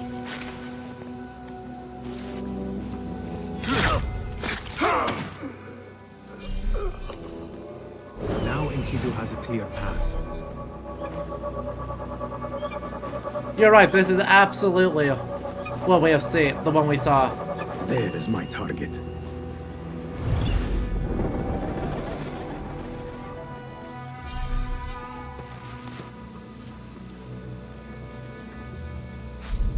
I heard his favorite was a spy, and that could be why he had her locked up. Exactly. Oh. I was gonna ask you all to continue, but apparently not. Hey, we're so sharp, nothing gets the jump on us. I got the jump on you.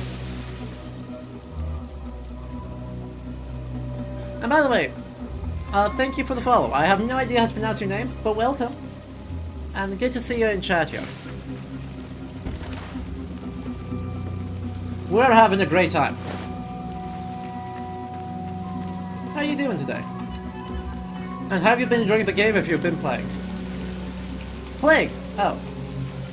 Yeah, okay. Okay. Well, good to have you around. Please don't bring real plague with us. we're happy to have you here. I think. I don't know, it feels weird to be happy to have the plague with us. Just, like, on principle, I don't know how I feel about that. But you as a human being, welcome.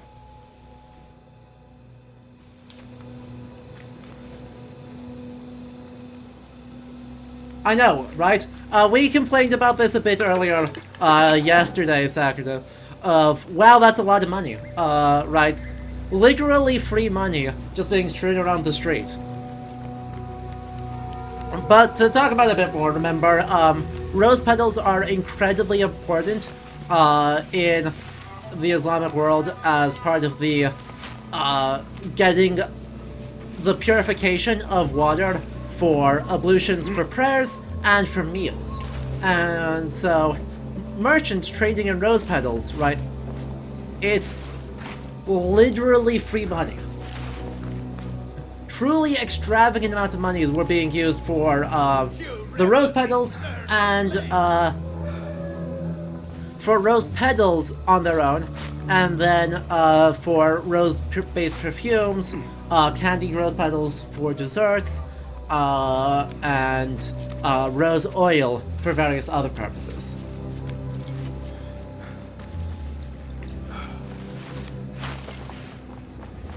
And so, yeah, while it feels very Islamic to have this pile,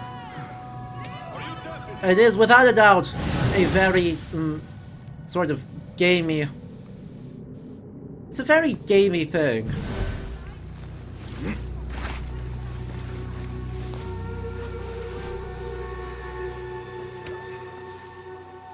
Damn, there's actually quite a lot of guards around here.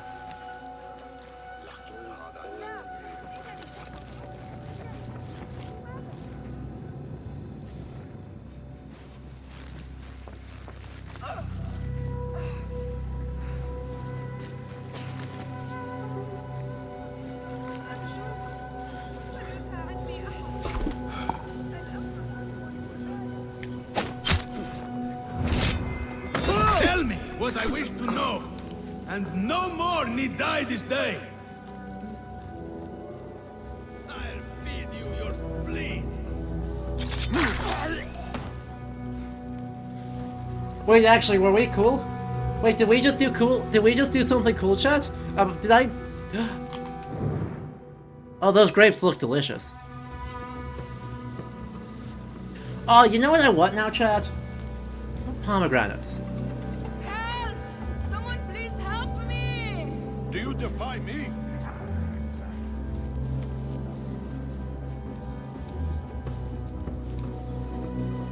I want pomegranates now. Heck. Another very important fruit for, you know, cultivation in Islamic palatial context. There's huge pomegranate orchards at the Alhambra, which is the, you know, very late. Run.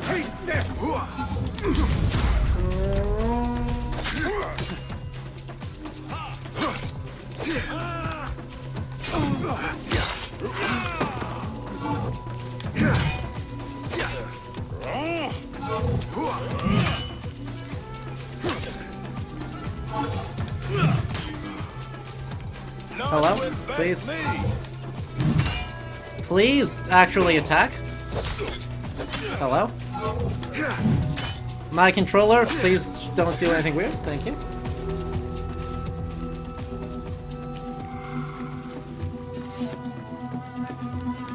Why am I playing this? Because I'm a historian and this is the biggest history game to have come out. Like, I feel like this isn't a surprise.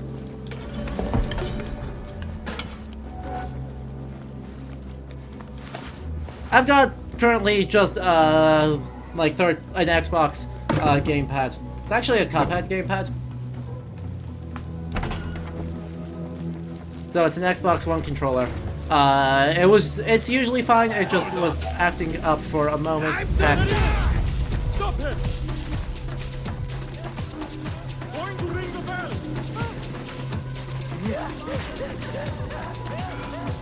Oh, also the folks like that have been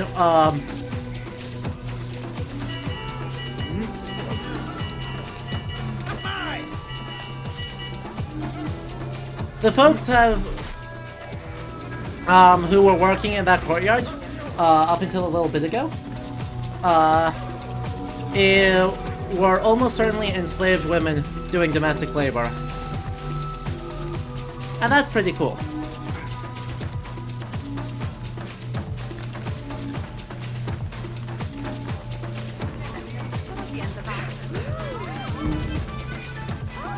Right, not cool in that, you know, enslavement is bad. That should go without saying. But cool in that they are, like, not shying away from the radical wealth disparity that you see in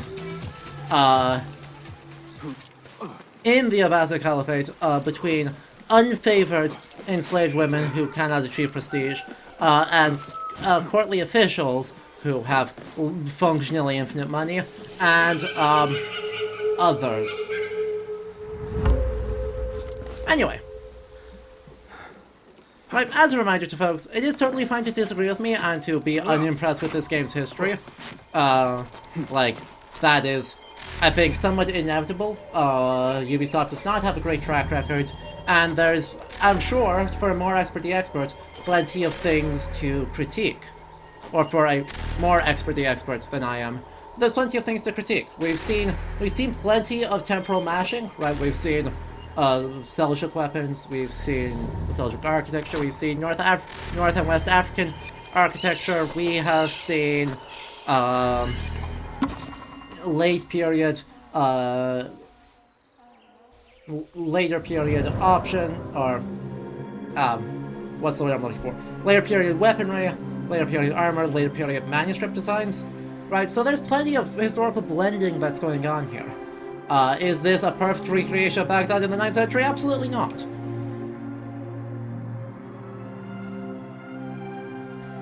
But if you want to have a conversation, remember to, like, speak up and to have a conversation. And we don't really vibe by just kind of trolling and going like, thing bad without elaborating. I'd rather have big long walls of comments rather than just a to read through and then just go, hey, thing bad. Look at all the exports. From Northern Europe to East Asia, Abbasid craftsmanship was coveted and sometimes even copied by emperors and monks alike. Numerous objects created in the Empire have been found outside of it. Their abundance testifies to the importance of commercial and cross-cultural exchanges at the time. Coins made in Abbasid mints feature preeminently in these finds. Golden dinars and silver dirhams of stable weight and value were struck in Baghdad and other cities. Merchants' confidence with them was such that they were used well beyond the empire's borders, especially in Northern Europe where few organized power centers produced their own coins. One pre-conquest English king, Offa of Mercia, went even further than using them. He created golden coins that simply copied dinars struck by Caliph al-Mansur, complete with an Arabic inscription attesting that there is no god but God alone. That's true. One has been found in Rome and was probably offered by Offa to the Pope. Quite an ironic twist. Glasswork was another popular Baghdadi export. Small and light glass pieces could be carried far away without much effort. Several examples have been uncovered in the Famen Temple of northern China and in royal burial sites from the late Silla period in Korea. One tiny black glass seal inscribed with Arabic script was even inlaid in the middle of a cross found in the Ballycotton Bogs of Ireland. It might have been added there to take advantage of the magical protection some Christians accorded to Arabic writing at the time. Liz, I edited it. Right. If you observed, I edited it on the fly because it needs editing, in my opinion.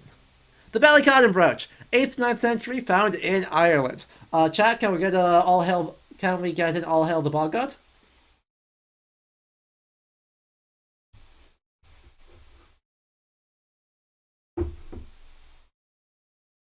Where did I put my water? Hello? Did I not bring my water back with me? Heck. I think I left my water outside. Oh well. All hail the bog god. For the bog god has blessed us on this day and given us an Irish medieval brooch with Arabic writing. It's beautiful. It is correct. Okay, you're gonna make me stand up and walk outside and get my water? Fine. Fine. Alright, I'll be back in a moment. Enjoy this very nice brooch.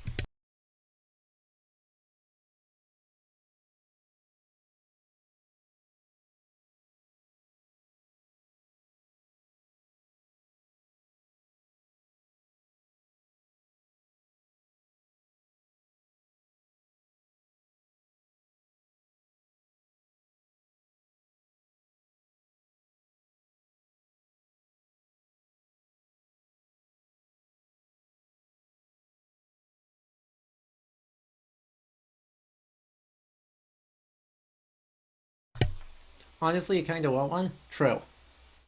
Like a replica, you'd legit wear it. Yes. Same. Also, I now have water again.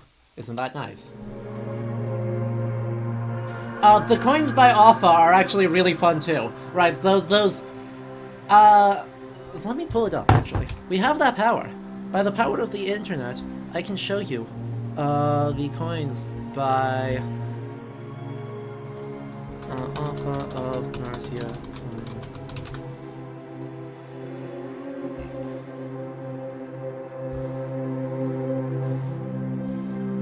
Thank you, the British Library. Right, British copyright laws are a jerk, but anything put online by the British Library is a Creative Commons license, and therefore completely open access with absolutely no problem, at extremely high resolutions, and we do truly love them dearly. They have done incredible work, they continue to do it, and that's cool. You can see quite distinctly, right, we have Alpha Rex, and then we have Arabic text around the outside.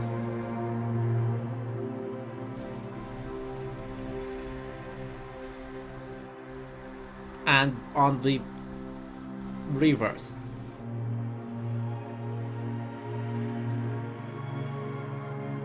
The Shahada, there is no God but God, and Muhammad is a prophet. On an English coin from the 8th century.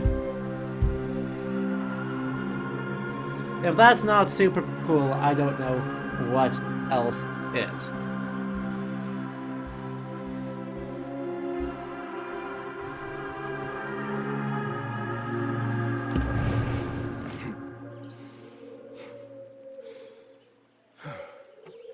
Also, exactly. Reminder to folks that you do accumulate channel points as you watch, and as you accumulate channel points, there is various stuff that you can do, like game design, or research, or both, or make me drink water.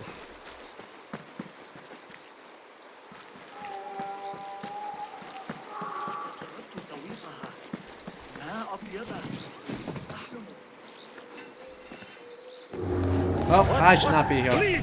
Heck. Where even am I going? I was going fully into car, and not where I want to actually be. Heck. Heck. Jailbreak. Satiric Poet, that's what I wanted to do. I can't fast travel because I'm in combat. Everyone, run for our lives. 800 meters away. Let's go.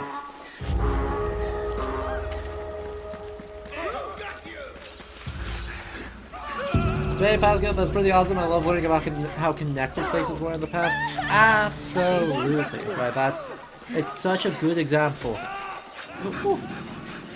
Ooh, is that an enigma?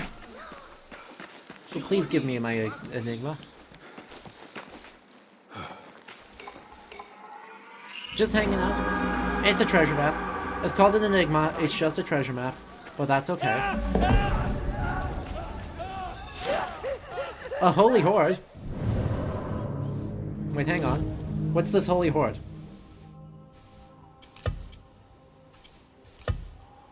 No, it's just a map. It's this is the Nestorian Monastery. We could just go there real fast. Underneath a tree on the northwestern side of the Nestorian Monastery. Presumably it's like that tree then? One of these. Either this one or this one.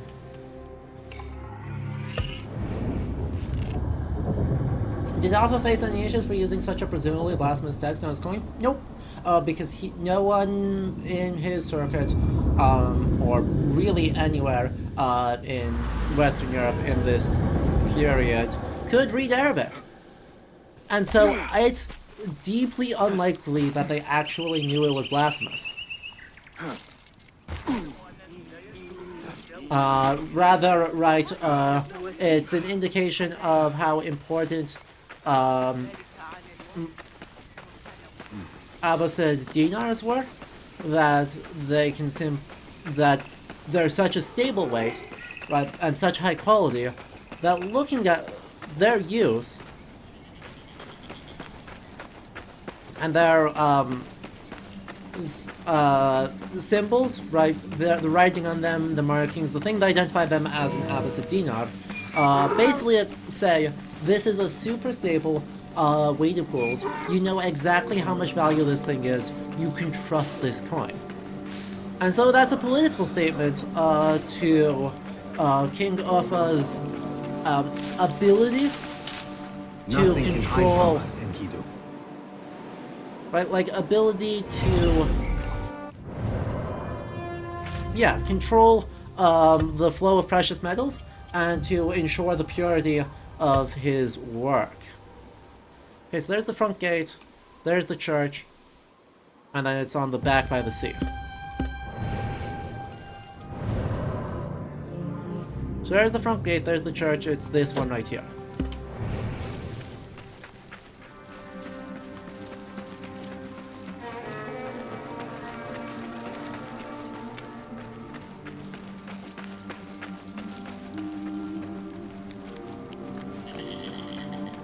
Somewhere around this tree is a treasure.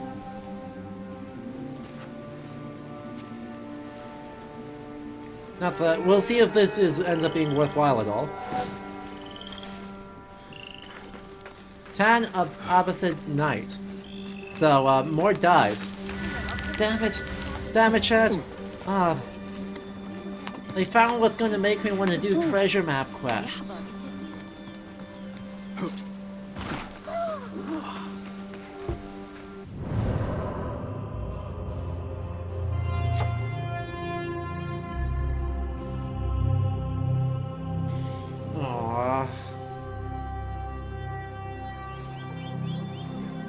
How dare they fashion souls me into... Oh, there's a historical site on top of the mosque. Well, in that case, I'll go get it. Don't mind if I go get it. Pour myself. Perfume is used in food, ink, and even moss building. One of the most sought after things is ambergris. Heck, there's historical information in the loading screens too, and historical information that's more detailed than AC Valhalla's. There's so many little, like, historical trivia bits that they drop in like every scrap of writing they get the chance to. That's super cool. Right, even if the world is blending a lot more freely, it is still kind of a limitation, right? It is absolutely a limitation to be reliant on text that players may or may not actually read to communicate a lot of the educational value. It's one of my complaints with Discovery Tour, and I don't think their attempts to move away from that have been entirely successful. But, you know, I'll take it over nothing. And at the Great Mosque we get the Hajj. Once in their life, every Muslim who is physically and financially able to do so is enjoined to carry the pilgrimage to Mecca, Islam's holiest city. This Hajj takes place only once a year, in the 12th and final month of the Islamic lunar calendar. It commemorates events linked to the life of the Prophet Ibrahim, his son Ismail, and the latter's mother Hajar. According to Islamic beliefs, in Mecca they rebuilt a temple, the Kaaba, which had been created by angels to venerate God and was visited by Adam and Eve, parents of humanity. Over the 5 days of the Hajj, Muslims perform a series of rituals meant to pay tribute to God on the site of his first temple to symbolize their unity with other believers. All dressed in the same humble white clothes, the pilgrims move in harmony around the Kaaba, symbolically refuse the devil's temptation by throwing pebbles at pillars, and share meals. Crossing thousands of kilometers of desert and mountainous trails to reach Mecca was a tough and dangerous undertaking for pilgrims coming from all over the Muslim world. Finding and transporting clean water was of special importance, and flasks, like these, were precious possessions for any pilgrim. One of the main tasks of any caliph was therefore to assist them by maintaining traveling infrastructure, offering supplies, and patrolling roads. The most famous of these charitable works is Zubaydah's Trail, a network of milestones, wells, fire sales, and caravanserai, founded by the first wife of Caliph Harun al-Rashid. The mother, Zubaydah, is the also the one directly responsible for inventing a third gender, kind of maybe. Shout out to using power to coerce people into drag. Hashtag girl boss question mark? Mamluk pilgrims flasks, 15th century North Africa. I mean, there's definitely gaslighting, right? And the gaslight gatekeep girl boss. Zubaydah definitely has got the gaslight down to a T. Probably got the gatekeep just by virtue of the harem. Peak historical girl boss. I think we can say Zubaydah, wife of Harun al-Rashid. Peak historical girl boss.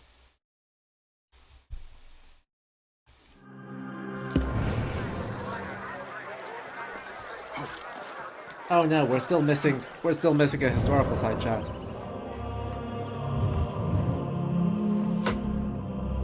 There. No, this is wilderness. No, that's wilderness. Wait, that's not Harbiya. Oh no. Oh no. Oh no, that's gonna bug me. You appreciate the info on exactly where the thing is from? I do too. This one. We're okay. We don't need to panic. Oh. Hey. Zubaydah. Oh hey, there's a reference to her. I don't know why the Nestorian monastery is out there, but whatever. We'll pick that up eventually. Just don't let me forget about it.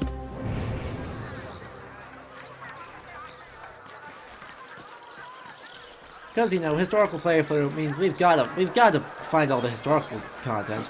Like, can I even call myself a historian if I do not hunt down every codex entry in this at speed? Reading streams.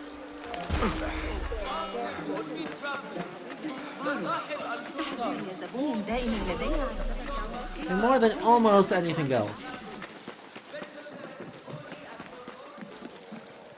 Let us get a wider view.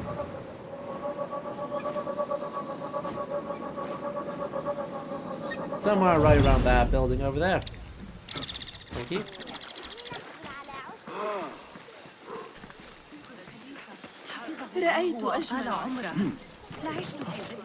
Howdy. Anyone? No? No? Has anyone seen a poet who's in trouble with the law? Anyone at all? You are the poet with the foolish tongue? Found him. My sense of outrage got the better of me. Who knew words could come at such Literally risk? everyone. What are you talking about? This is a poetic society. Everyone knows that. Lead the way and I will shield you from his wrath. Literally everyone knows that. What are you talking about? Is this a bullshit escort quest in the Grand Assassin's Creed tradition? Yes. Obstruction before us, with destruction. The course is clear. Don't worry about it. Chat, is this black? I think that's a fashion crime.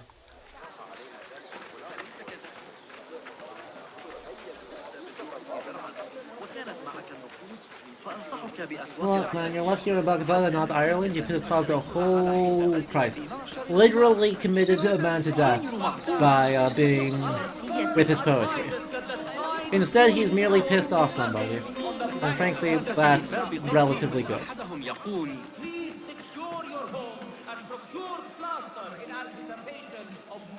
That's my nephew over there. I trust him to keep my presence secret. but I fear he might take it to his grave. I will release him from that conflict.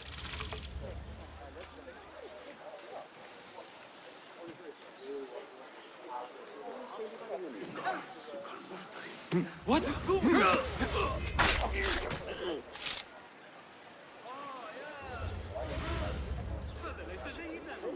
Man, we're so sneaky. Right, Mr. Claudia? You saw nothing, right?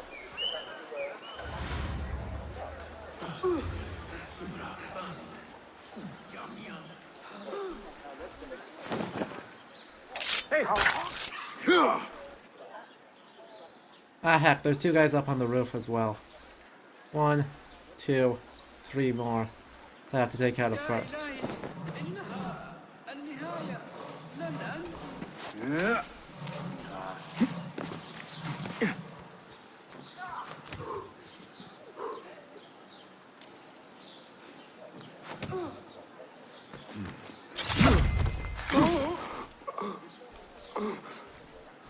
Oh. You,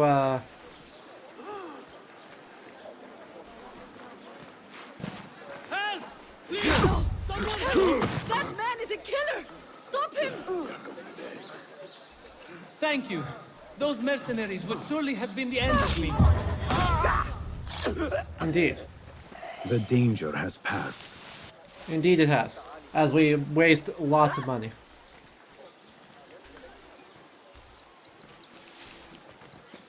As we waste lots and lots of money. That has really got the best one-liners. You see those nailed. dark cell swords? I believe they were sent to hunt me down. They certainly do not look like students of poetry. I will deal with them. Again.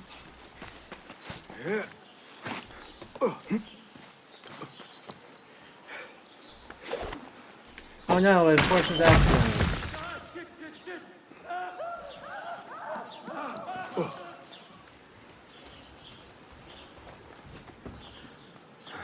Something is wrong. Oh no, an unfortunate accident. Stay there! Damn you! Let's bring... Ow, damn it.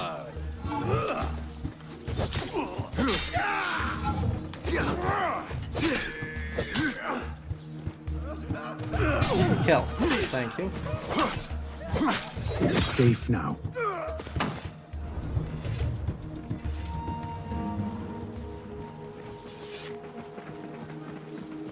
Yep, it is safe now. Just keep going. Keep going! So much when I don't take any damage though. And you have now made it over the border into Abyssinia. Some friends will meet me here. Barakallahu feek. I will write a poem in your honor. Poetry is like music to my ears. All the more so when I am the subject. Then you shall have your music. Yeah. And your valor will be remembered, long after we have both passed from this earthly existence. Yeah. Well, I mean, sorry, I have bad news. I have bad news for you in that I intend to live forever. But you know, after you have passed from this earthly existence.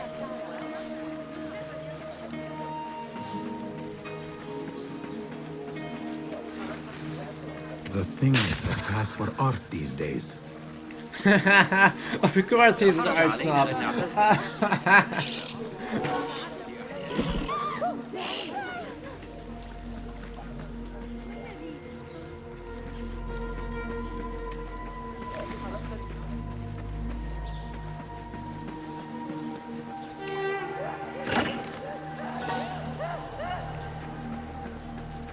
Yeah. Scream and run all you like.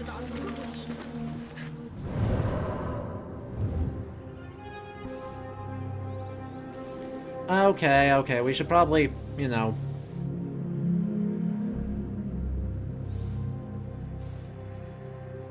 finish the thing we're supposed to do.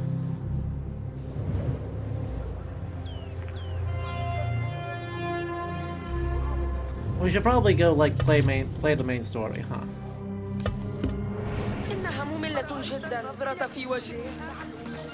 Let's go. Look, man, I decay with the telling I'm planning to time jail for 1,000 years and coming out to wear a 3 Wolves t-shirt. True.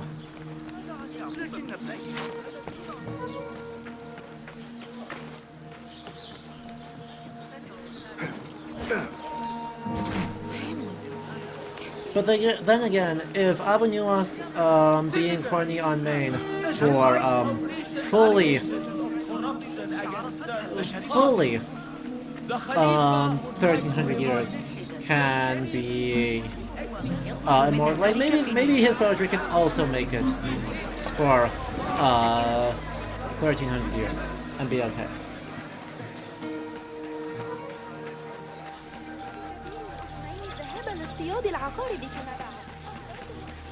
Also, what's this chest? That's only another 100 meters away. That should be easy enough to grab. Oh, it's in the prison. Never mind, we'll get it in a bit. Multitasking. How do we do it? Not like this. Hello! First time catching a stream, but you love the Stray Gods playthrough? We are happy to help you. I hope you've been enjoying AC Mirage. If you've been playing it, I hope you've been enjoying it. And if you've seen anything else of the stream so far, I hope you've been enjoying it as well. We're having a great time. We have dressed up in the worst outfit. The worst, best outfit we can have. And we're gonna go break into jail now. Hey, Falal. There it is, as cruel and unforgiving as I remember. You were once imprisoned here. Oh no, I have never been inside.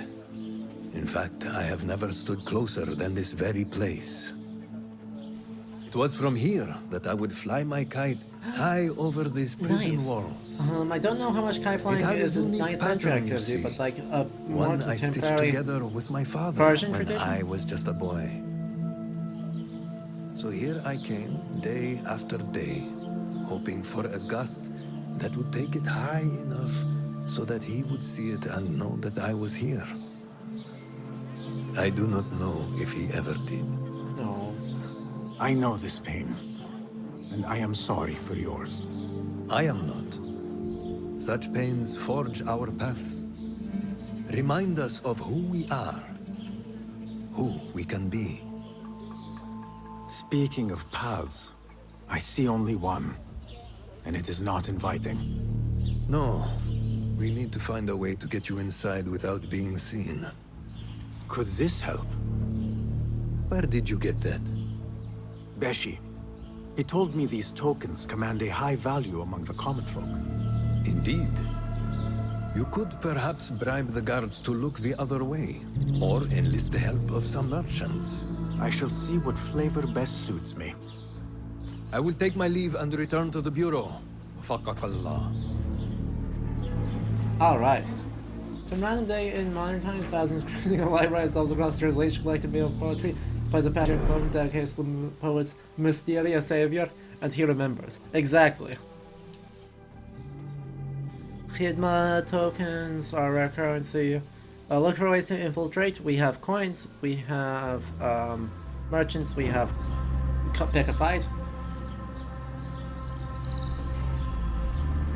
It's a not in. Oh, yep, that's what I wanted to do. Yep, not the card.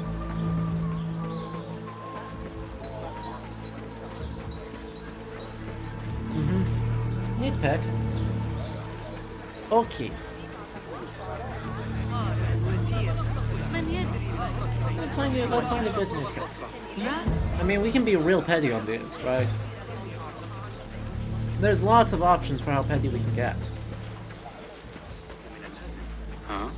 ليس حلا ذكيا على الإطلاق. ما قيمته؟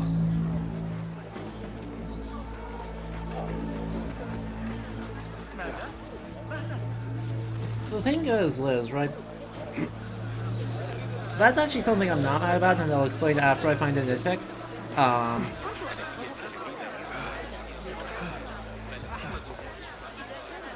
I need to find a good nitpick first.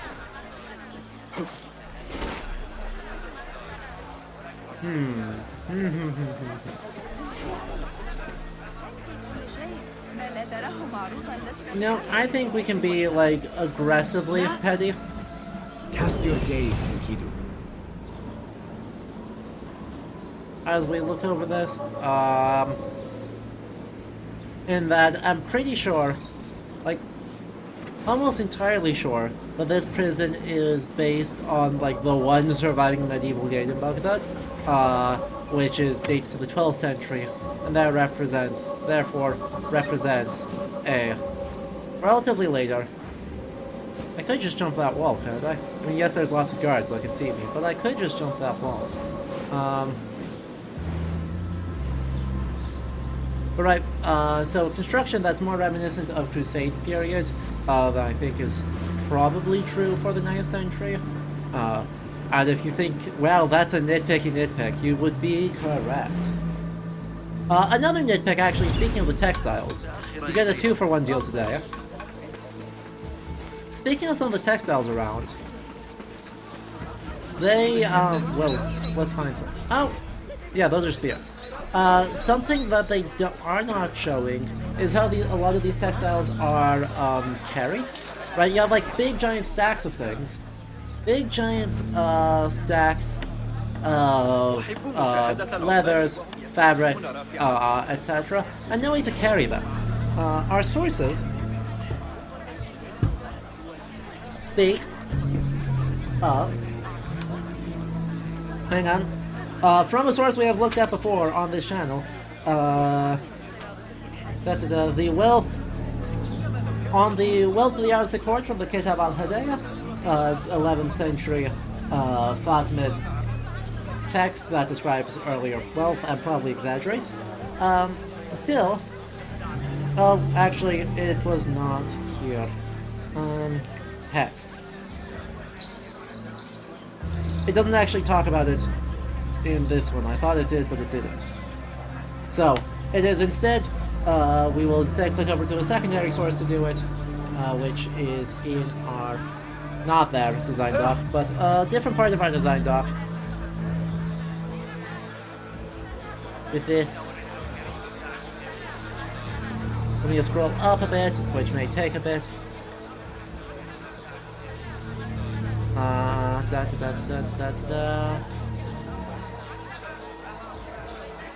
The Wazir. There it is. Al-Mulk Tafi, 92-98, left fobs, or robes, and ilmamas, numbering tens of thousands. There were 18,000 canes of out-under donaks, giant reeds, left in his store, which have been used to transport flying Muslims from Kirman. Right, so giant reed of a specific species is kind of the default thing that you use in this period to help carry textiles, and we really haven't seen any of those. They seem to just be carrying them around in their arms, which is kind of a problem. And that actually answers, right, Liz, why I think you don't see, oh, just steel textiles. Because bolts of textiles are so large, like, even if you can manage the weight as a child, you run into two different problems. One, concealing them can actually be very difficult unless you're stealing something of exorbitantly high quality that it can be small and still valuable. Two, they're very bulky, so regardless of weight, you may need to recruit a friend to, you know, hoist them up and go with them. And so, right, in the stereotypical, very literary milieu that we're operating in here, right, you don't really hear of, you hear of pickpockets a lot as part of a plague ravaging the thing, but not so much textile thieves. It's like, they turn out they're like weirdly hard to get rid of, and weirdly hard to transport. And that's why, you know, the fact that there is such an exorbitant trade of them is pretty impressive. And I love that. Lords, you are shrewd men of business. Care to hear a proposition?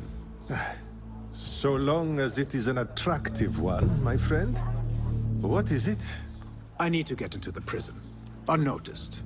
I thought perhaps you could let me pose as yes, one of your me. aides. Possibly. Yes, yes. I am going to pose as your aide. Yep. I I'm going to pose as your aide. This token, do you recognize it? Well, well. An attractive proposition Yep. indeed. Stay close to me and follow my lead.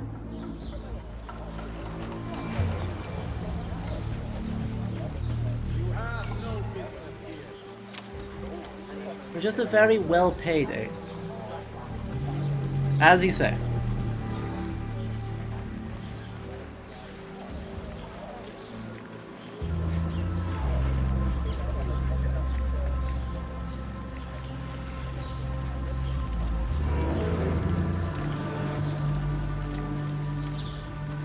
Make way! Make way! Guards, if you would please, displace yourselves. Yes, yes. We're allowed to Please, just do that? give way! Move, please! Kada! Counting flies was the most exciting thing I had today. Thank you, thank you, thank you, thank you. I shall not trouble you further. My thanks, Sadiqi.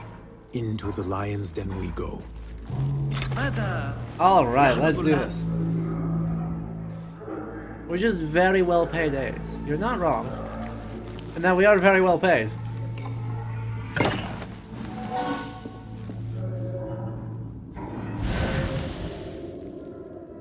Where? Oh.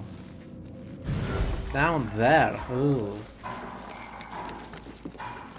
Those are some very concerning noises. True. A gate much like this one, or a prison much like this one I should say, is going to be very similar to what Almatraz eventually dies in. Spoilers, arguably, maybe, don't know. After he loses the civil war against his Turkish military officials, I've taken the ears of 7 of them. Take you out know, the as horses' happens. legs, then pick them off like these they find so delicious.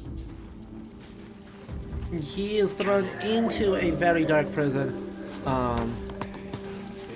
and is horribly mistreated and dies. As we saw in the codex entries, of course, for this particular prison, in fact, right, prison is one of the worst things you can do, or subject people to.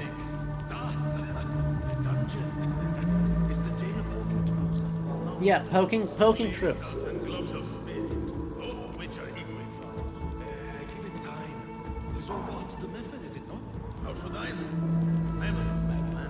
Ali has been taken somewhere beneath the prison and likely tortured. I need to hurry.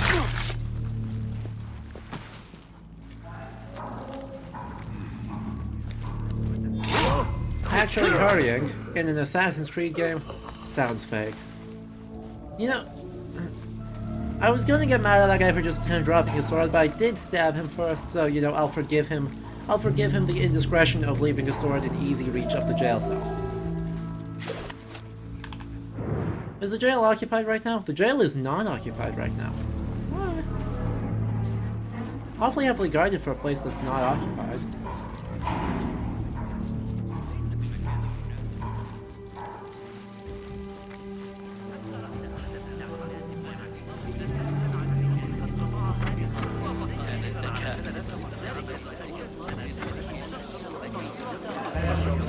Just passing through. Oh, social stealth.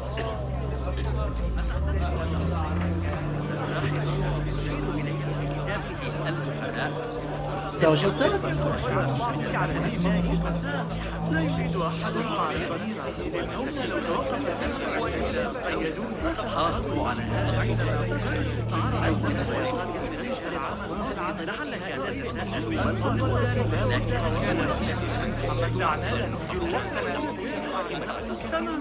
Nope, we are indistinguishable from these prisoners. Yep.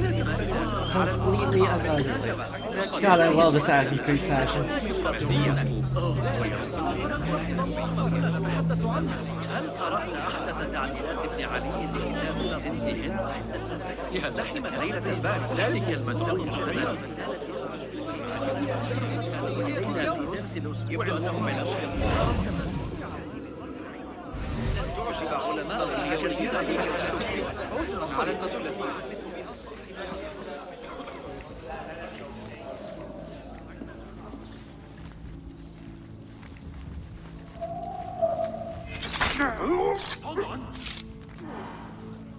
Actually, like, the fundamental silliness that you have to accept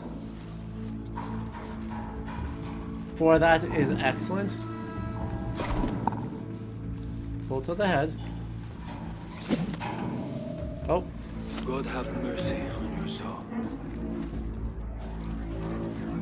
You slip. We'll be ready, of course.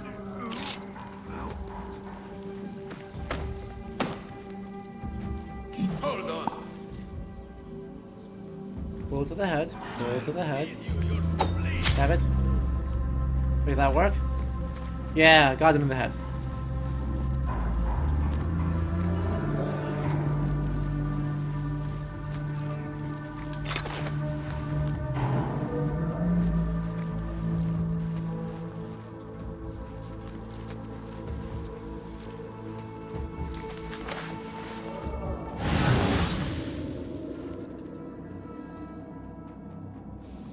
That still is farther down, actually. It's fairly well. That's.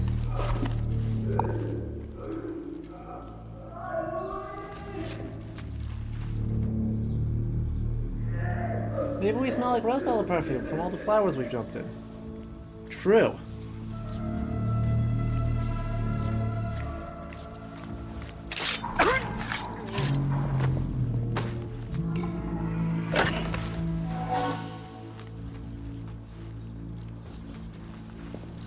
Okay, I actually do really like this space.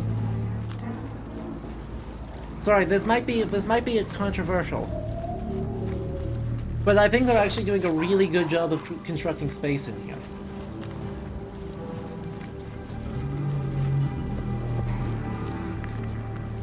Nothing to distract me from my toothache here. Oof, unlucky. I mean, I've got a solution for the toothache, but you won't like it.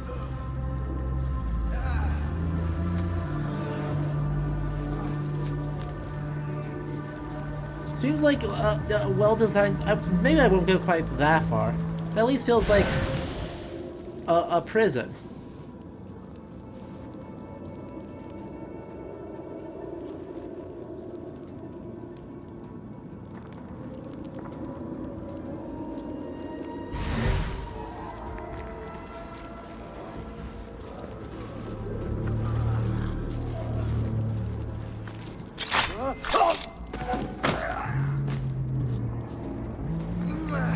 Oh, this is...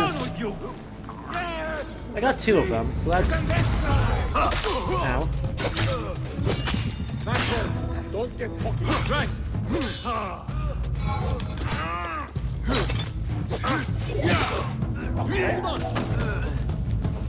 Hold on.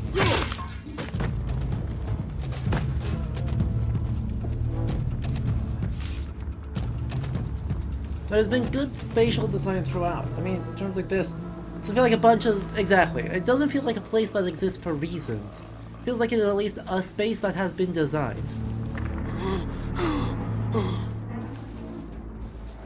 Who did this to you? Actual latrines. Jailer. Where is he? With another. Beneath us. Death will come for him soon. He may be speaking of Ali. I pray I am not too late. Like, hang on. Like, they actually have something, right? That this is a guard space. That's just like a social space, and so these people aren't on alert. Hanging out. Right, hanging out. Not really on alert. Have a nice bit of privacy. They've got latrines over there that are cordoned off, and some people have a bad time, but... Right, they're not necessarily always inhabiting the space in a way that feels very true. Is evil. Do not lose hope. That is what the jailer wants. He wants to break us. Oh, he already has. But, They at least, you know, Savagery everywhere. seems like they exist. Butcher's yard.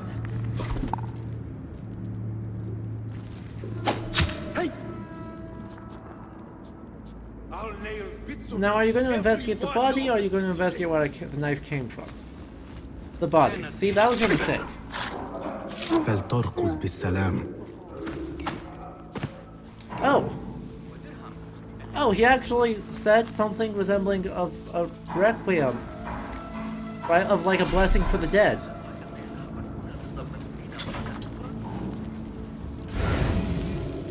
Right? I think it was be at peace. Or something similar.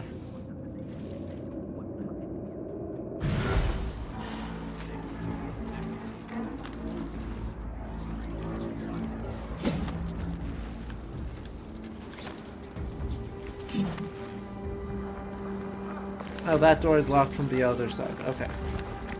This is locked. This is locked. This just goes back down. I mean, it's not technically different than Ezio saying Requiescat in Pace. But it's one of those small details that I continuously do enjoy when they do. Like, they acknowledge, you know, there's not pleasure. Unlike Eivor, right, we don't necessarily enjoy doing this. It's our job. You know, 9 to 5, 5 days a week. Full of science we don't understand.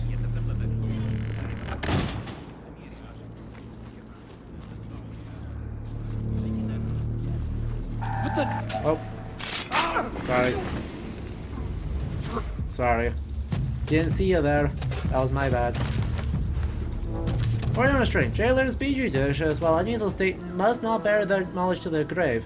Every tortured martyr's wail is a clarion call. You must attack their skulking sympathizers, not summon more from the shadows through wanton brutality. Close in everywhere you can. Be as the Uyun, the eyes of the Caliphate. Do not let bloodlust blind the body you serve. Muhammad ibn Tahir. So, Muhammad ibn Tahir is the governor of Baghdad in this period. He is, as his, you know, his patronymic might suggest, Tahirid.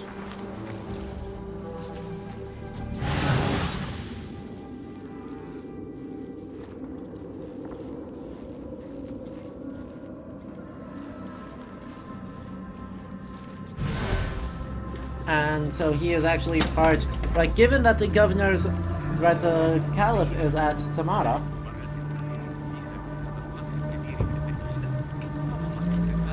someone's got to be in charge of the province of Baghdad, and that someone is, in this year, Muhammad. His brother Suleiman will, at other times in the next few years, also be in charge.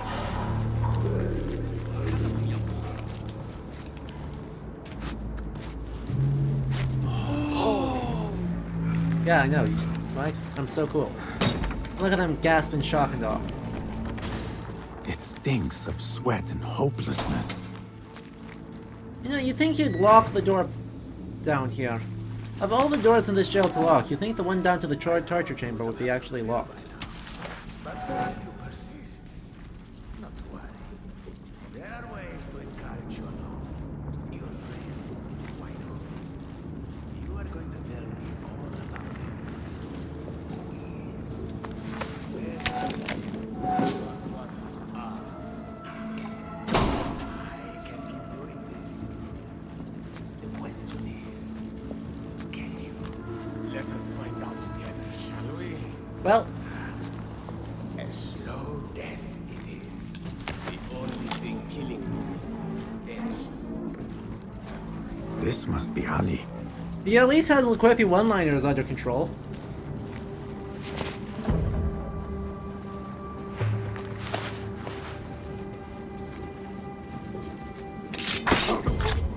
I assume you've got the... Oh, I skipped the line. Either that or there was just a weird glitch. Hopefully it was not. I accidentally skipped. And you are? Basim, friend to Noor. Let us save the details for another time. We need to get you out of here. Slow yourself, ya Azizi. We cannot leave, not yet. I need to get into the guards' quarters. Oh? What for? It is Al-Ghul you are after, is it not? The guards of this prison serve him. They take shifts escorting This man groups got of the drip, prisoners though. to dig sites under the cover of night. If we can find their orders, we may know where Al-Ghul is Also, these going dig sites next. should be, I mean, Is obviously that they're reasonable? fantasy, but why aren't they Stay to close to Basra? me. Stay Or low, in and do not- Tesfa? Oh, come, Basim. I know how to defend myself. Really? What with? How about the mace I just stole? Let's try not to get in each other's way.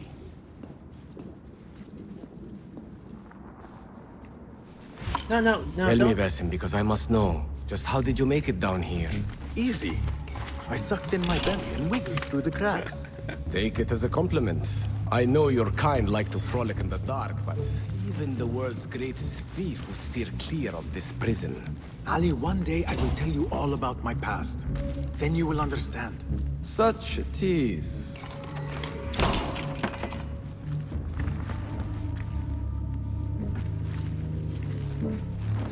I enjoy this greatly.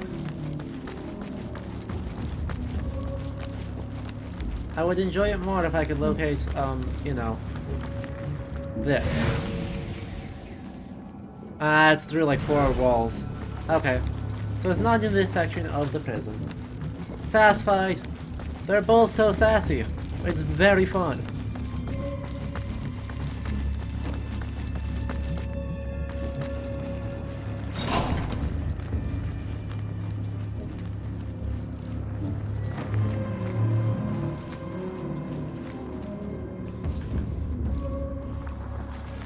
There is something to be enjoyed about how, like,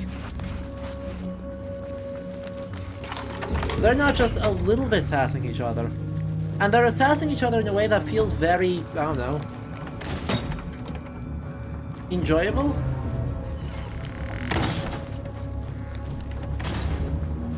Not made up? They're sassing each other that feels very not made up. That feels very much like, they're both just like this.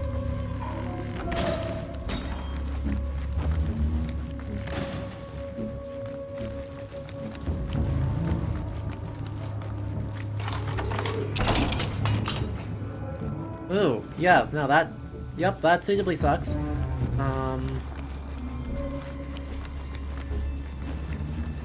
Well, I won't be here. Yoink. The guard's room is through that door. There they are! Quickly!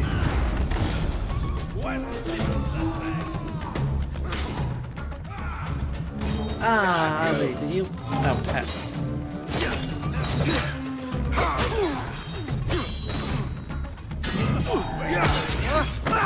Meet your god!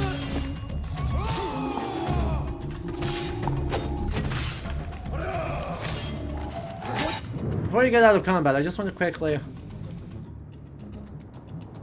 Okay. I will accept this sword.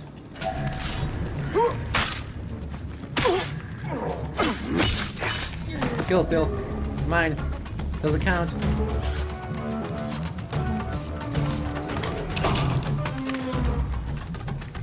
I believe that's 3 for me and 0 for Ali.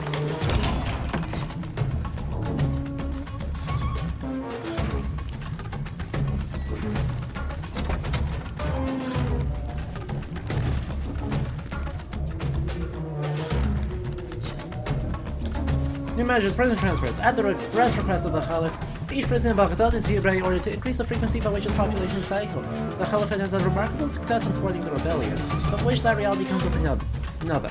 Other numbers within the prisons swell. This measure is a prudent one, aimed at stopping any attempt at an organized uprising.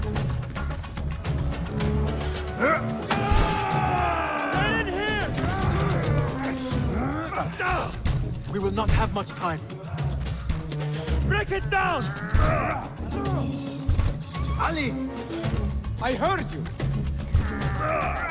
Over there, by the armor!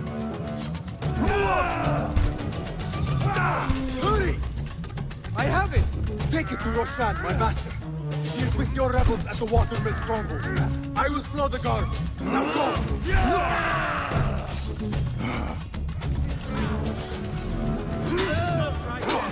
By slow the guards, you mean?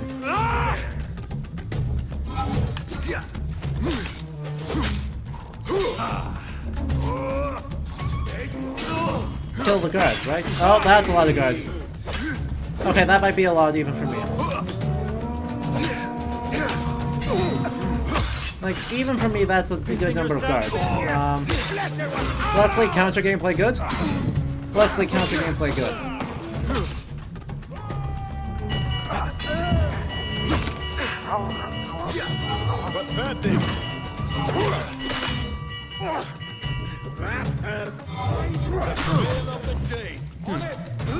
Maybe I should just leave.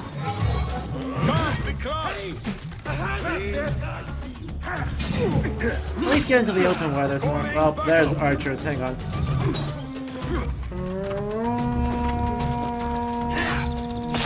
Ow.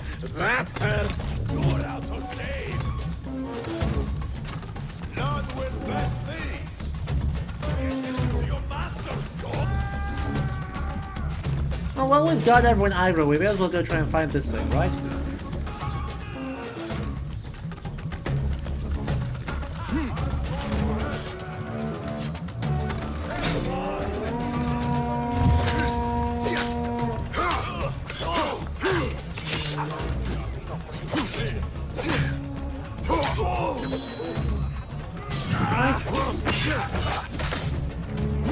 I'll have to try harder than that.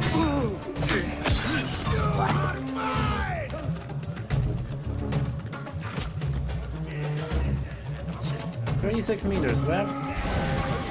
Down. Okay, over there and down. Come on, up, up. Let's talk. There you are.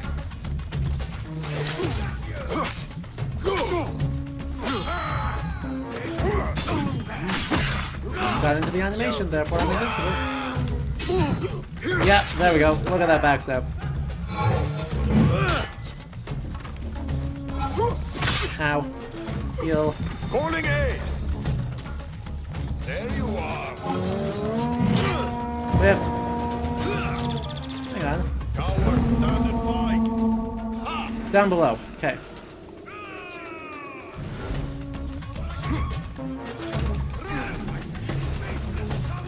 Which is Bard. Ow. Yeah, nice hit.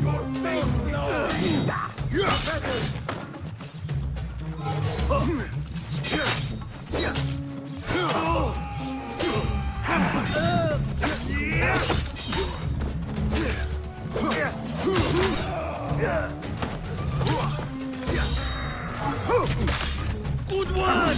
Getting tired? You're raven face. Stitching yourself yet?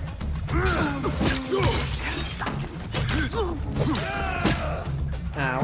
I'm out of elixirs. I need to move relatively fast.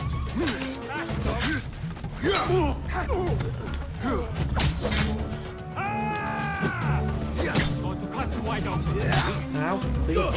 Hit both of them, please. Oh heck. Can't do that. Also, you. I need you to stop. Get away from me!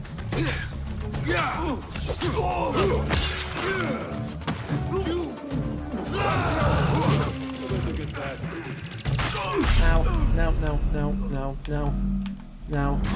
Oh.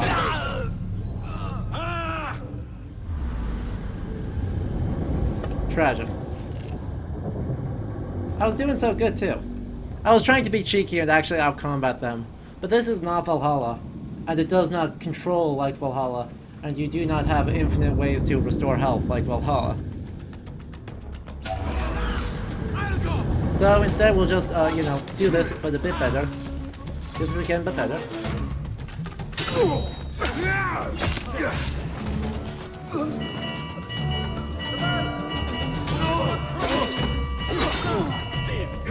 That was generous. Hold him on. Should not have given me that, but that's okay.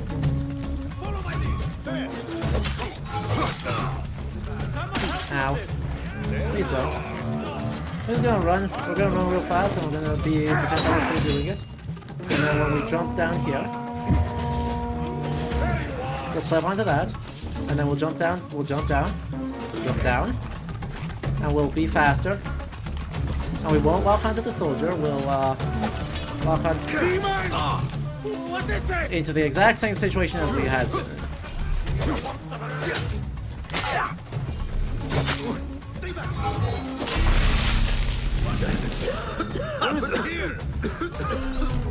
Where is it coming from? What the hell? No! What's going on? Get over here and help me! Come on,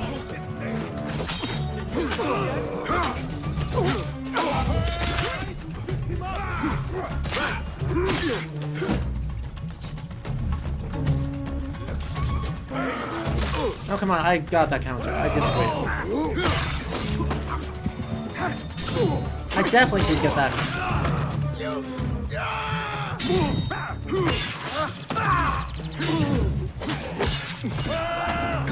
You die now! You get that shit either!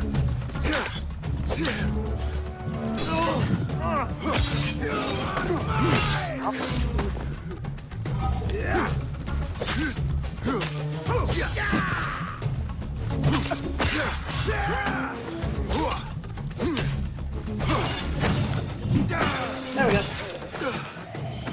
Shame they can't friendly fire. Very true.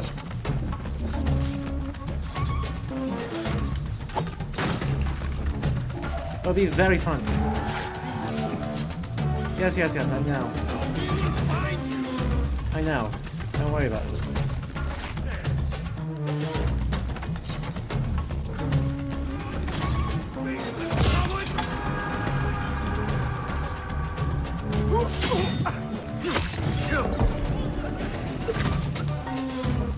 Don't worry about it. Mirage Uprising Sword upgrade schematic. I appreciate that there's a very limited number.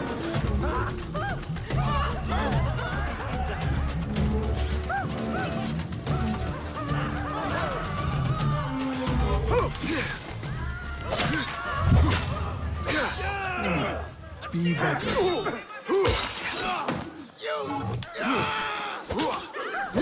A very limited number of these.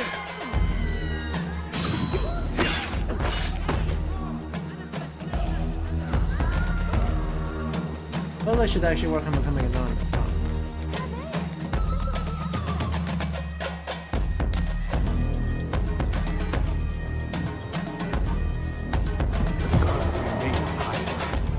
Until I change that, I should not regroup with Ali. The risk is too great. I do seem to be a bit, you know, under attack.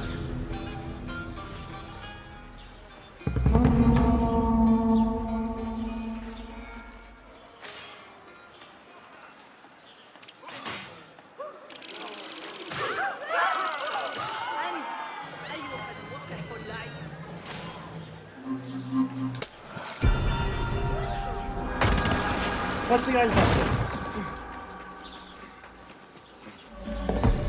Come on, what is it? I hear you that I've got enough, but I want to know what I'm gonna get.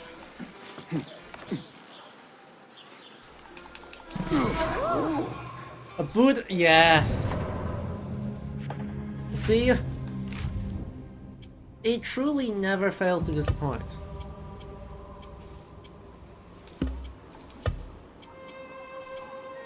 A Buddhist ornament votive plaque. An ornamental plaque used in ceremonies to offer prayers to express gratitude. This one was made during the Chinese Tang Dynasty and features numerous Buddhas. These tablets were brought to sacred caves and shrines as acts of merit and left at this location. That's 3 for 3. يجب التنوع في أسواق الكرخ. هناك فرص. They are looking for me. الفعاليين يشكلون What's up, gang? It's not nothing. See? It's unimportant. Obviously.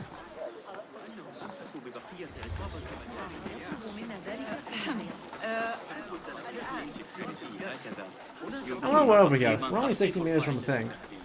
Oh, heck yeah, exactly. Right, well, that's another thing, right, that this game is shockingly soap boilers. Wait, that's such a cool example of a thing. Wait, that's such a cool example of like an industry. You're like, oh, there's factories. I go, what do you mean by factories? But no, it means a tannery.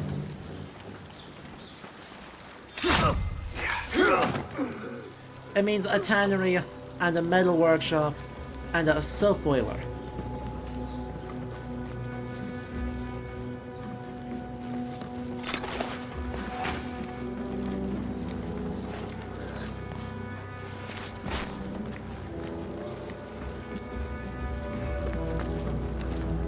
And like, what historical games observe soap as a thing that you need to boil?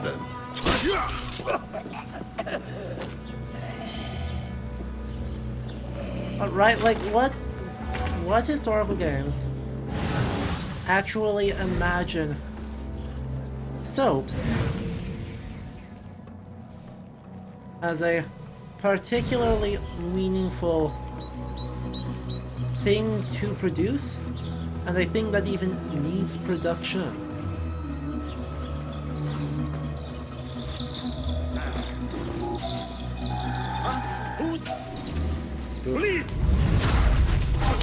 Sorry. Come on.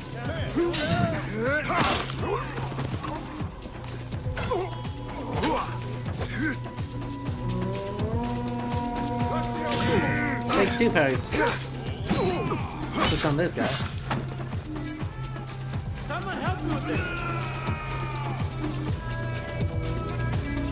Oh heck, that wasn't a good parry.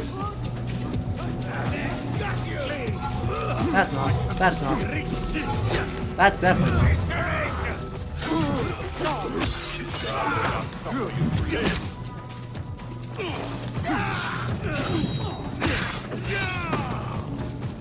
I do wish you'd like run away though, because like you don't have to be like this.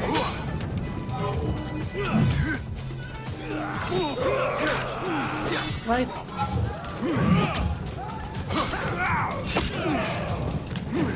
They're both armored. Well, that's bad.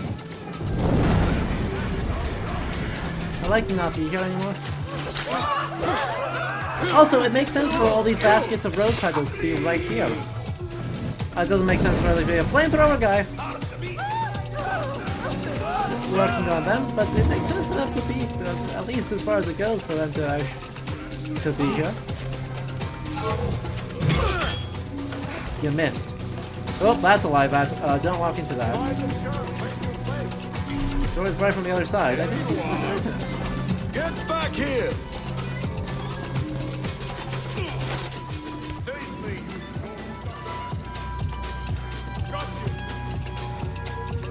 Did you look up? Damn it. Of course you did.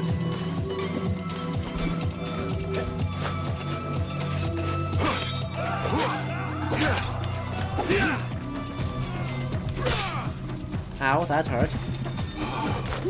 Wait, that's... Ow, ow, ow, ow, ow.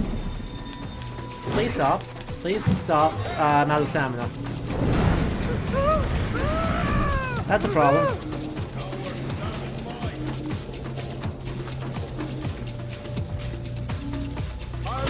Ah, I did parry that. So that's fine.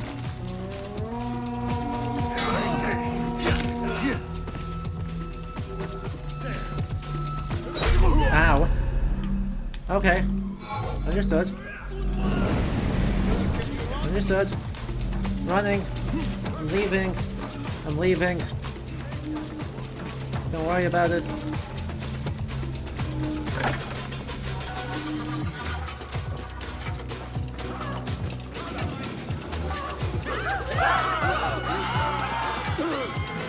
Yes, don't worry about it. Okay? I'm leaving. I have left. I'm going now. Goodbye.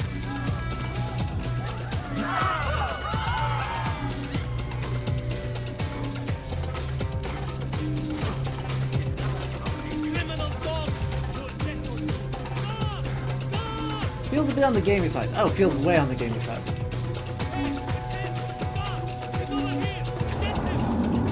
Are you kidding me? Way on the gaming side. That's okay. Alright. The cats don't judge me, right? Right, kitties? Right. Yeah, that's what I thought.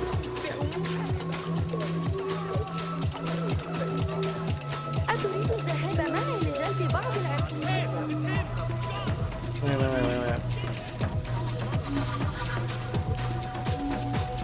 Okay, so just a quick thing. I adore the fact that when we're looking at the wanted posters, or when we've got to deal with wanted posters, that people are actually looking at them, that they're actually engaging with them, and that guards actually notice. That's not a history like I adore that, that's just a gameplay, like, that's real cool. That's real cool, that feels good.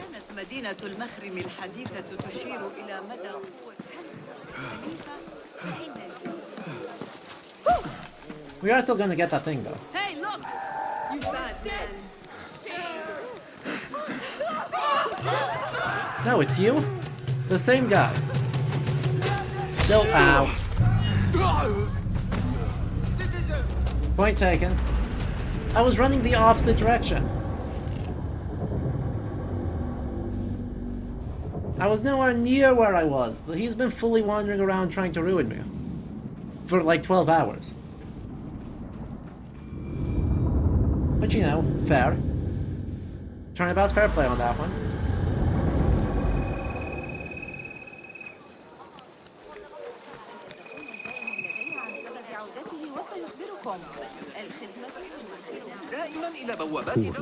Hopefully I didn't actually lose much progress on this time.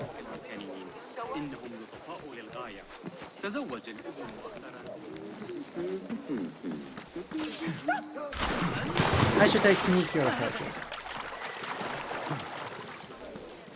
Yeah, I think that guy with the sword and dagger is the guy. I think that is the guy who hunts me down. Yeah, because he wasn't there originally. He like spawned in mid-fight. Shush. Better keep a low profile. See? Shush.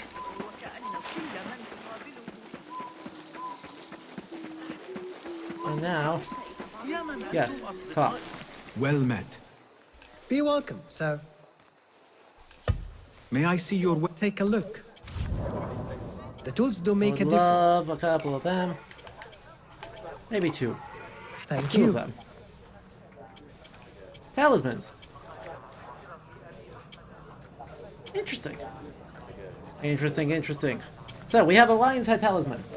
The talisman inlaid with garnet evokes the legend of Rostam, a heroic legend in Persian mythology. His exploits are chronicled in the Shahnameh, or the Epic of Kings. Scarab Talisman. This talisman is sculpted in the shape of a scarab beetle. The scarab features predominantly in the iconography of Egypt, the ancestral home of the Hidden Ones. The dazzling talisman is laden with gold and gems and proudly declaims the wealth of its wearer to the world. Let's get the Shahnameh one. Got what you needed? Yes, in point of fact. You're standing a bit too close to me, see you later. but you got it. Please go with... The quick refill option is super nice. Like, objectively, very nice. Enjoy it. Does it do anything? Oh, it's just cosmetic. Wait, it's purely a cosmetic thing for another, like, we've got something jangling around with us now.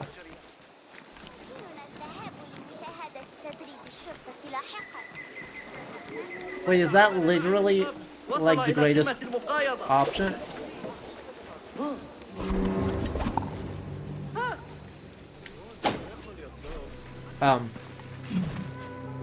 Well, interesting.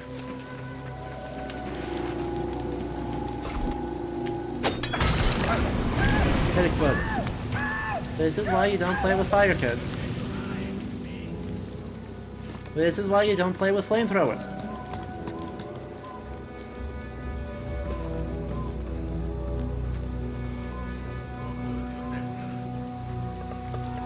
Frankly,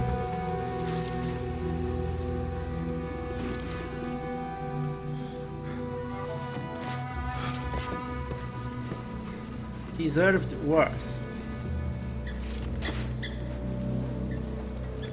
Now the question... Oh. That's what I was missing. The question is, what was I missing? And the answer is the upgrading schematics for the sword again. Which is great. Now that we've got all those, let's get the heck out of here. Because we are not close to the last history. That's out here. And we're not close to here. So, oh, I need to get out of a restricted area, huh? Let's try that again. Let's try that again. Yeah, it does appear to be purely cosmetic, and frankly, that's actually the best case scenario. Like, I don't know what else to...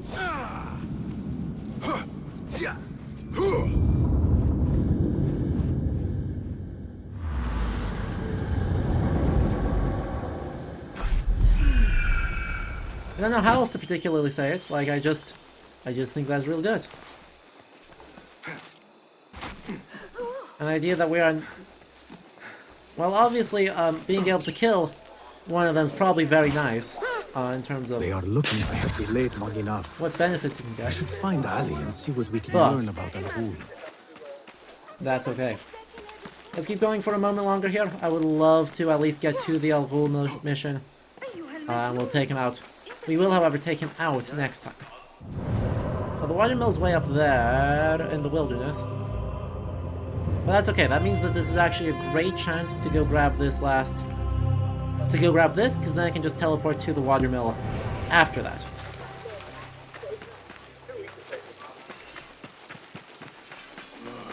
Nothing much ever happens here. So we'll just let that go. Huh? You just need to sneeze, exactly. We think a lot of things in this game are neat.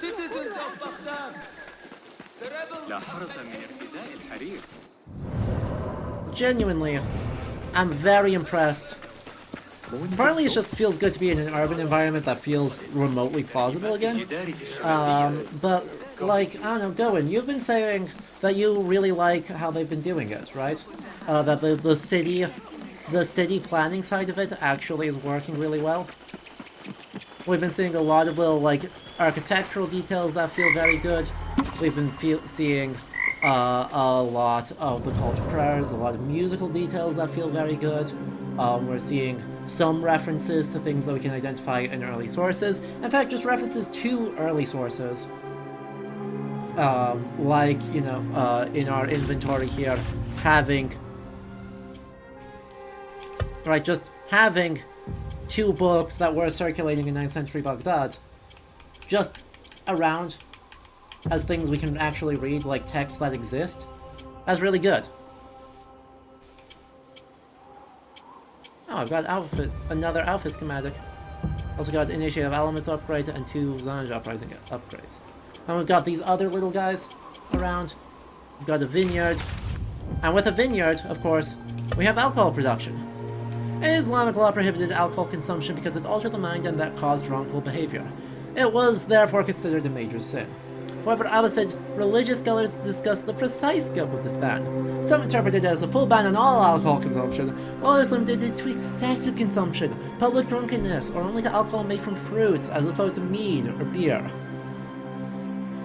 In practice, alcohol is nonetheless consumed, as proved by numerous accounts and drinking vessels. Including one pictured here, whose inscription reads, "Drink, blessings from God to the owner of the goblet." Alcohol was even a major topic of poetry in a genre of literary works called the Khamriyat, which is dedicated to the praise of wine, intoxication, and pleasures of the table. Also has a very related genre about sex. Just as a heads up. Right? Like, food, drunkenness, and sex are like a tripartite set of pleasures in, I know, Iberian poetry, and I think across medieval Islam. These accounts establish that alcohol was consumed at every level of society. Abu Nuwas actually does a lot of the sex. Is like the hero of the sexy poetry account, including suggesting to one young lady that she should fuck him instead of going on Hajj, and that those two are equivalent.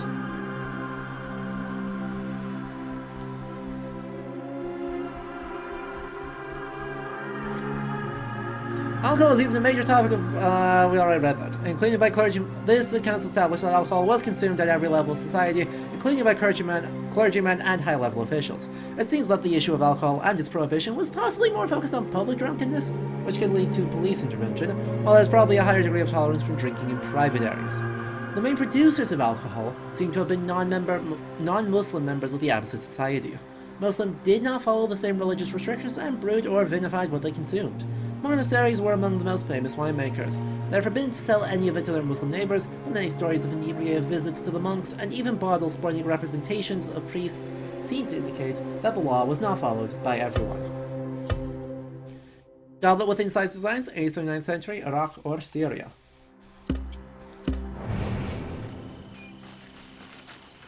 Even with the compromise you have to make in games, wider spaces for camera and compression, we even gain the sense of neighborhood structure and these more intimate spaces away from the thoroughfare. Actually, meaningful different workshops, different other things, etc. And Omar Khayyam is another great example of this triple affection of food, drink, and sex. Absolutely.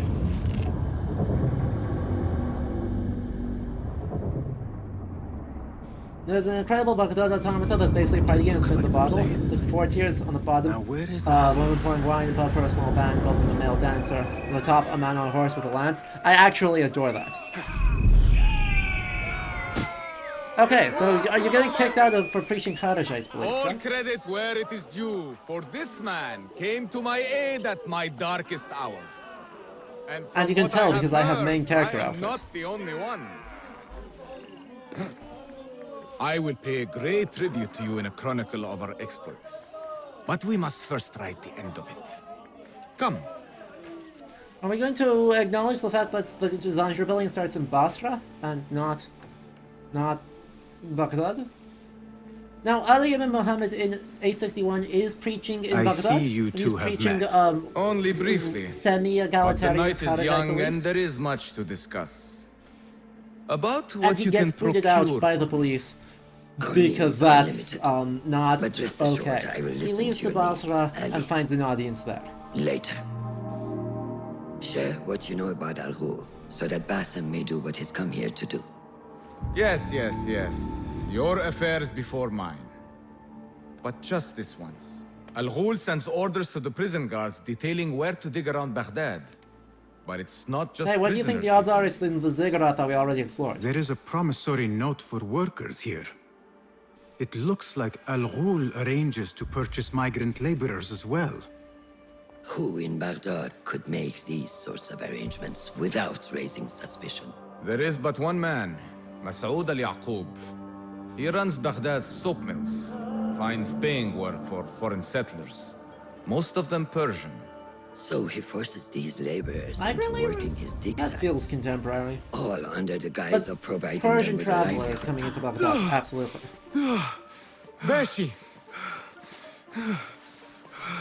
He tracked down one of Al-Ghul's dig sites, posed as a prisoner.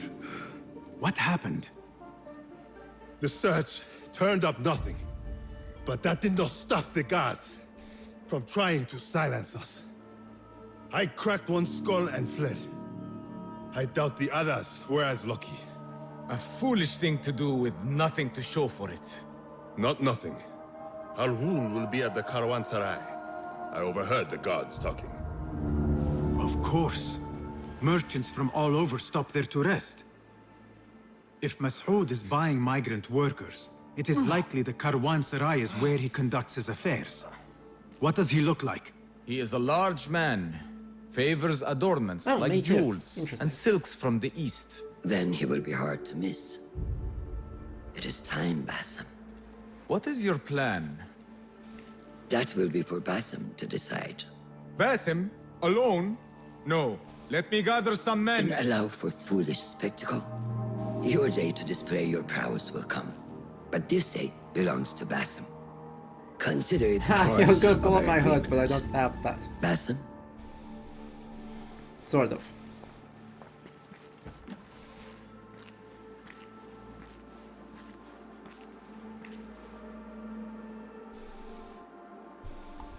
I am ready. Then walk with me. Yeah. Let's go. And by let's go, I mean... Come! Let's go... next time. This is where we're going to pick up tomorrow. And here's the deal. Alright, tomorrow and Monday, we are going to be streaming in 2 blocks. So I'll see you all tomorrow morning for a sort of morning, early afternoon block. Then we're going to break for lunch. And then we're going to come back and we're going to play more of this. So it's going to be like a total of about 8 to 9 hours per day live here on the internet, but in 2 chunks. So, if you enjoyed this, make sure you're followed to be notified when that happens. For both of those. Because I may not be able to post all the things and all the places on the second go around. But also, if you want to support the channel and understand that like 9 hours is a lot of time, and support that, consider subscribing, because all subs, gift subs, and cheer bits just go back into the channel to make all of this continue to be possible. Big thank you all to everyone who joined me, and of course big thank you to Blue for joining us earlier today.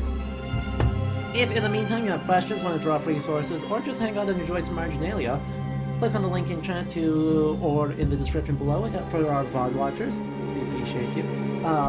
For our Discord, and head over to Patreon for another way to support me if you don't like giving Jeff Bezos money, which is frankly fair and reasonable. Thank y'all for tuning in.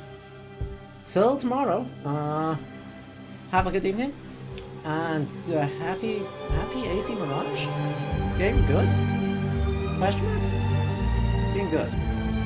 I'm excited to see what happens next. Alright. Bye for now.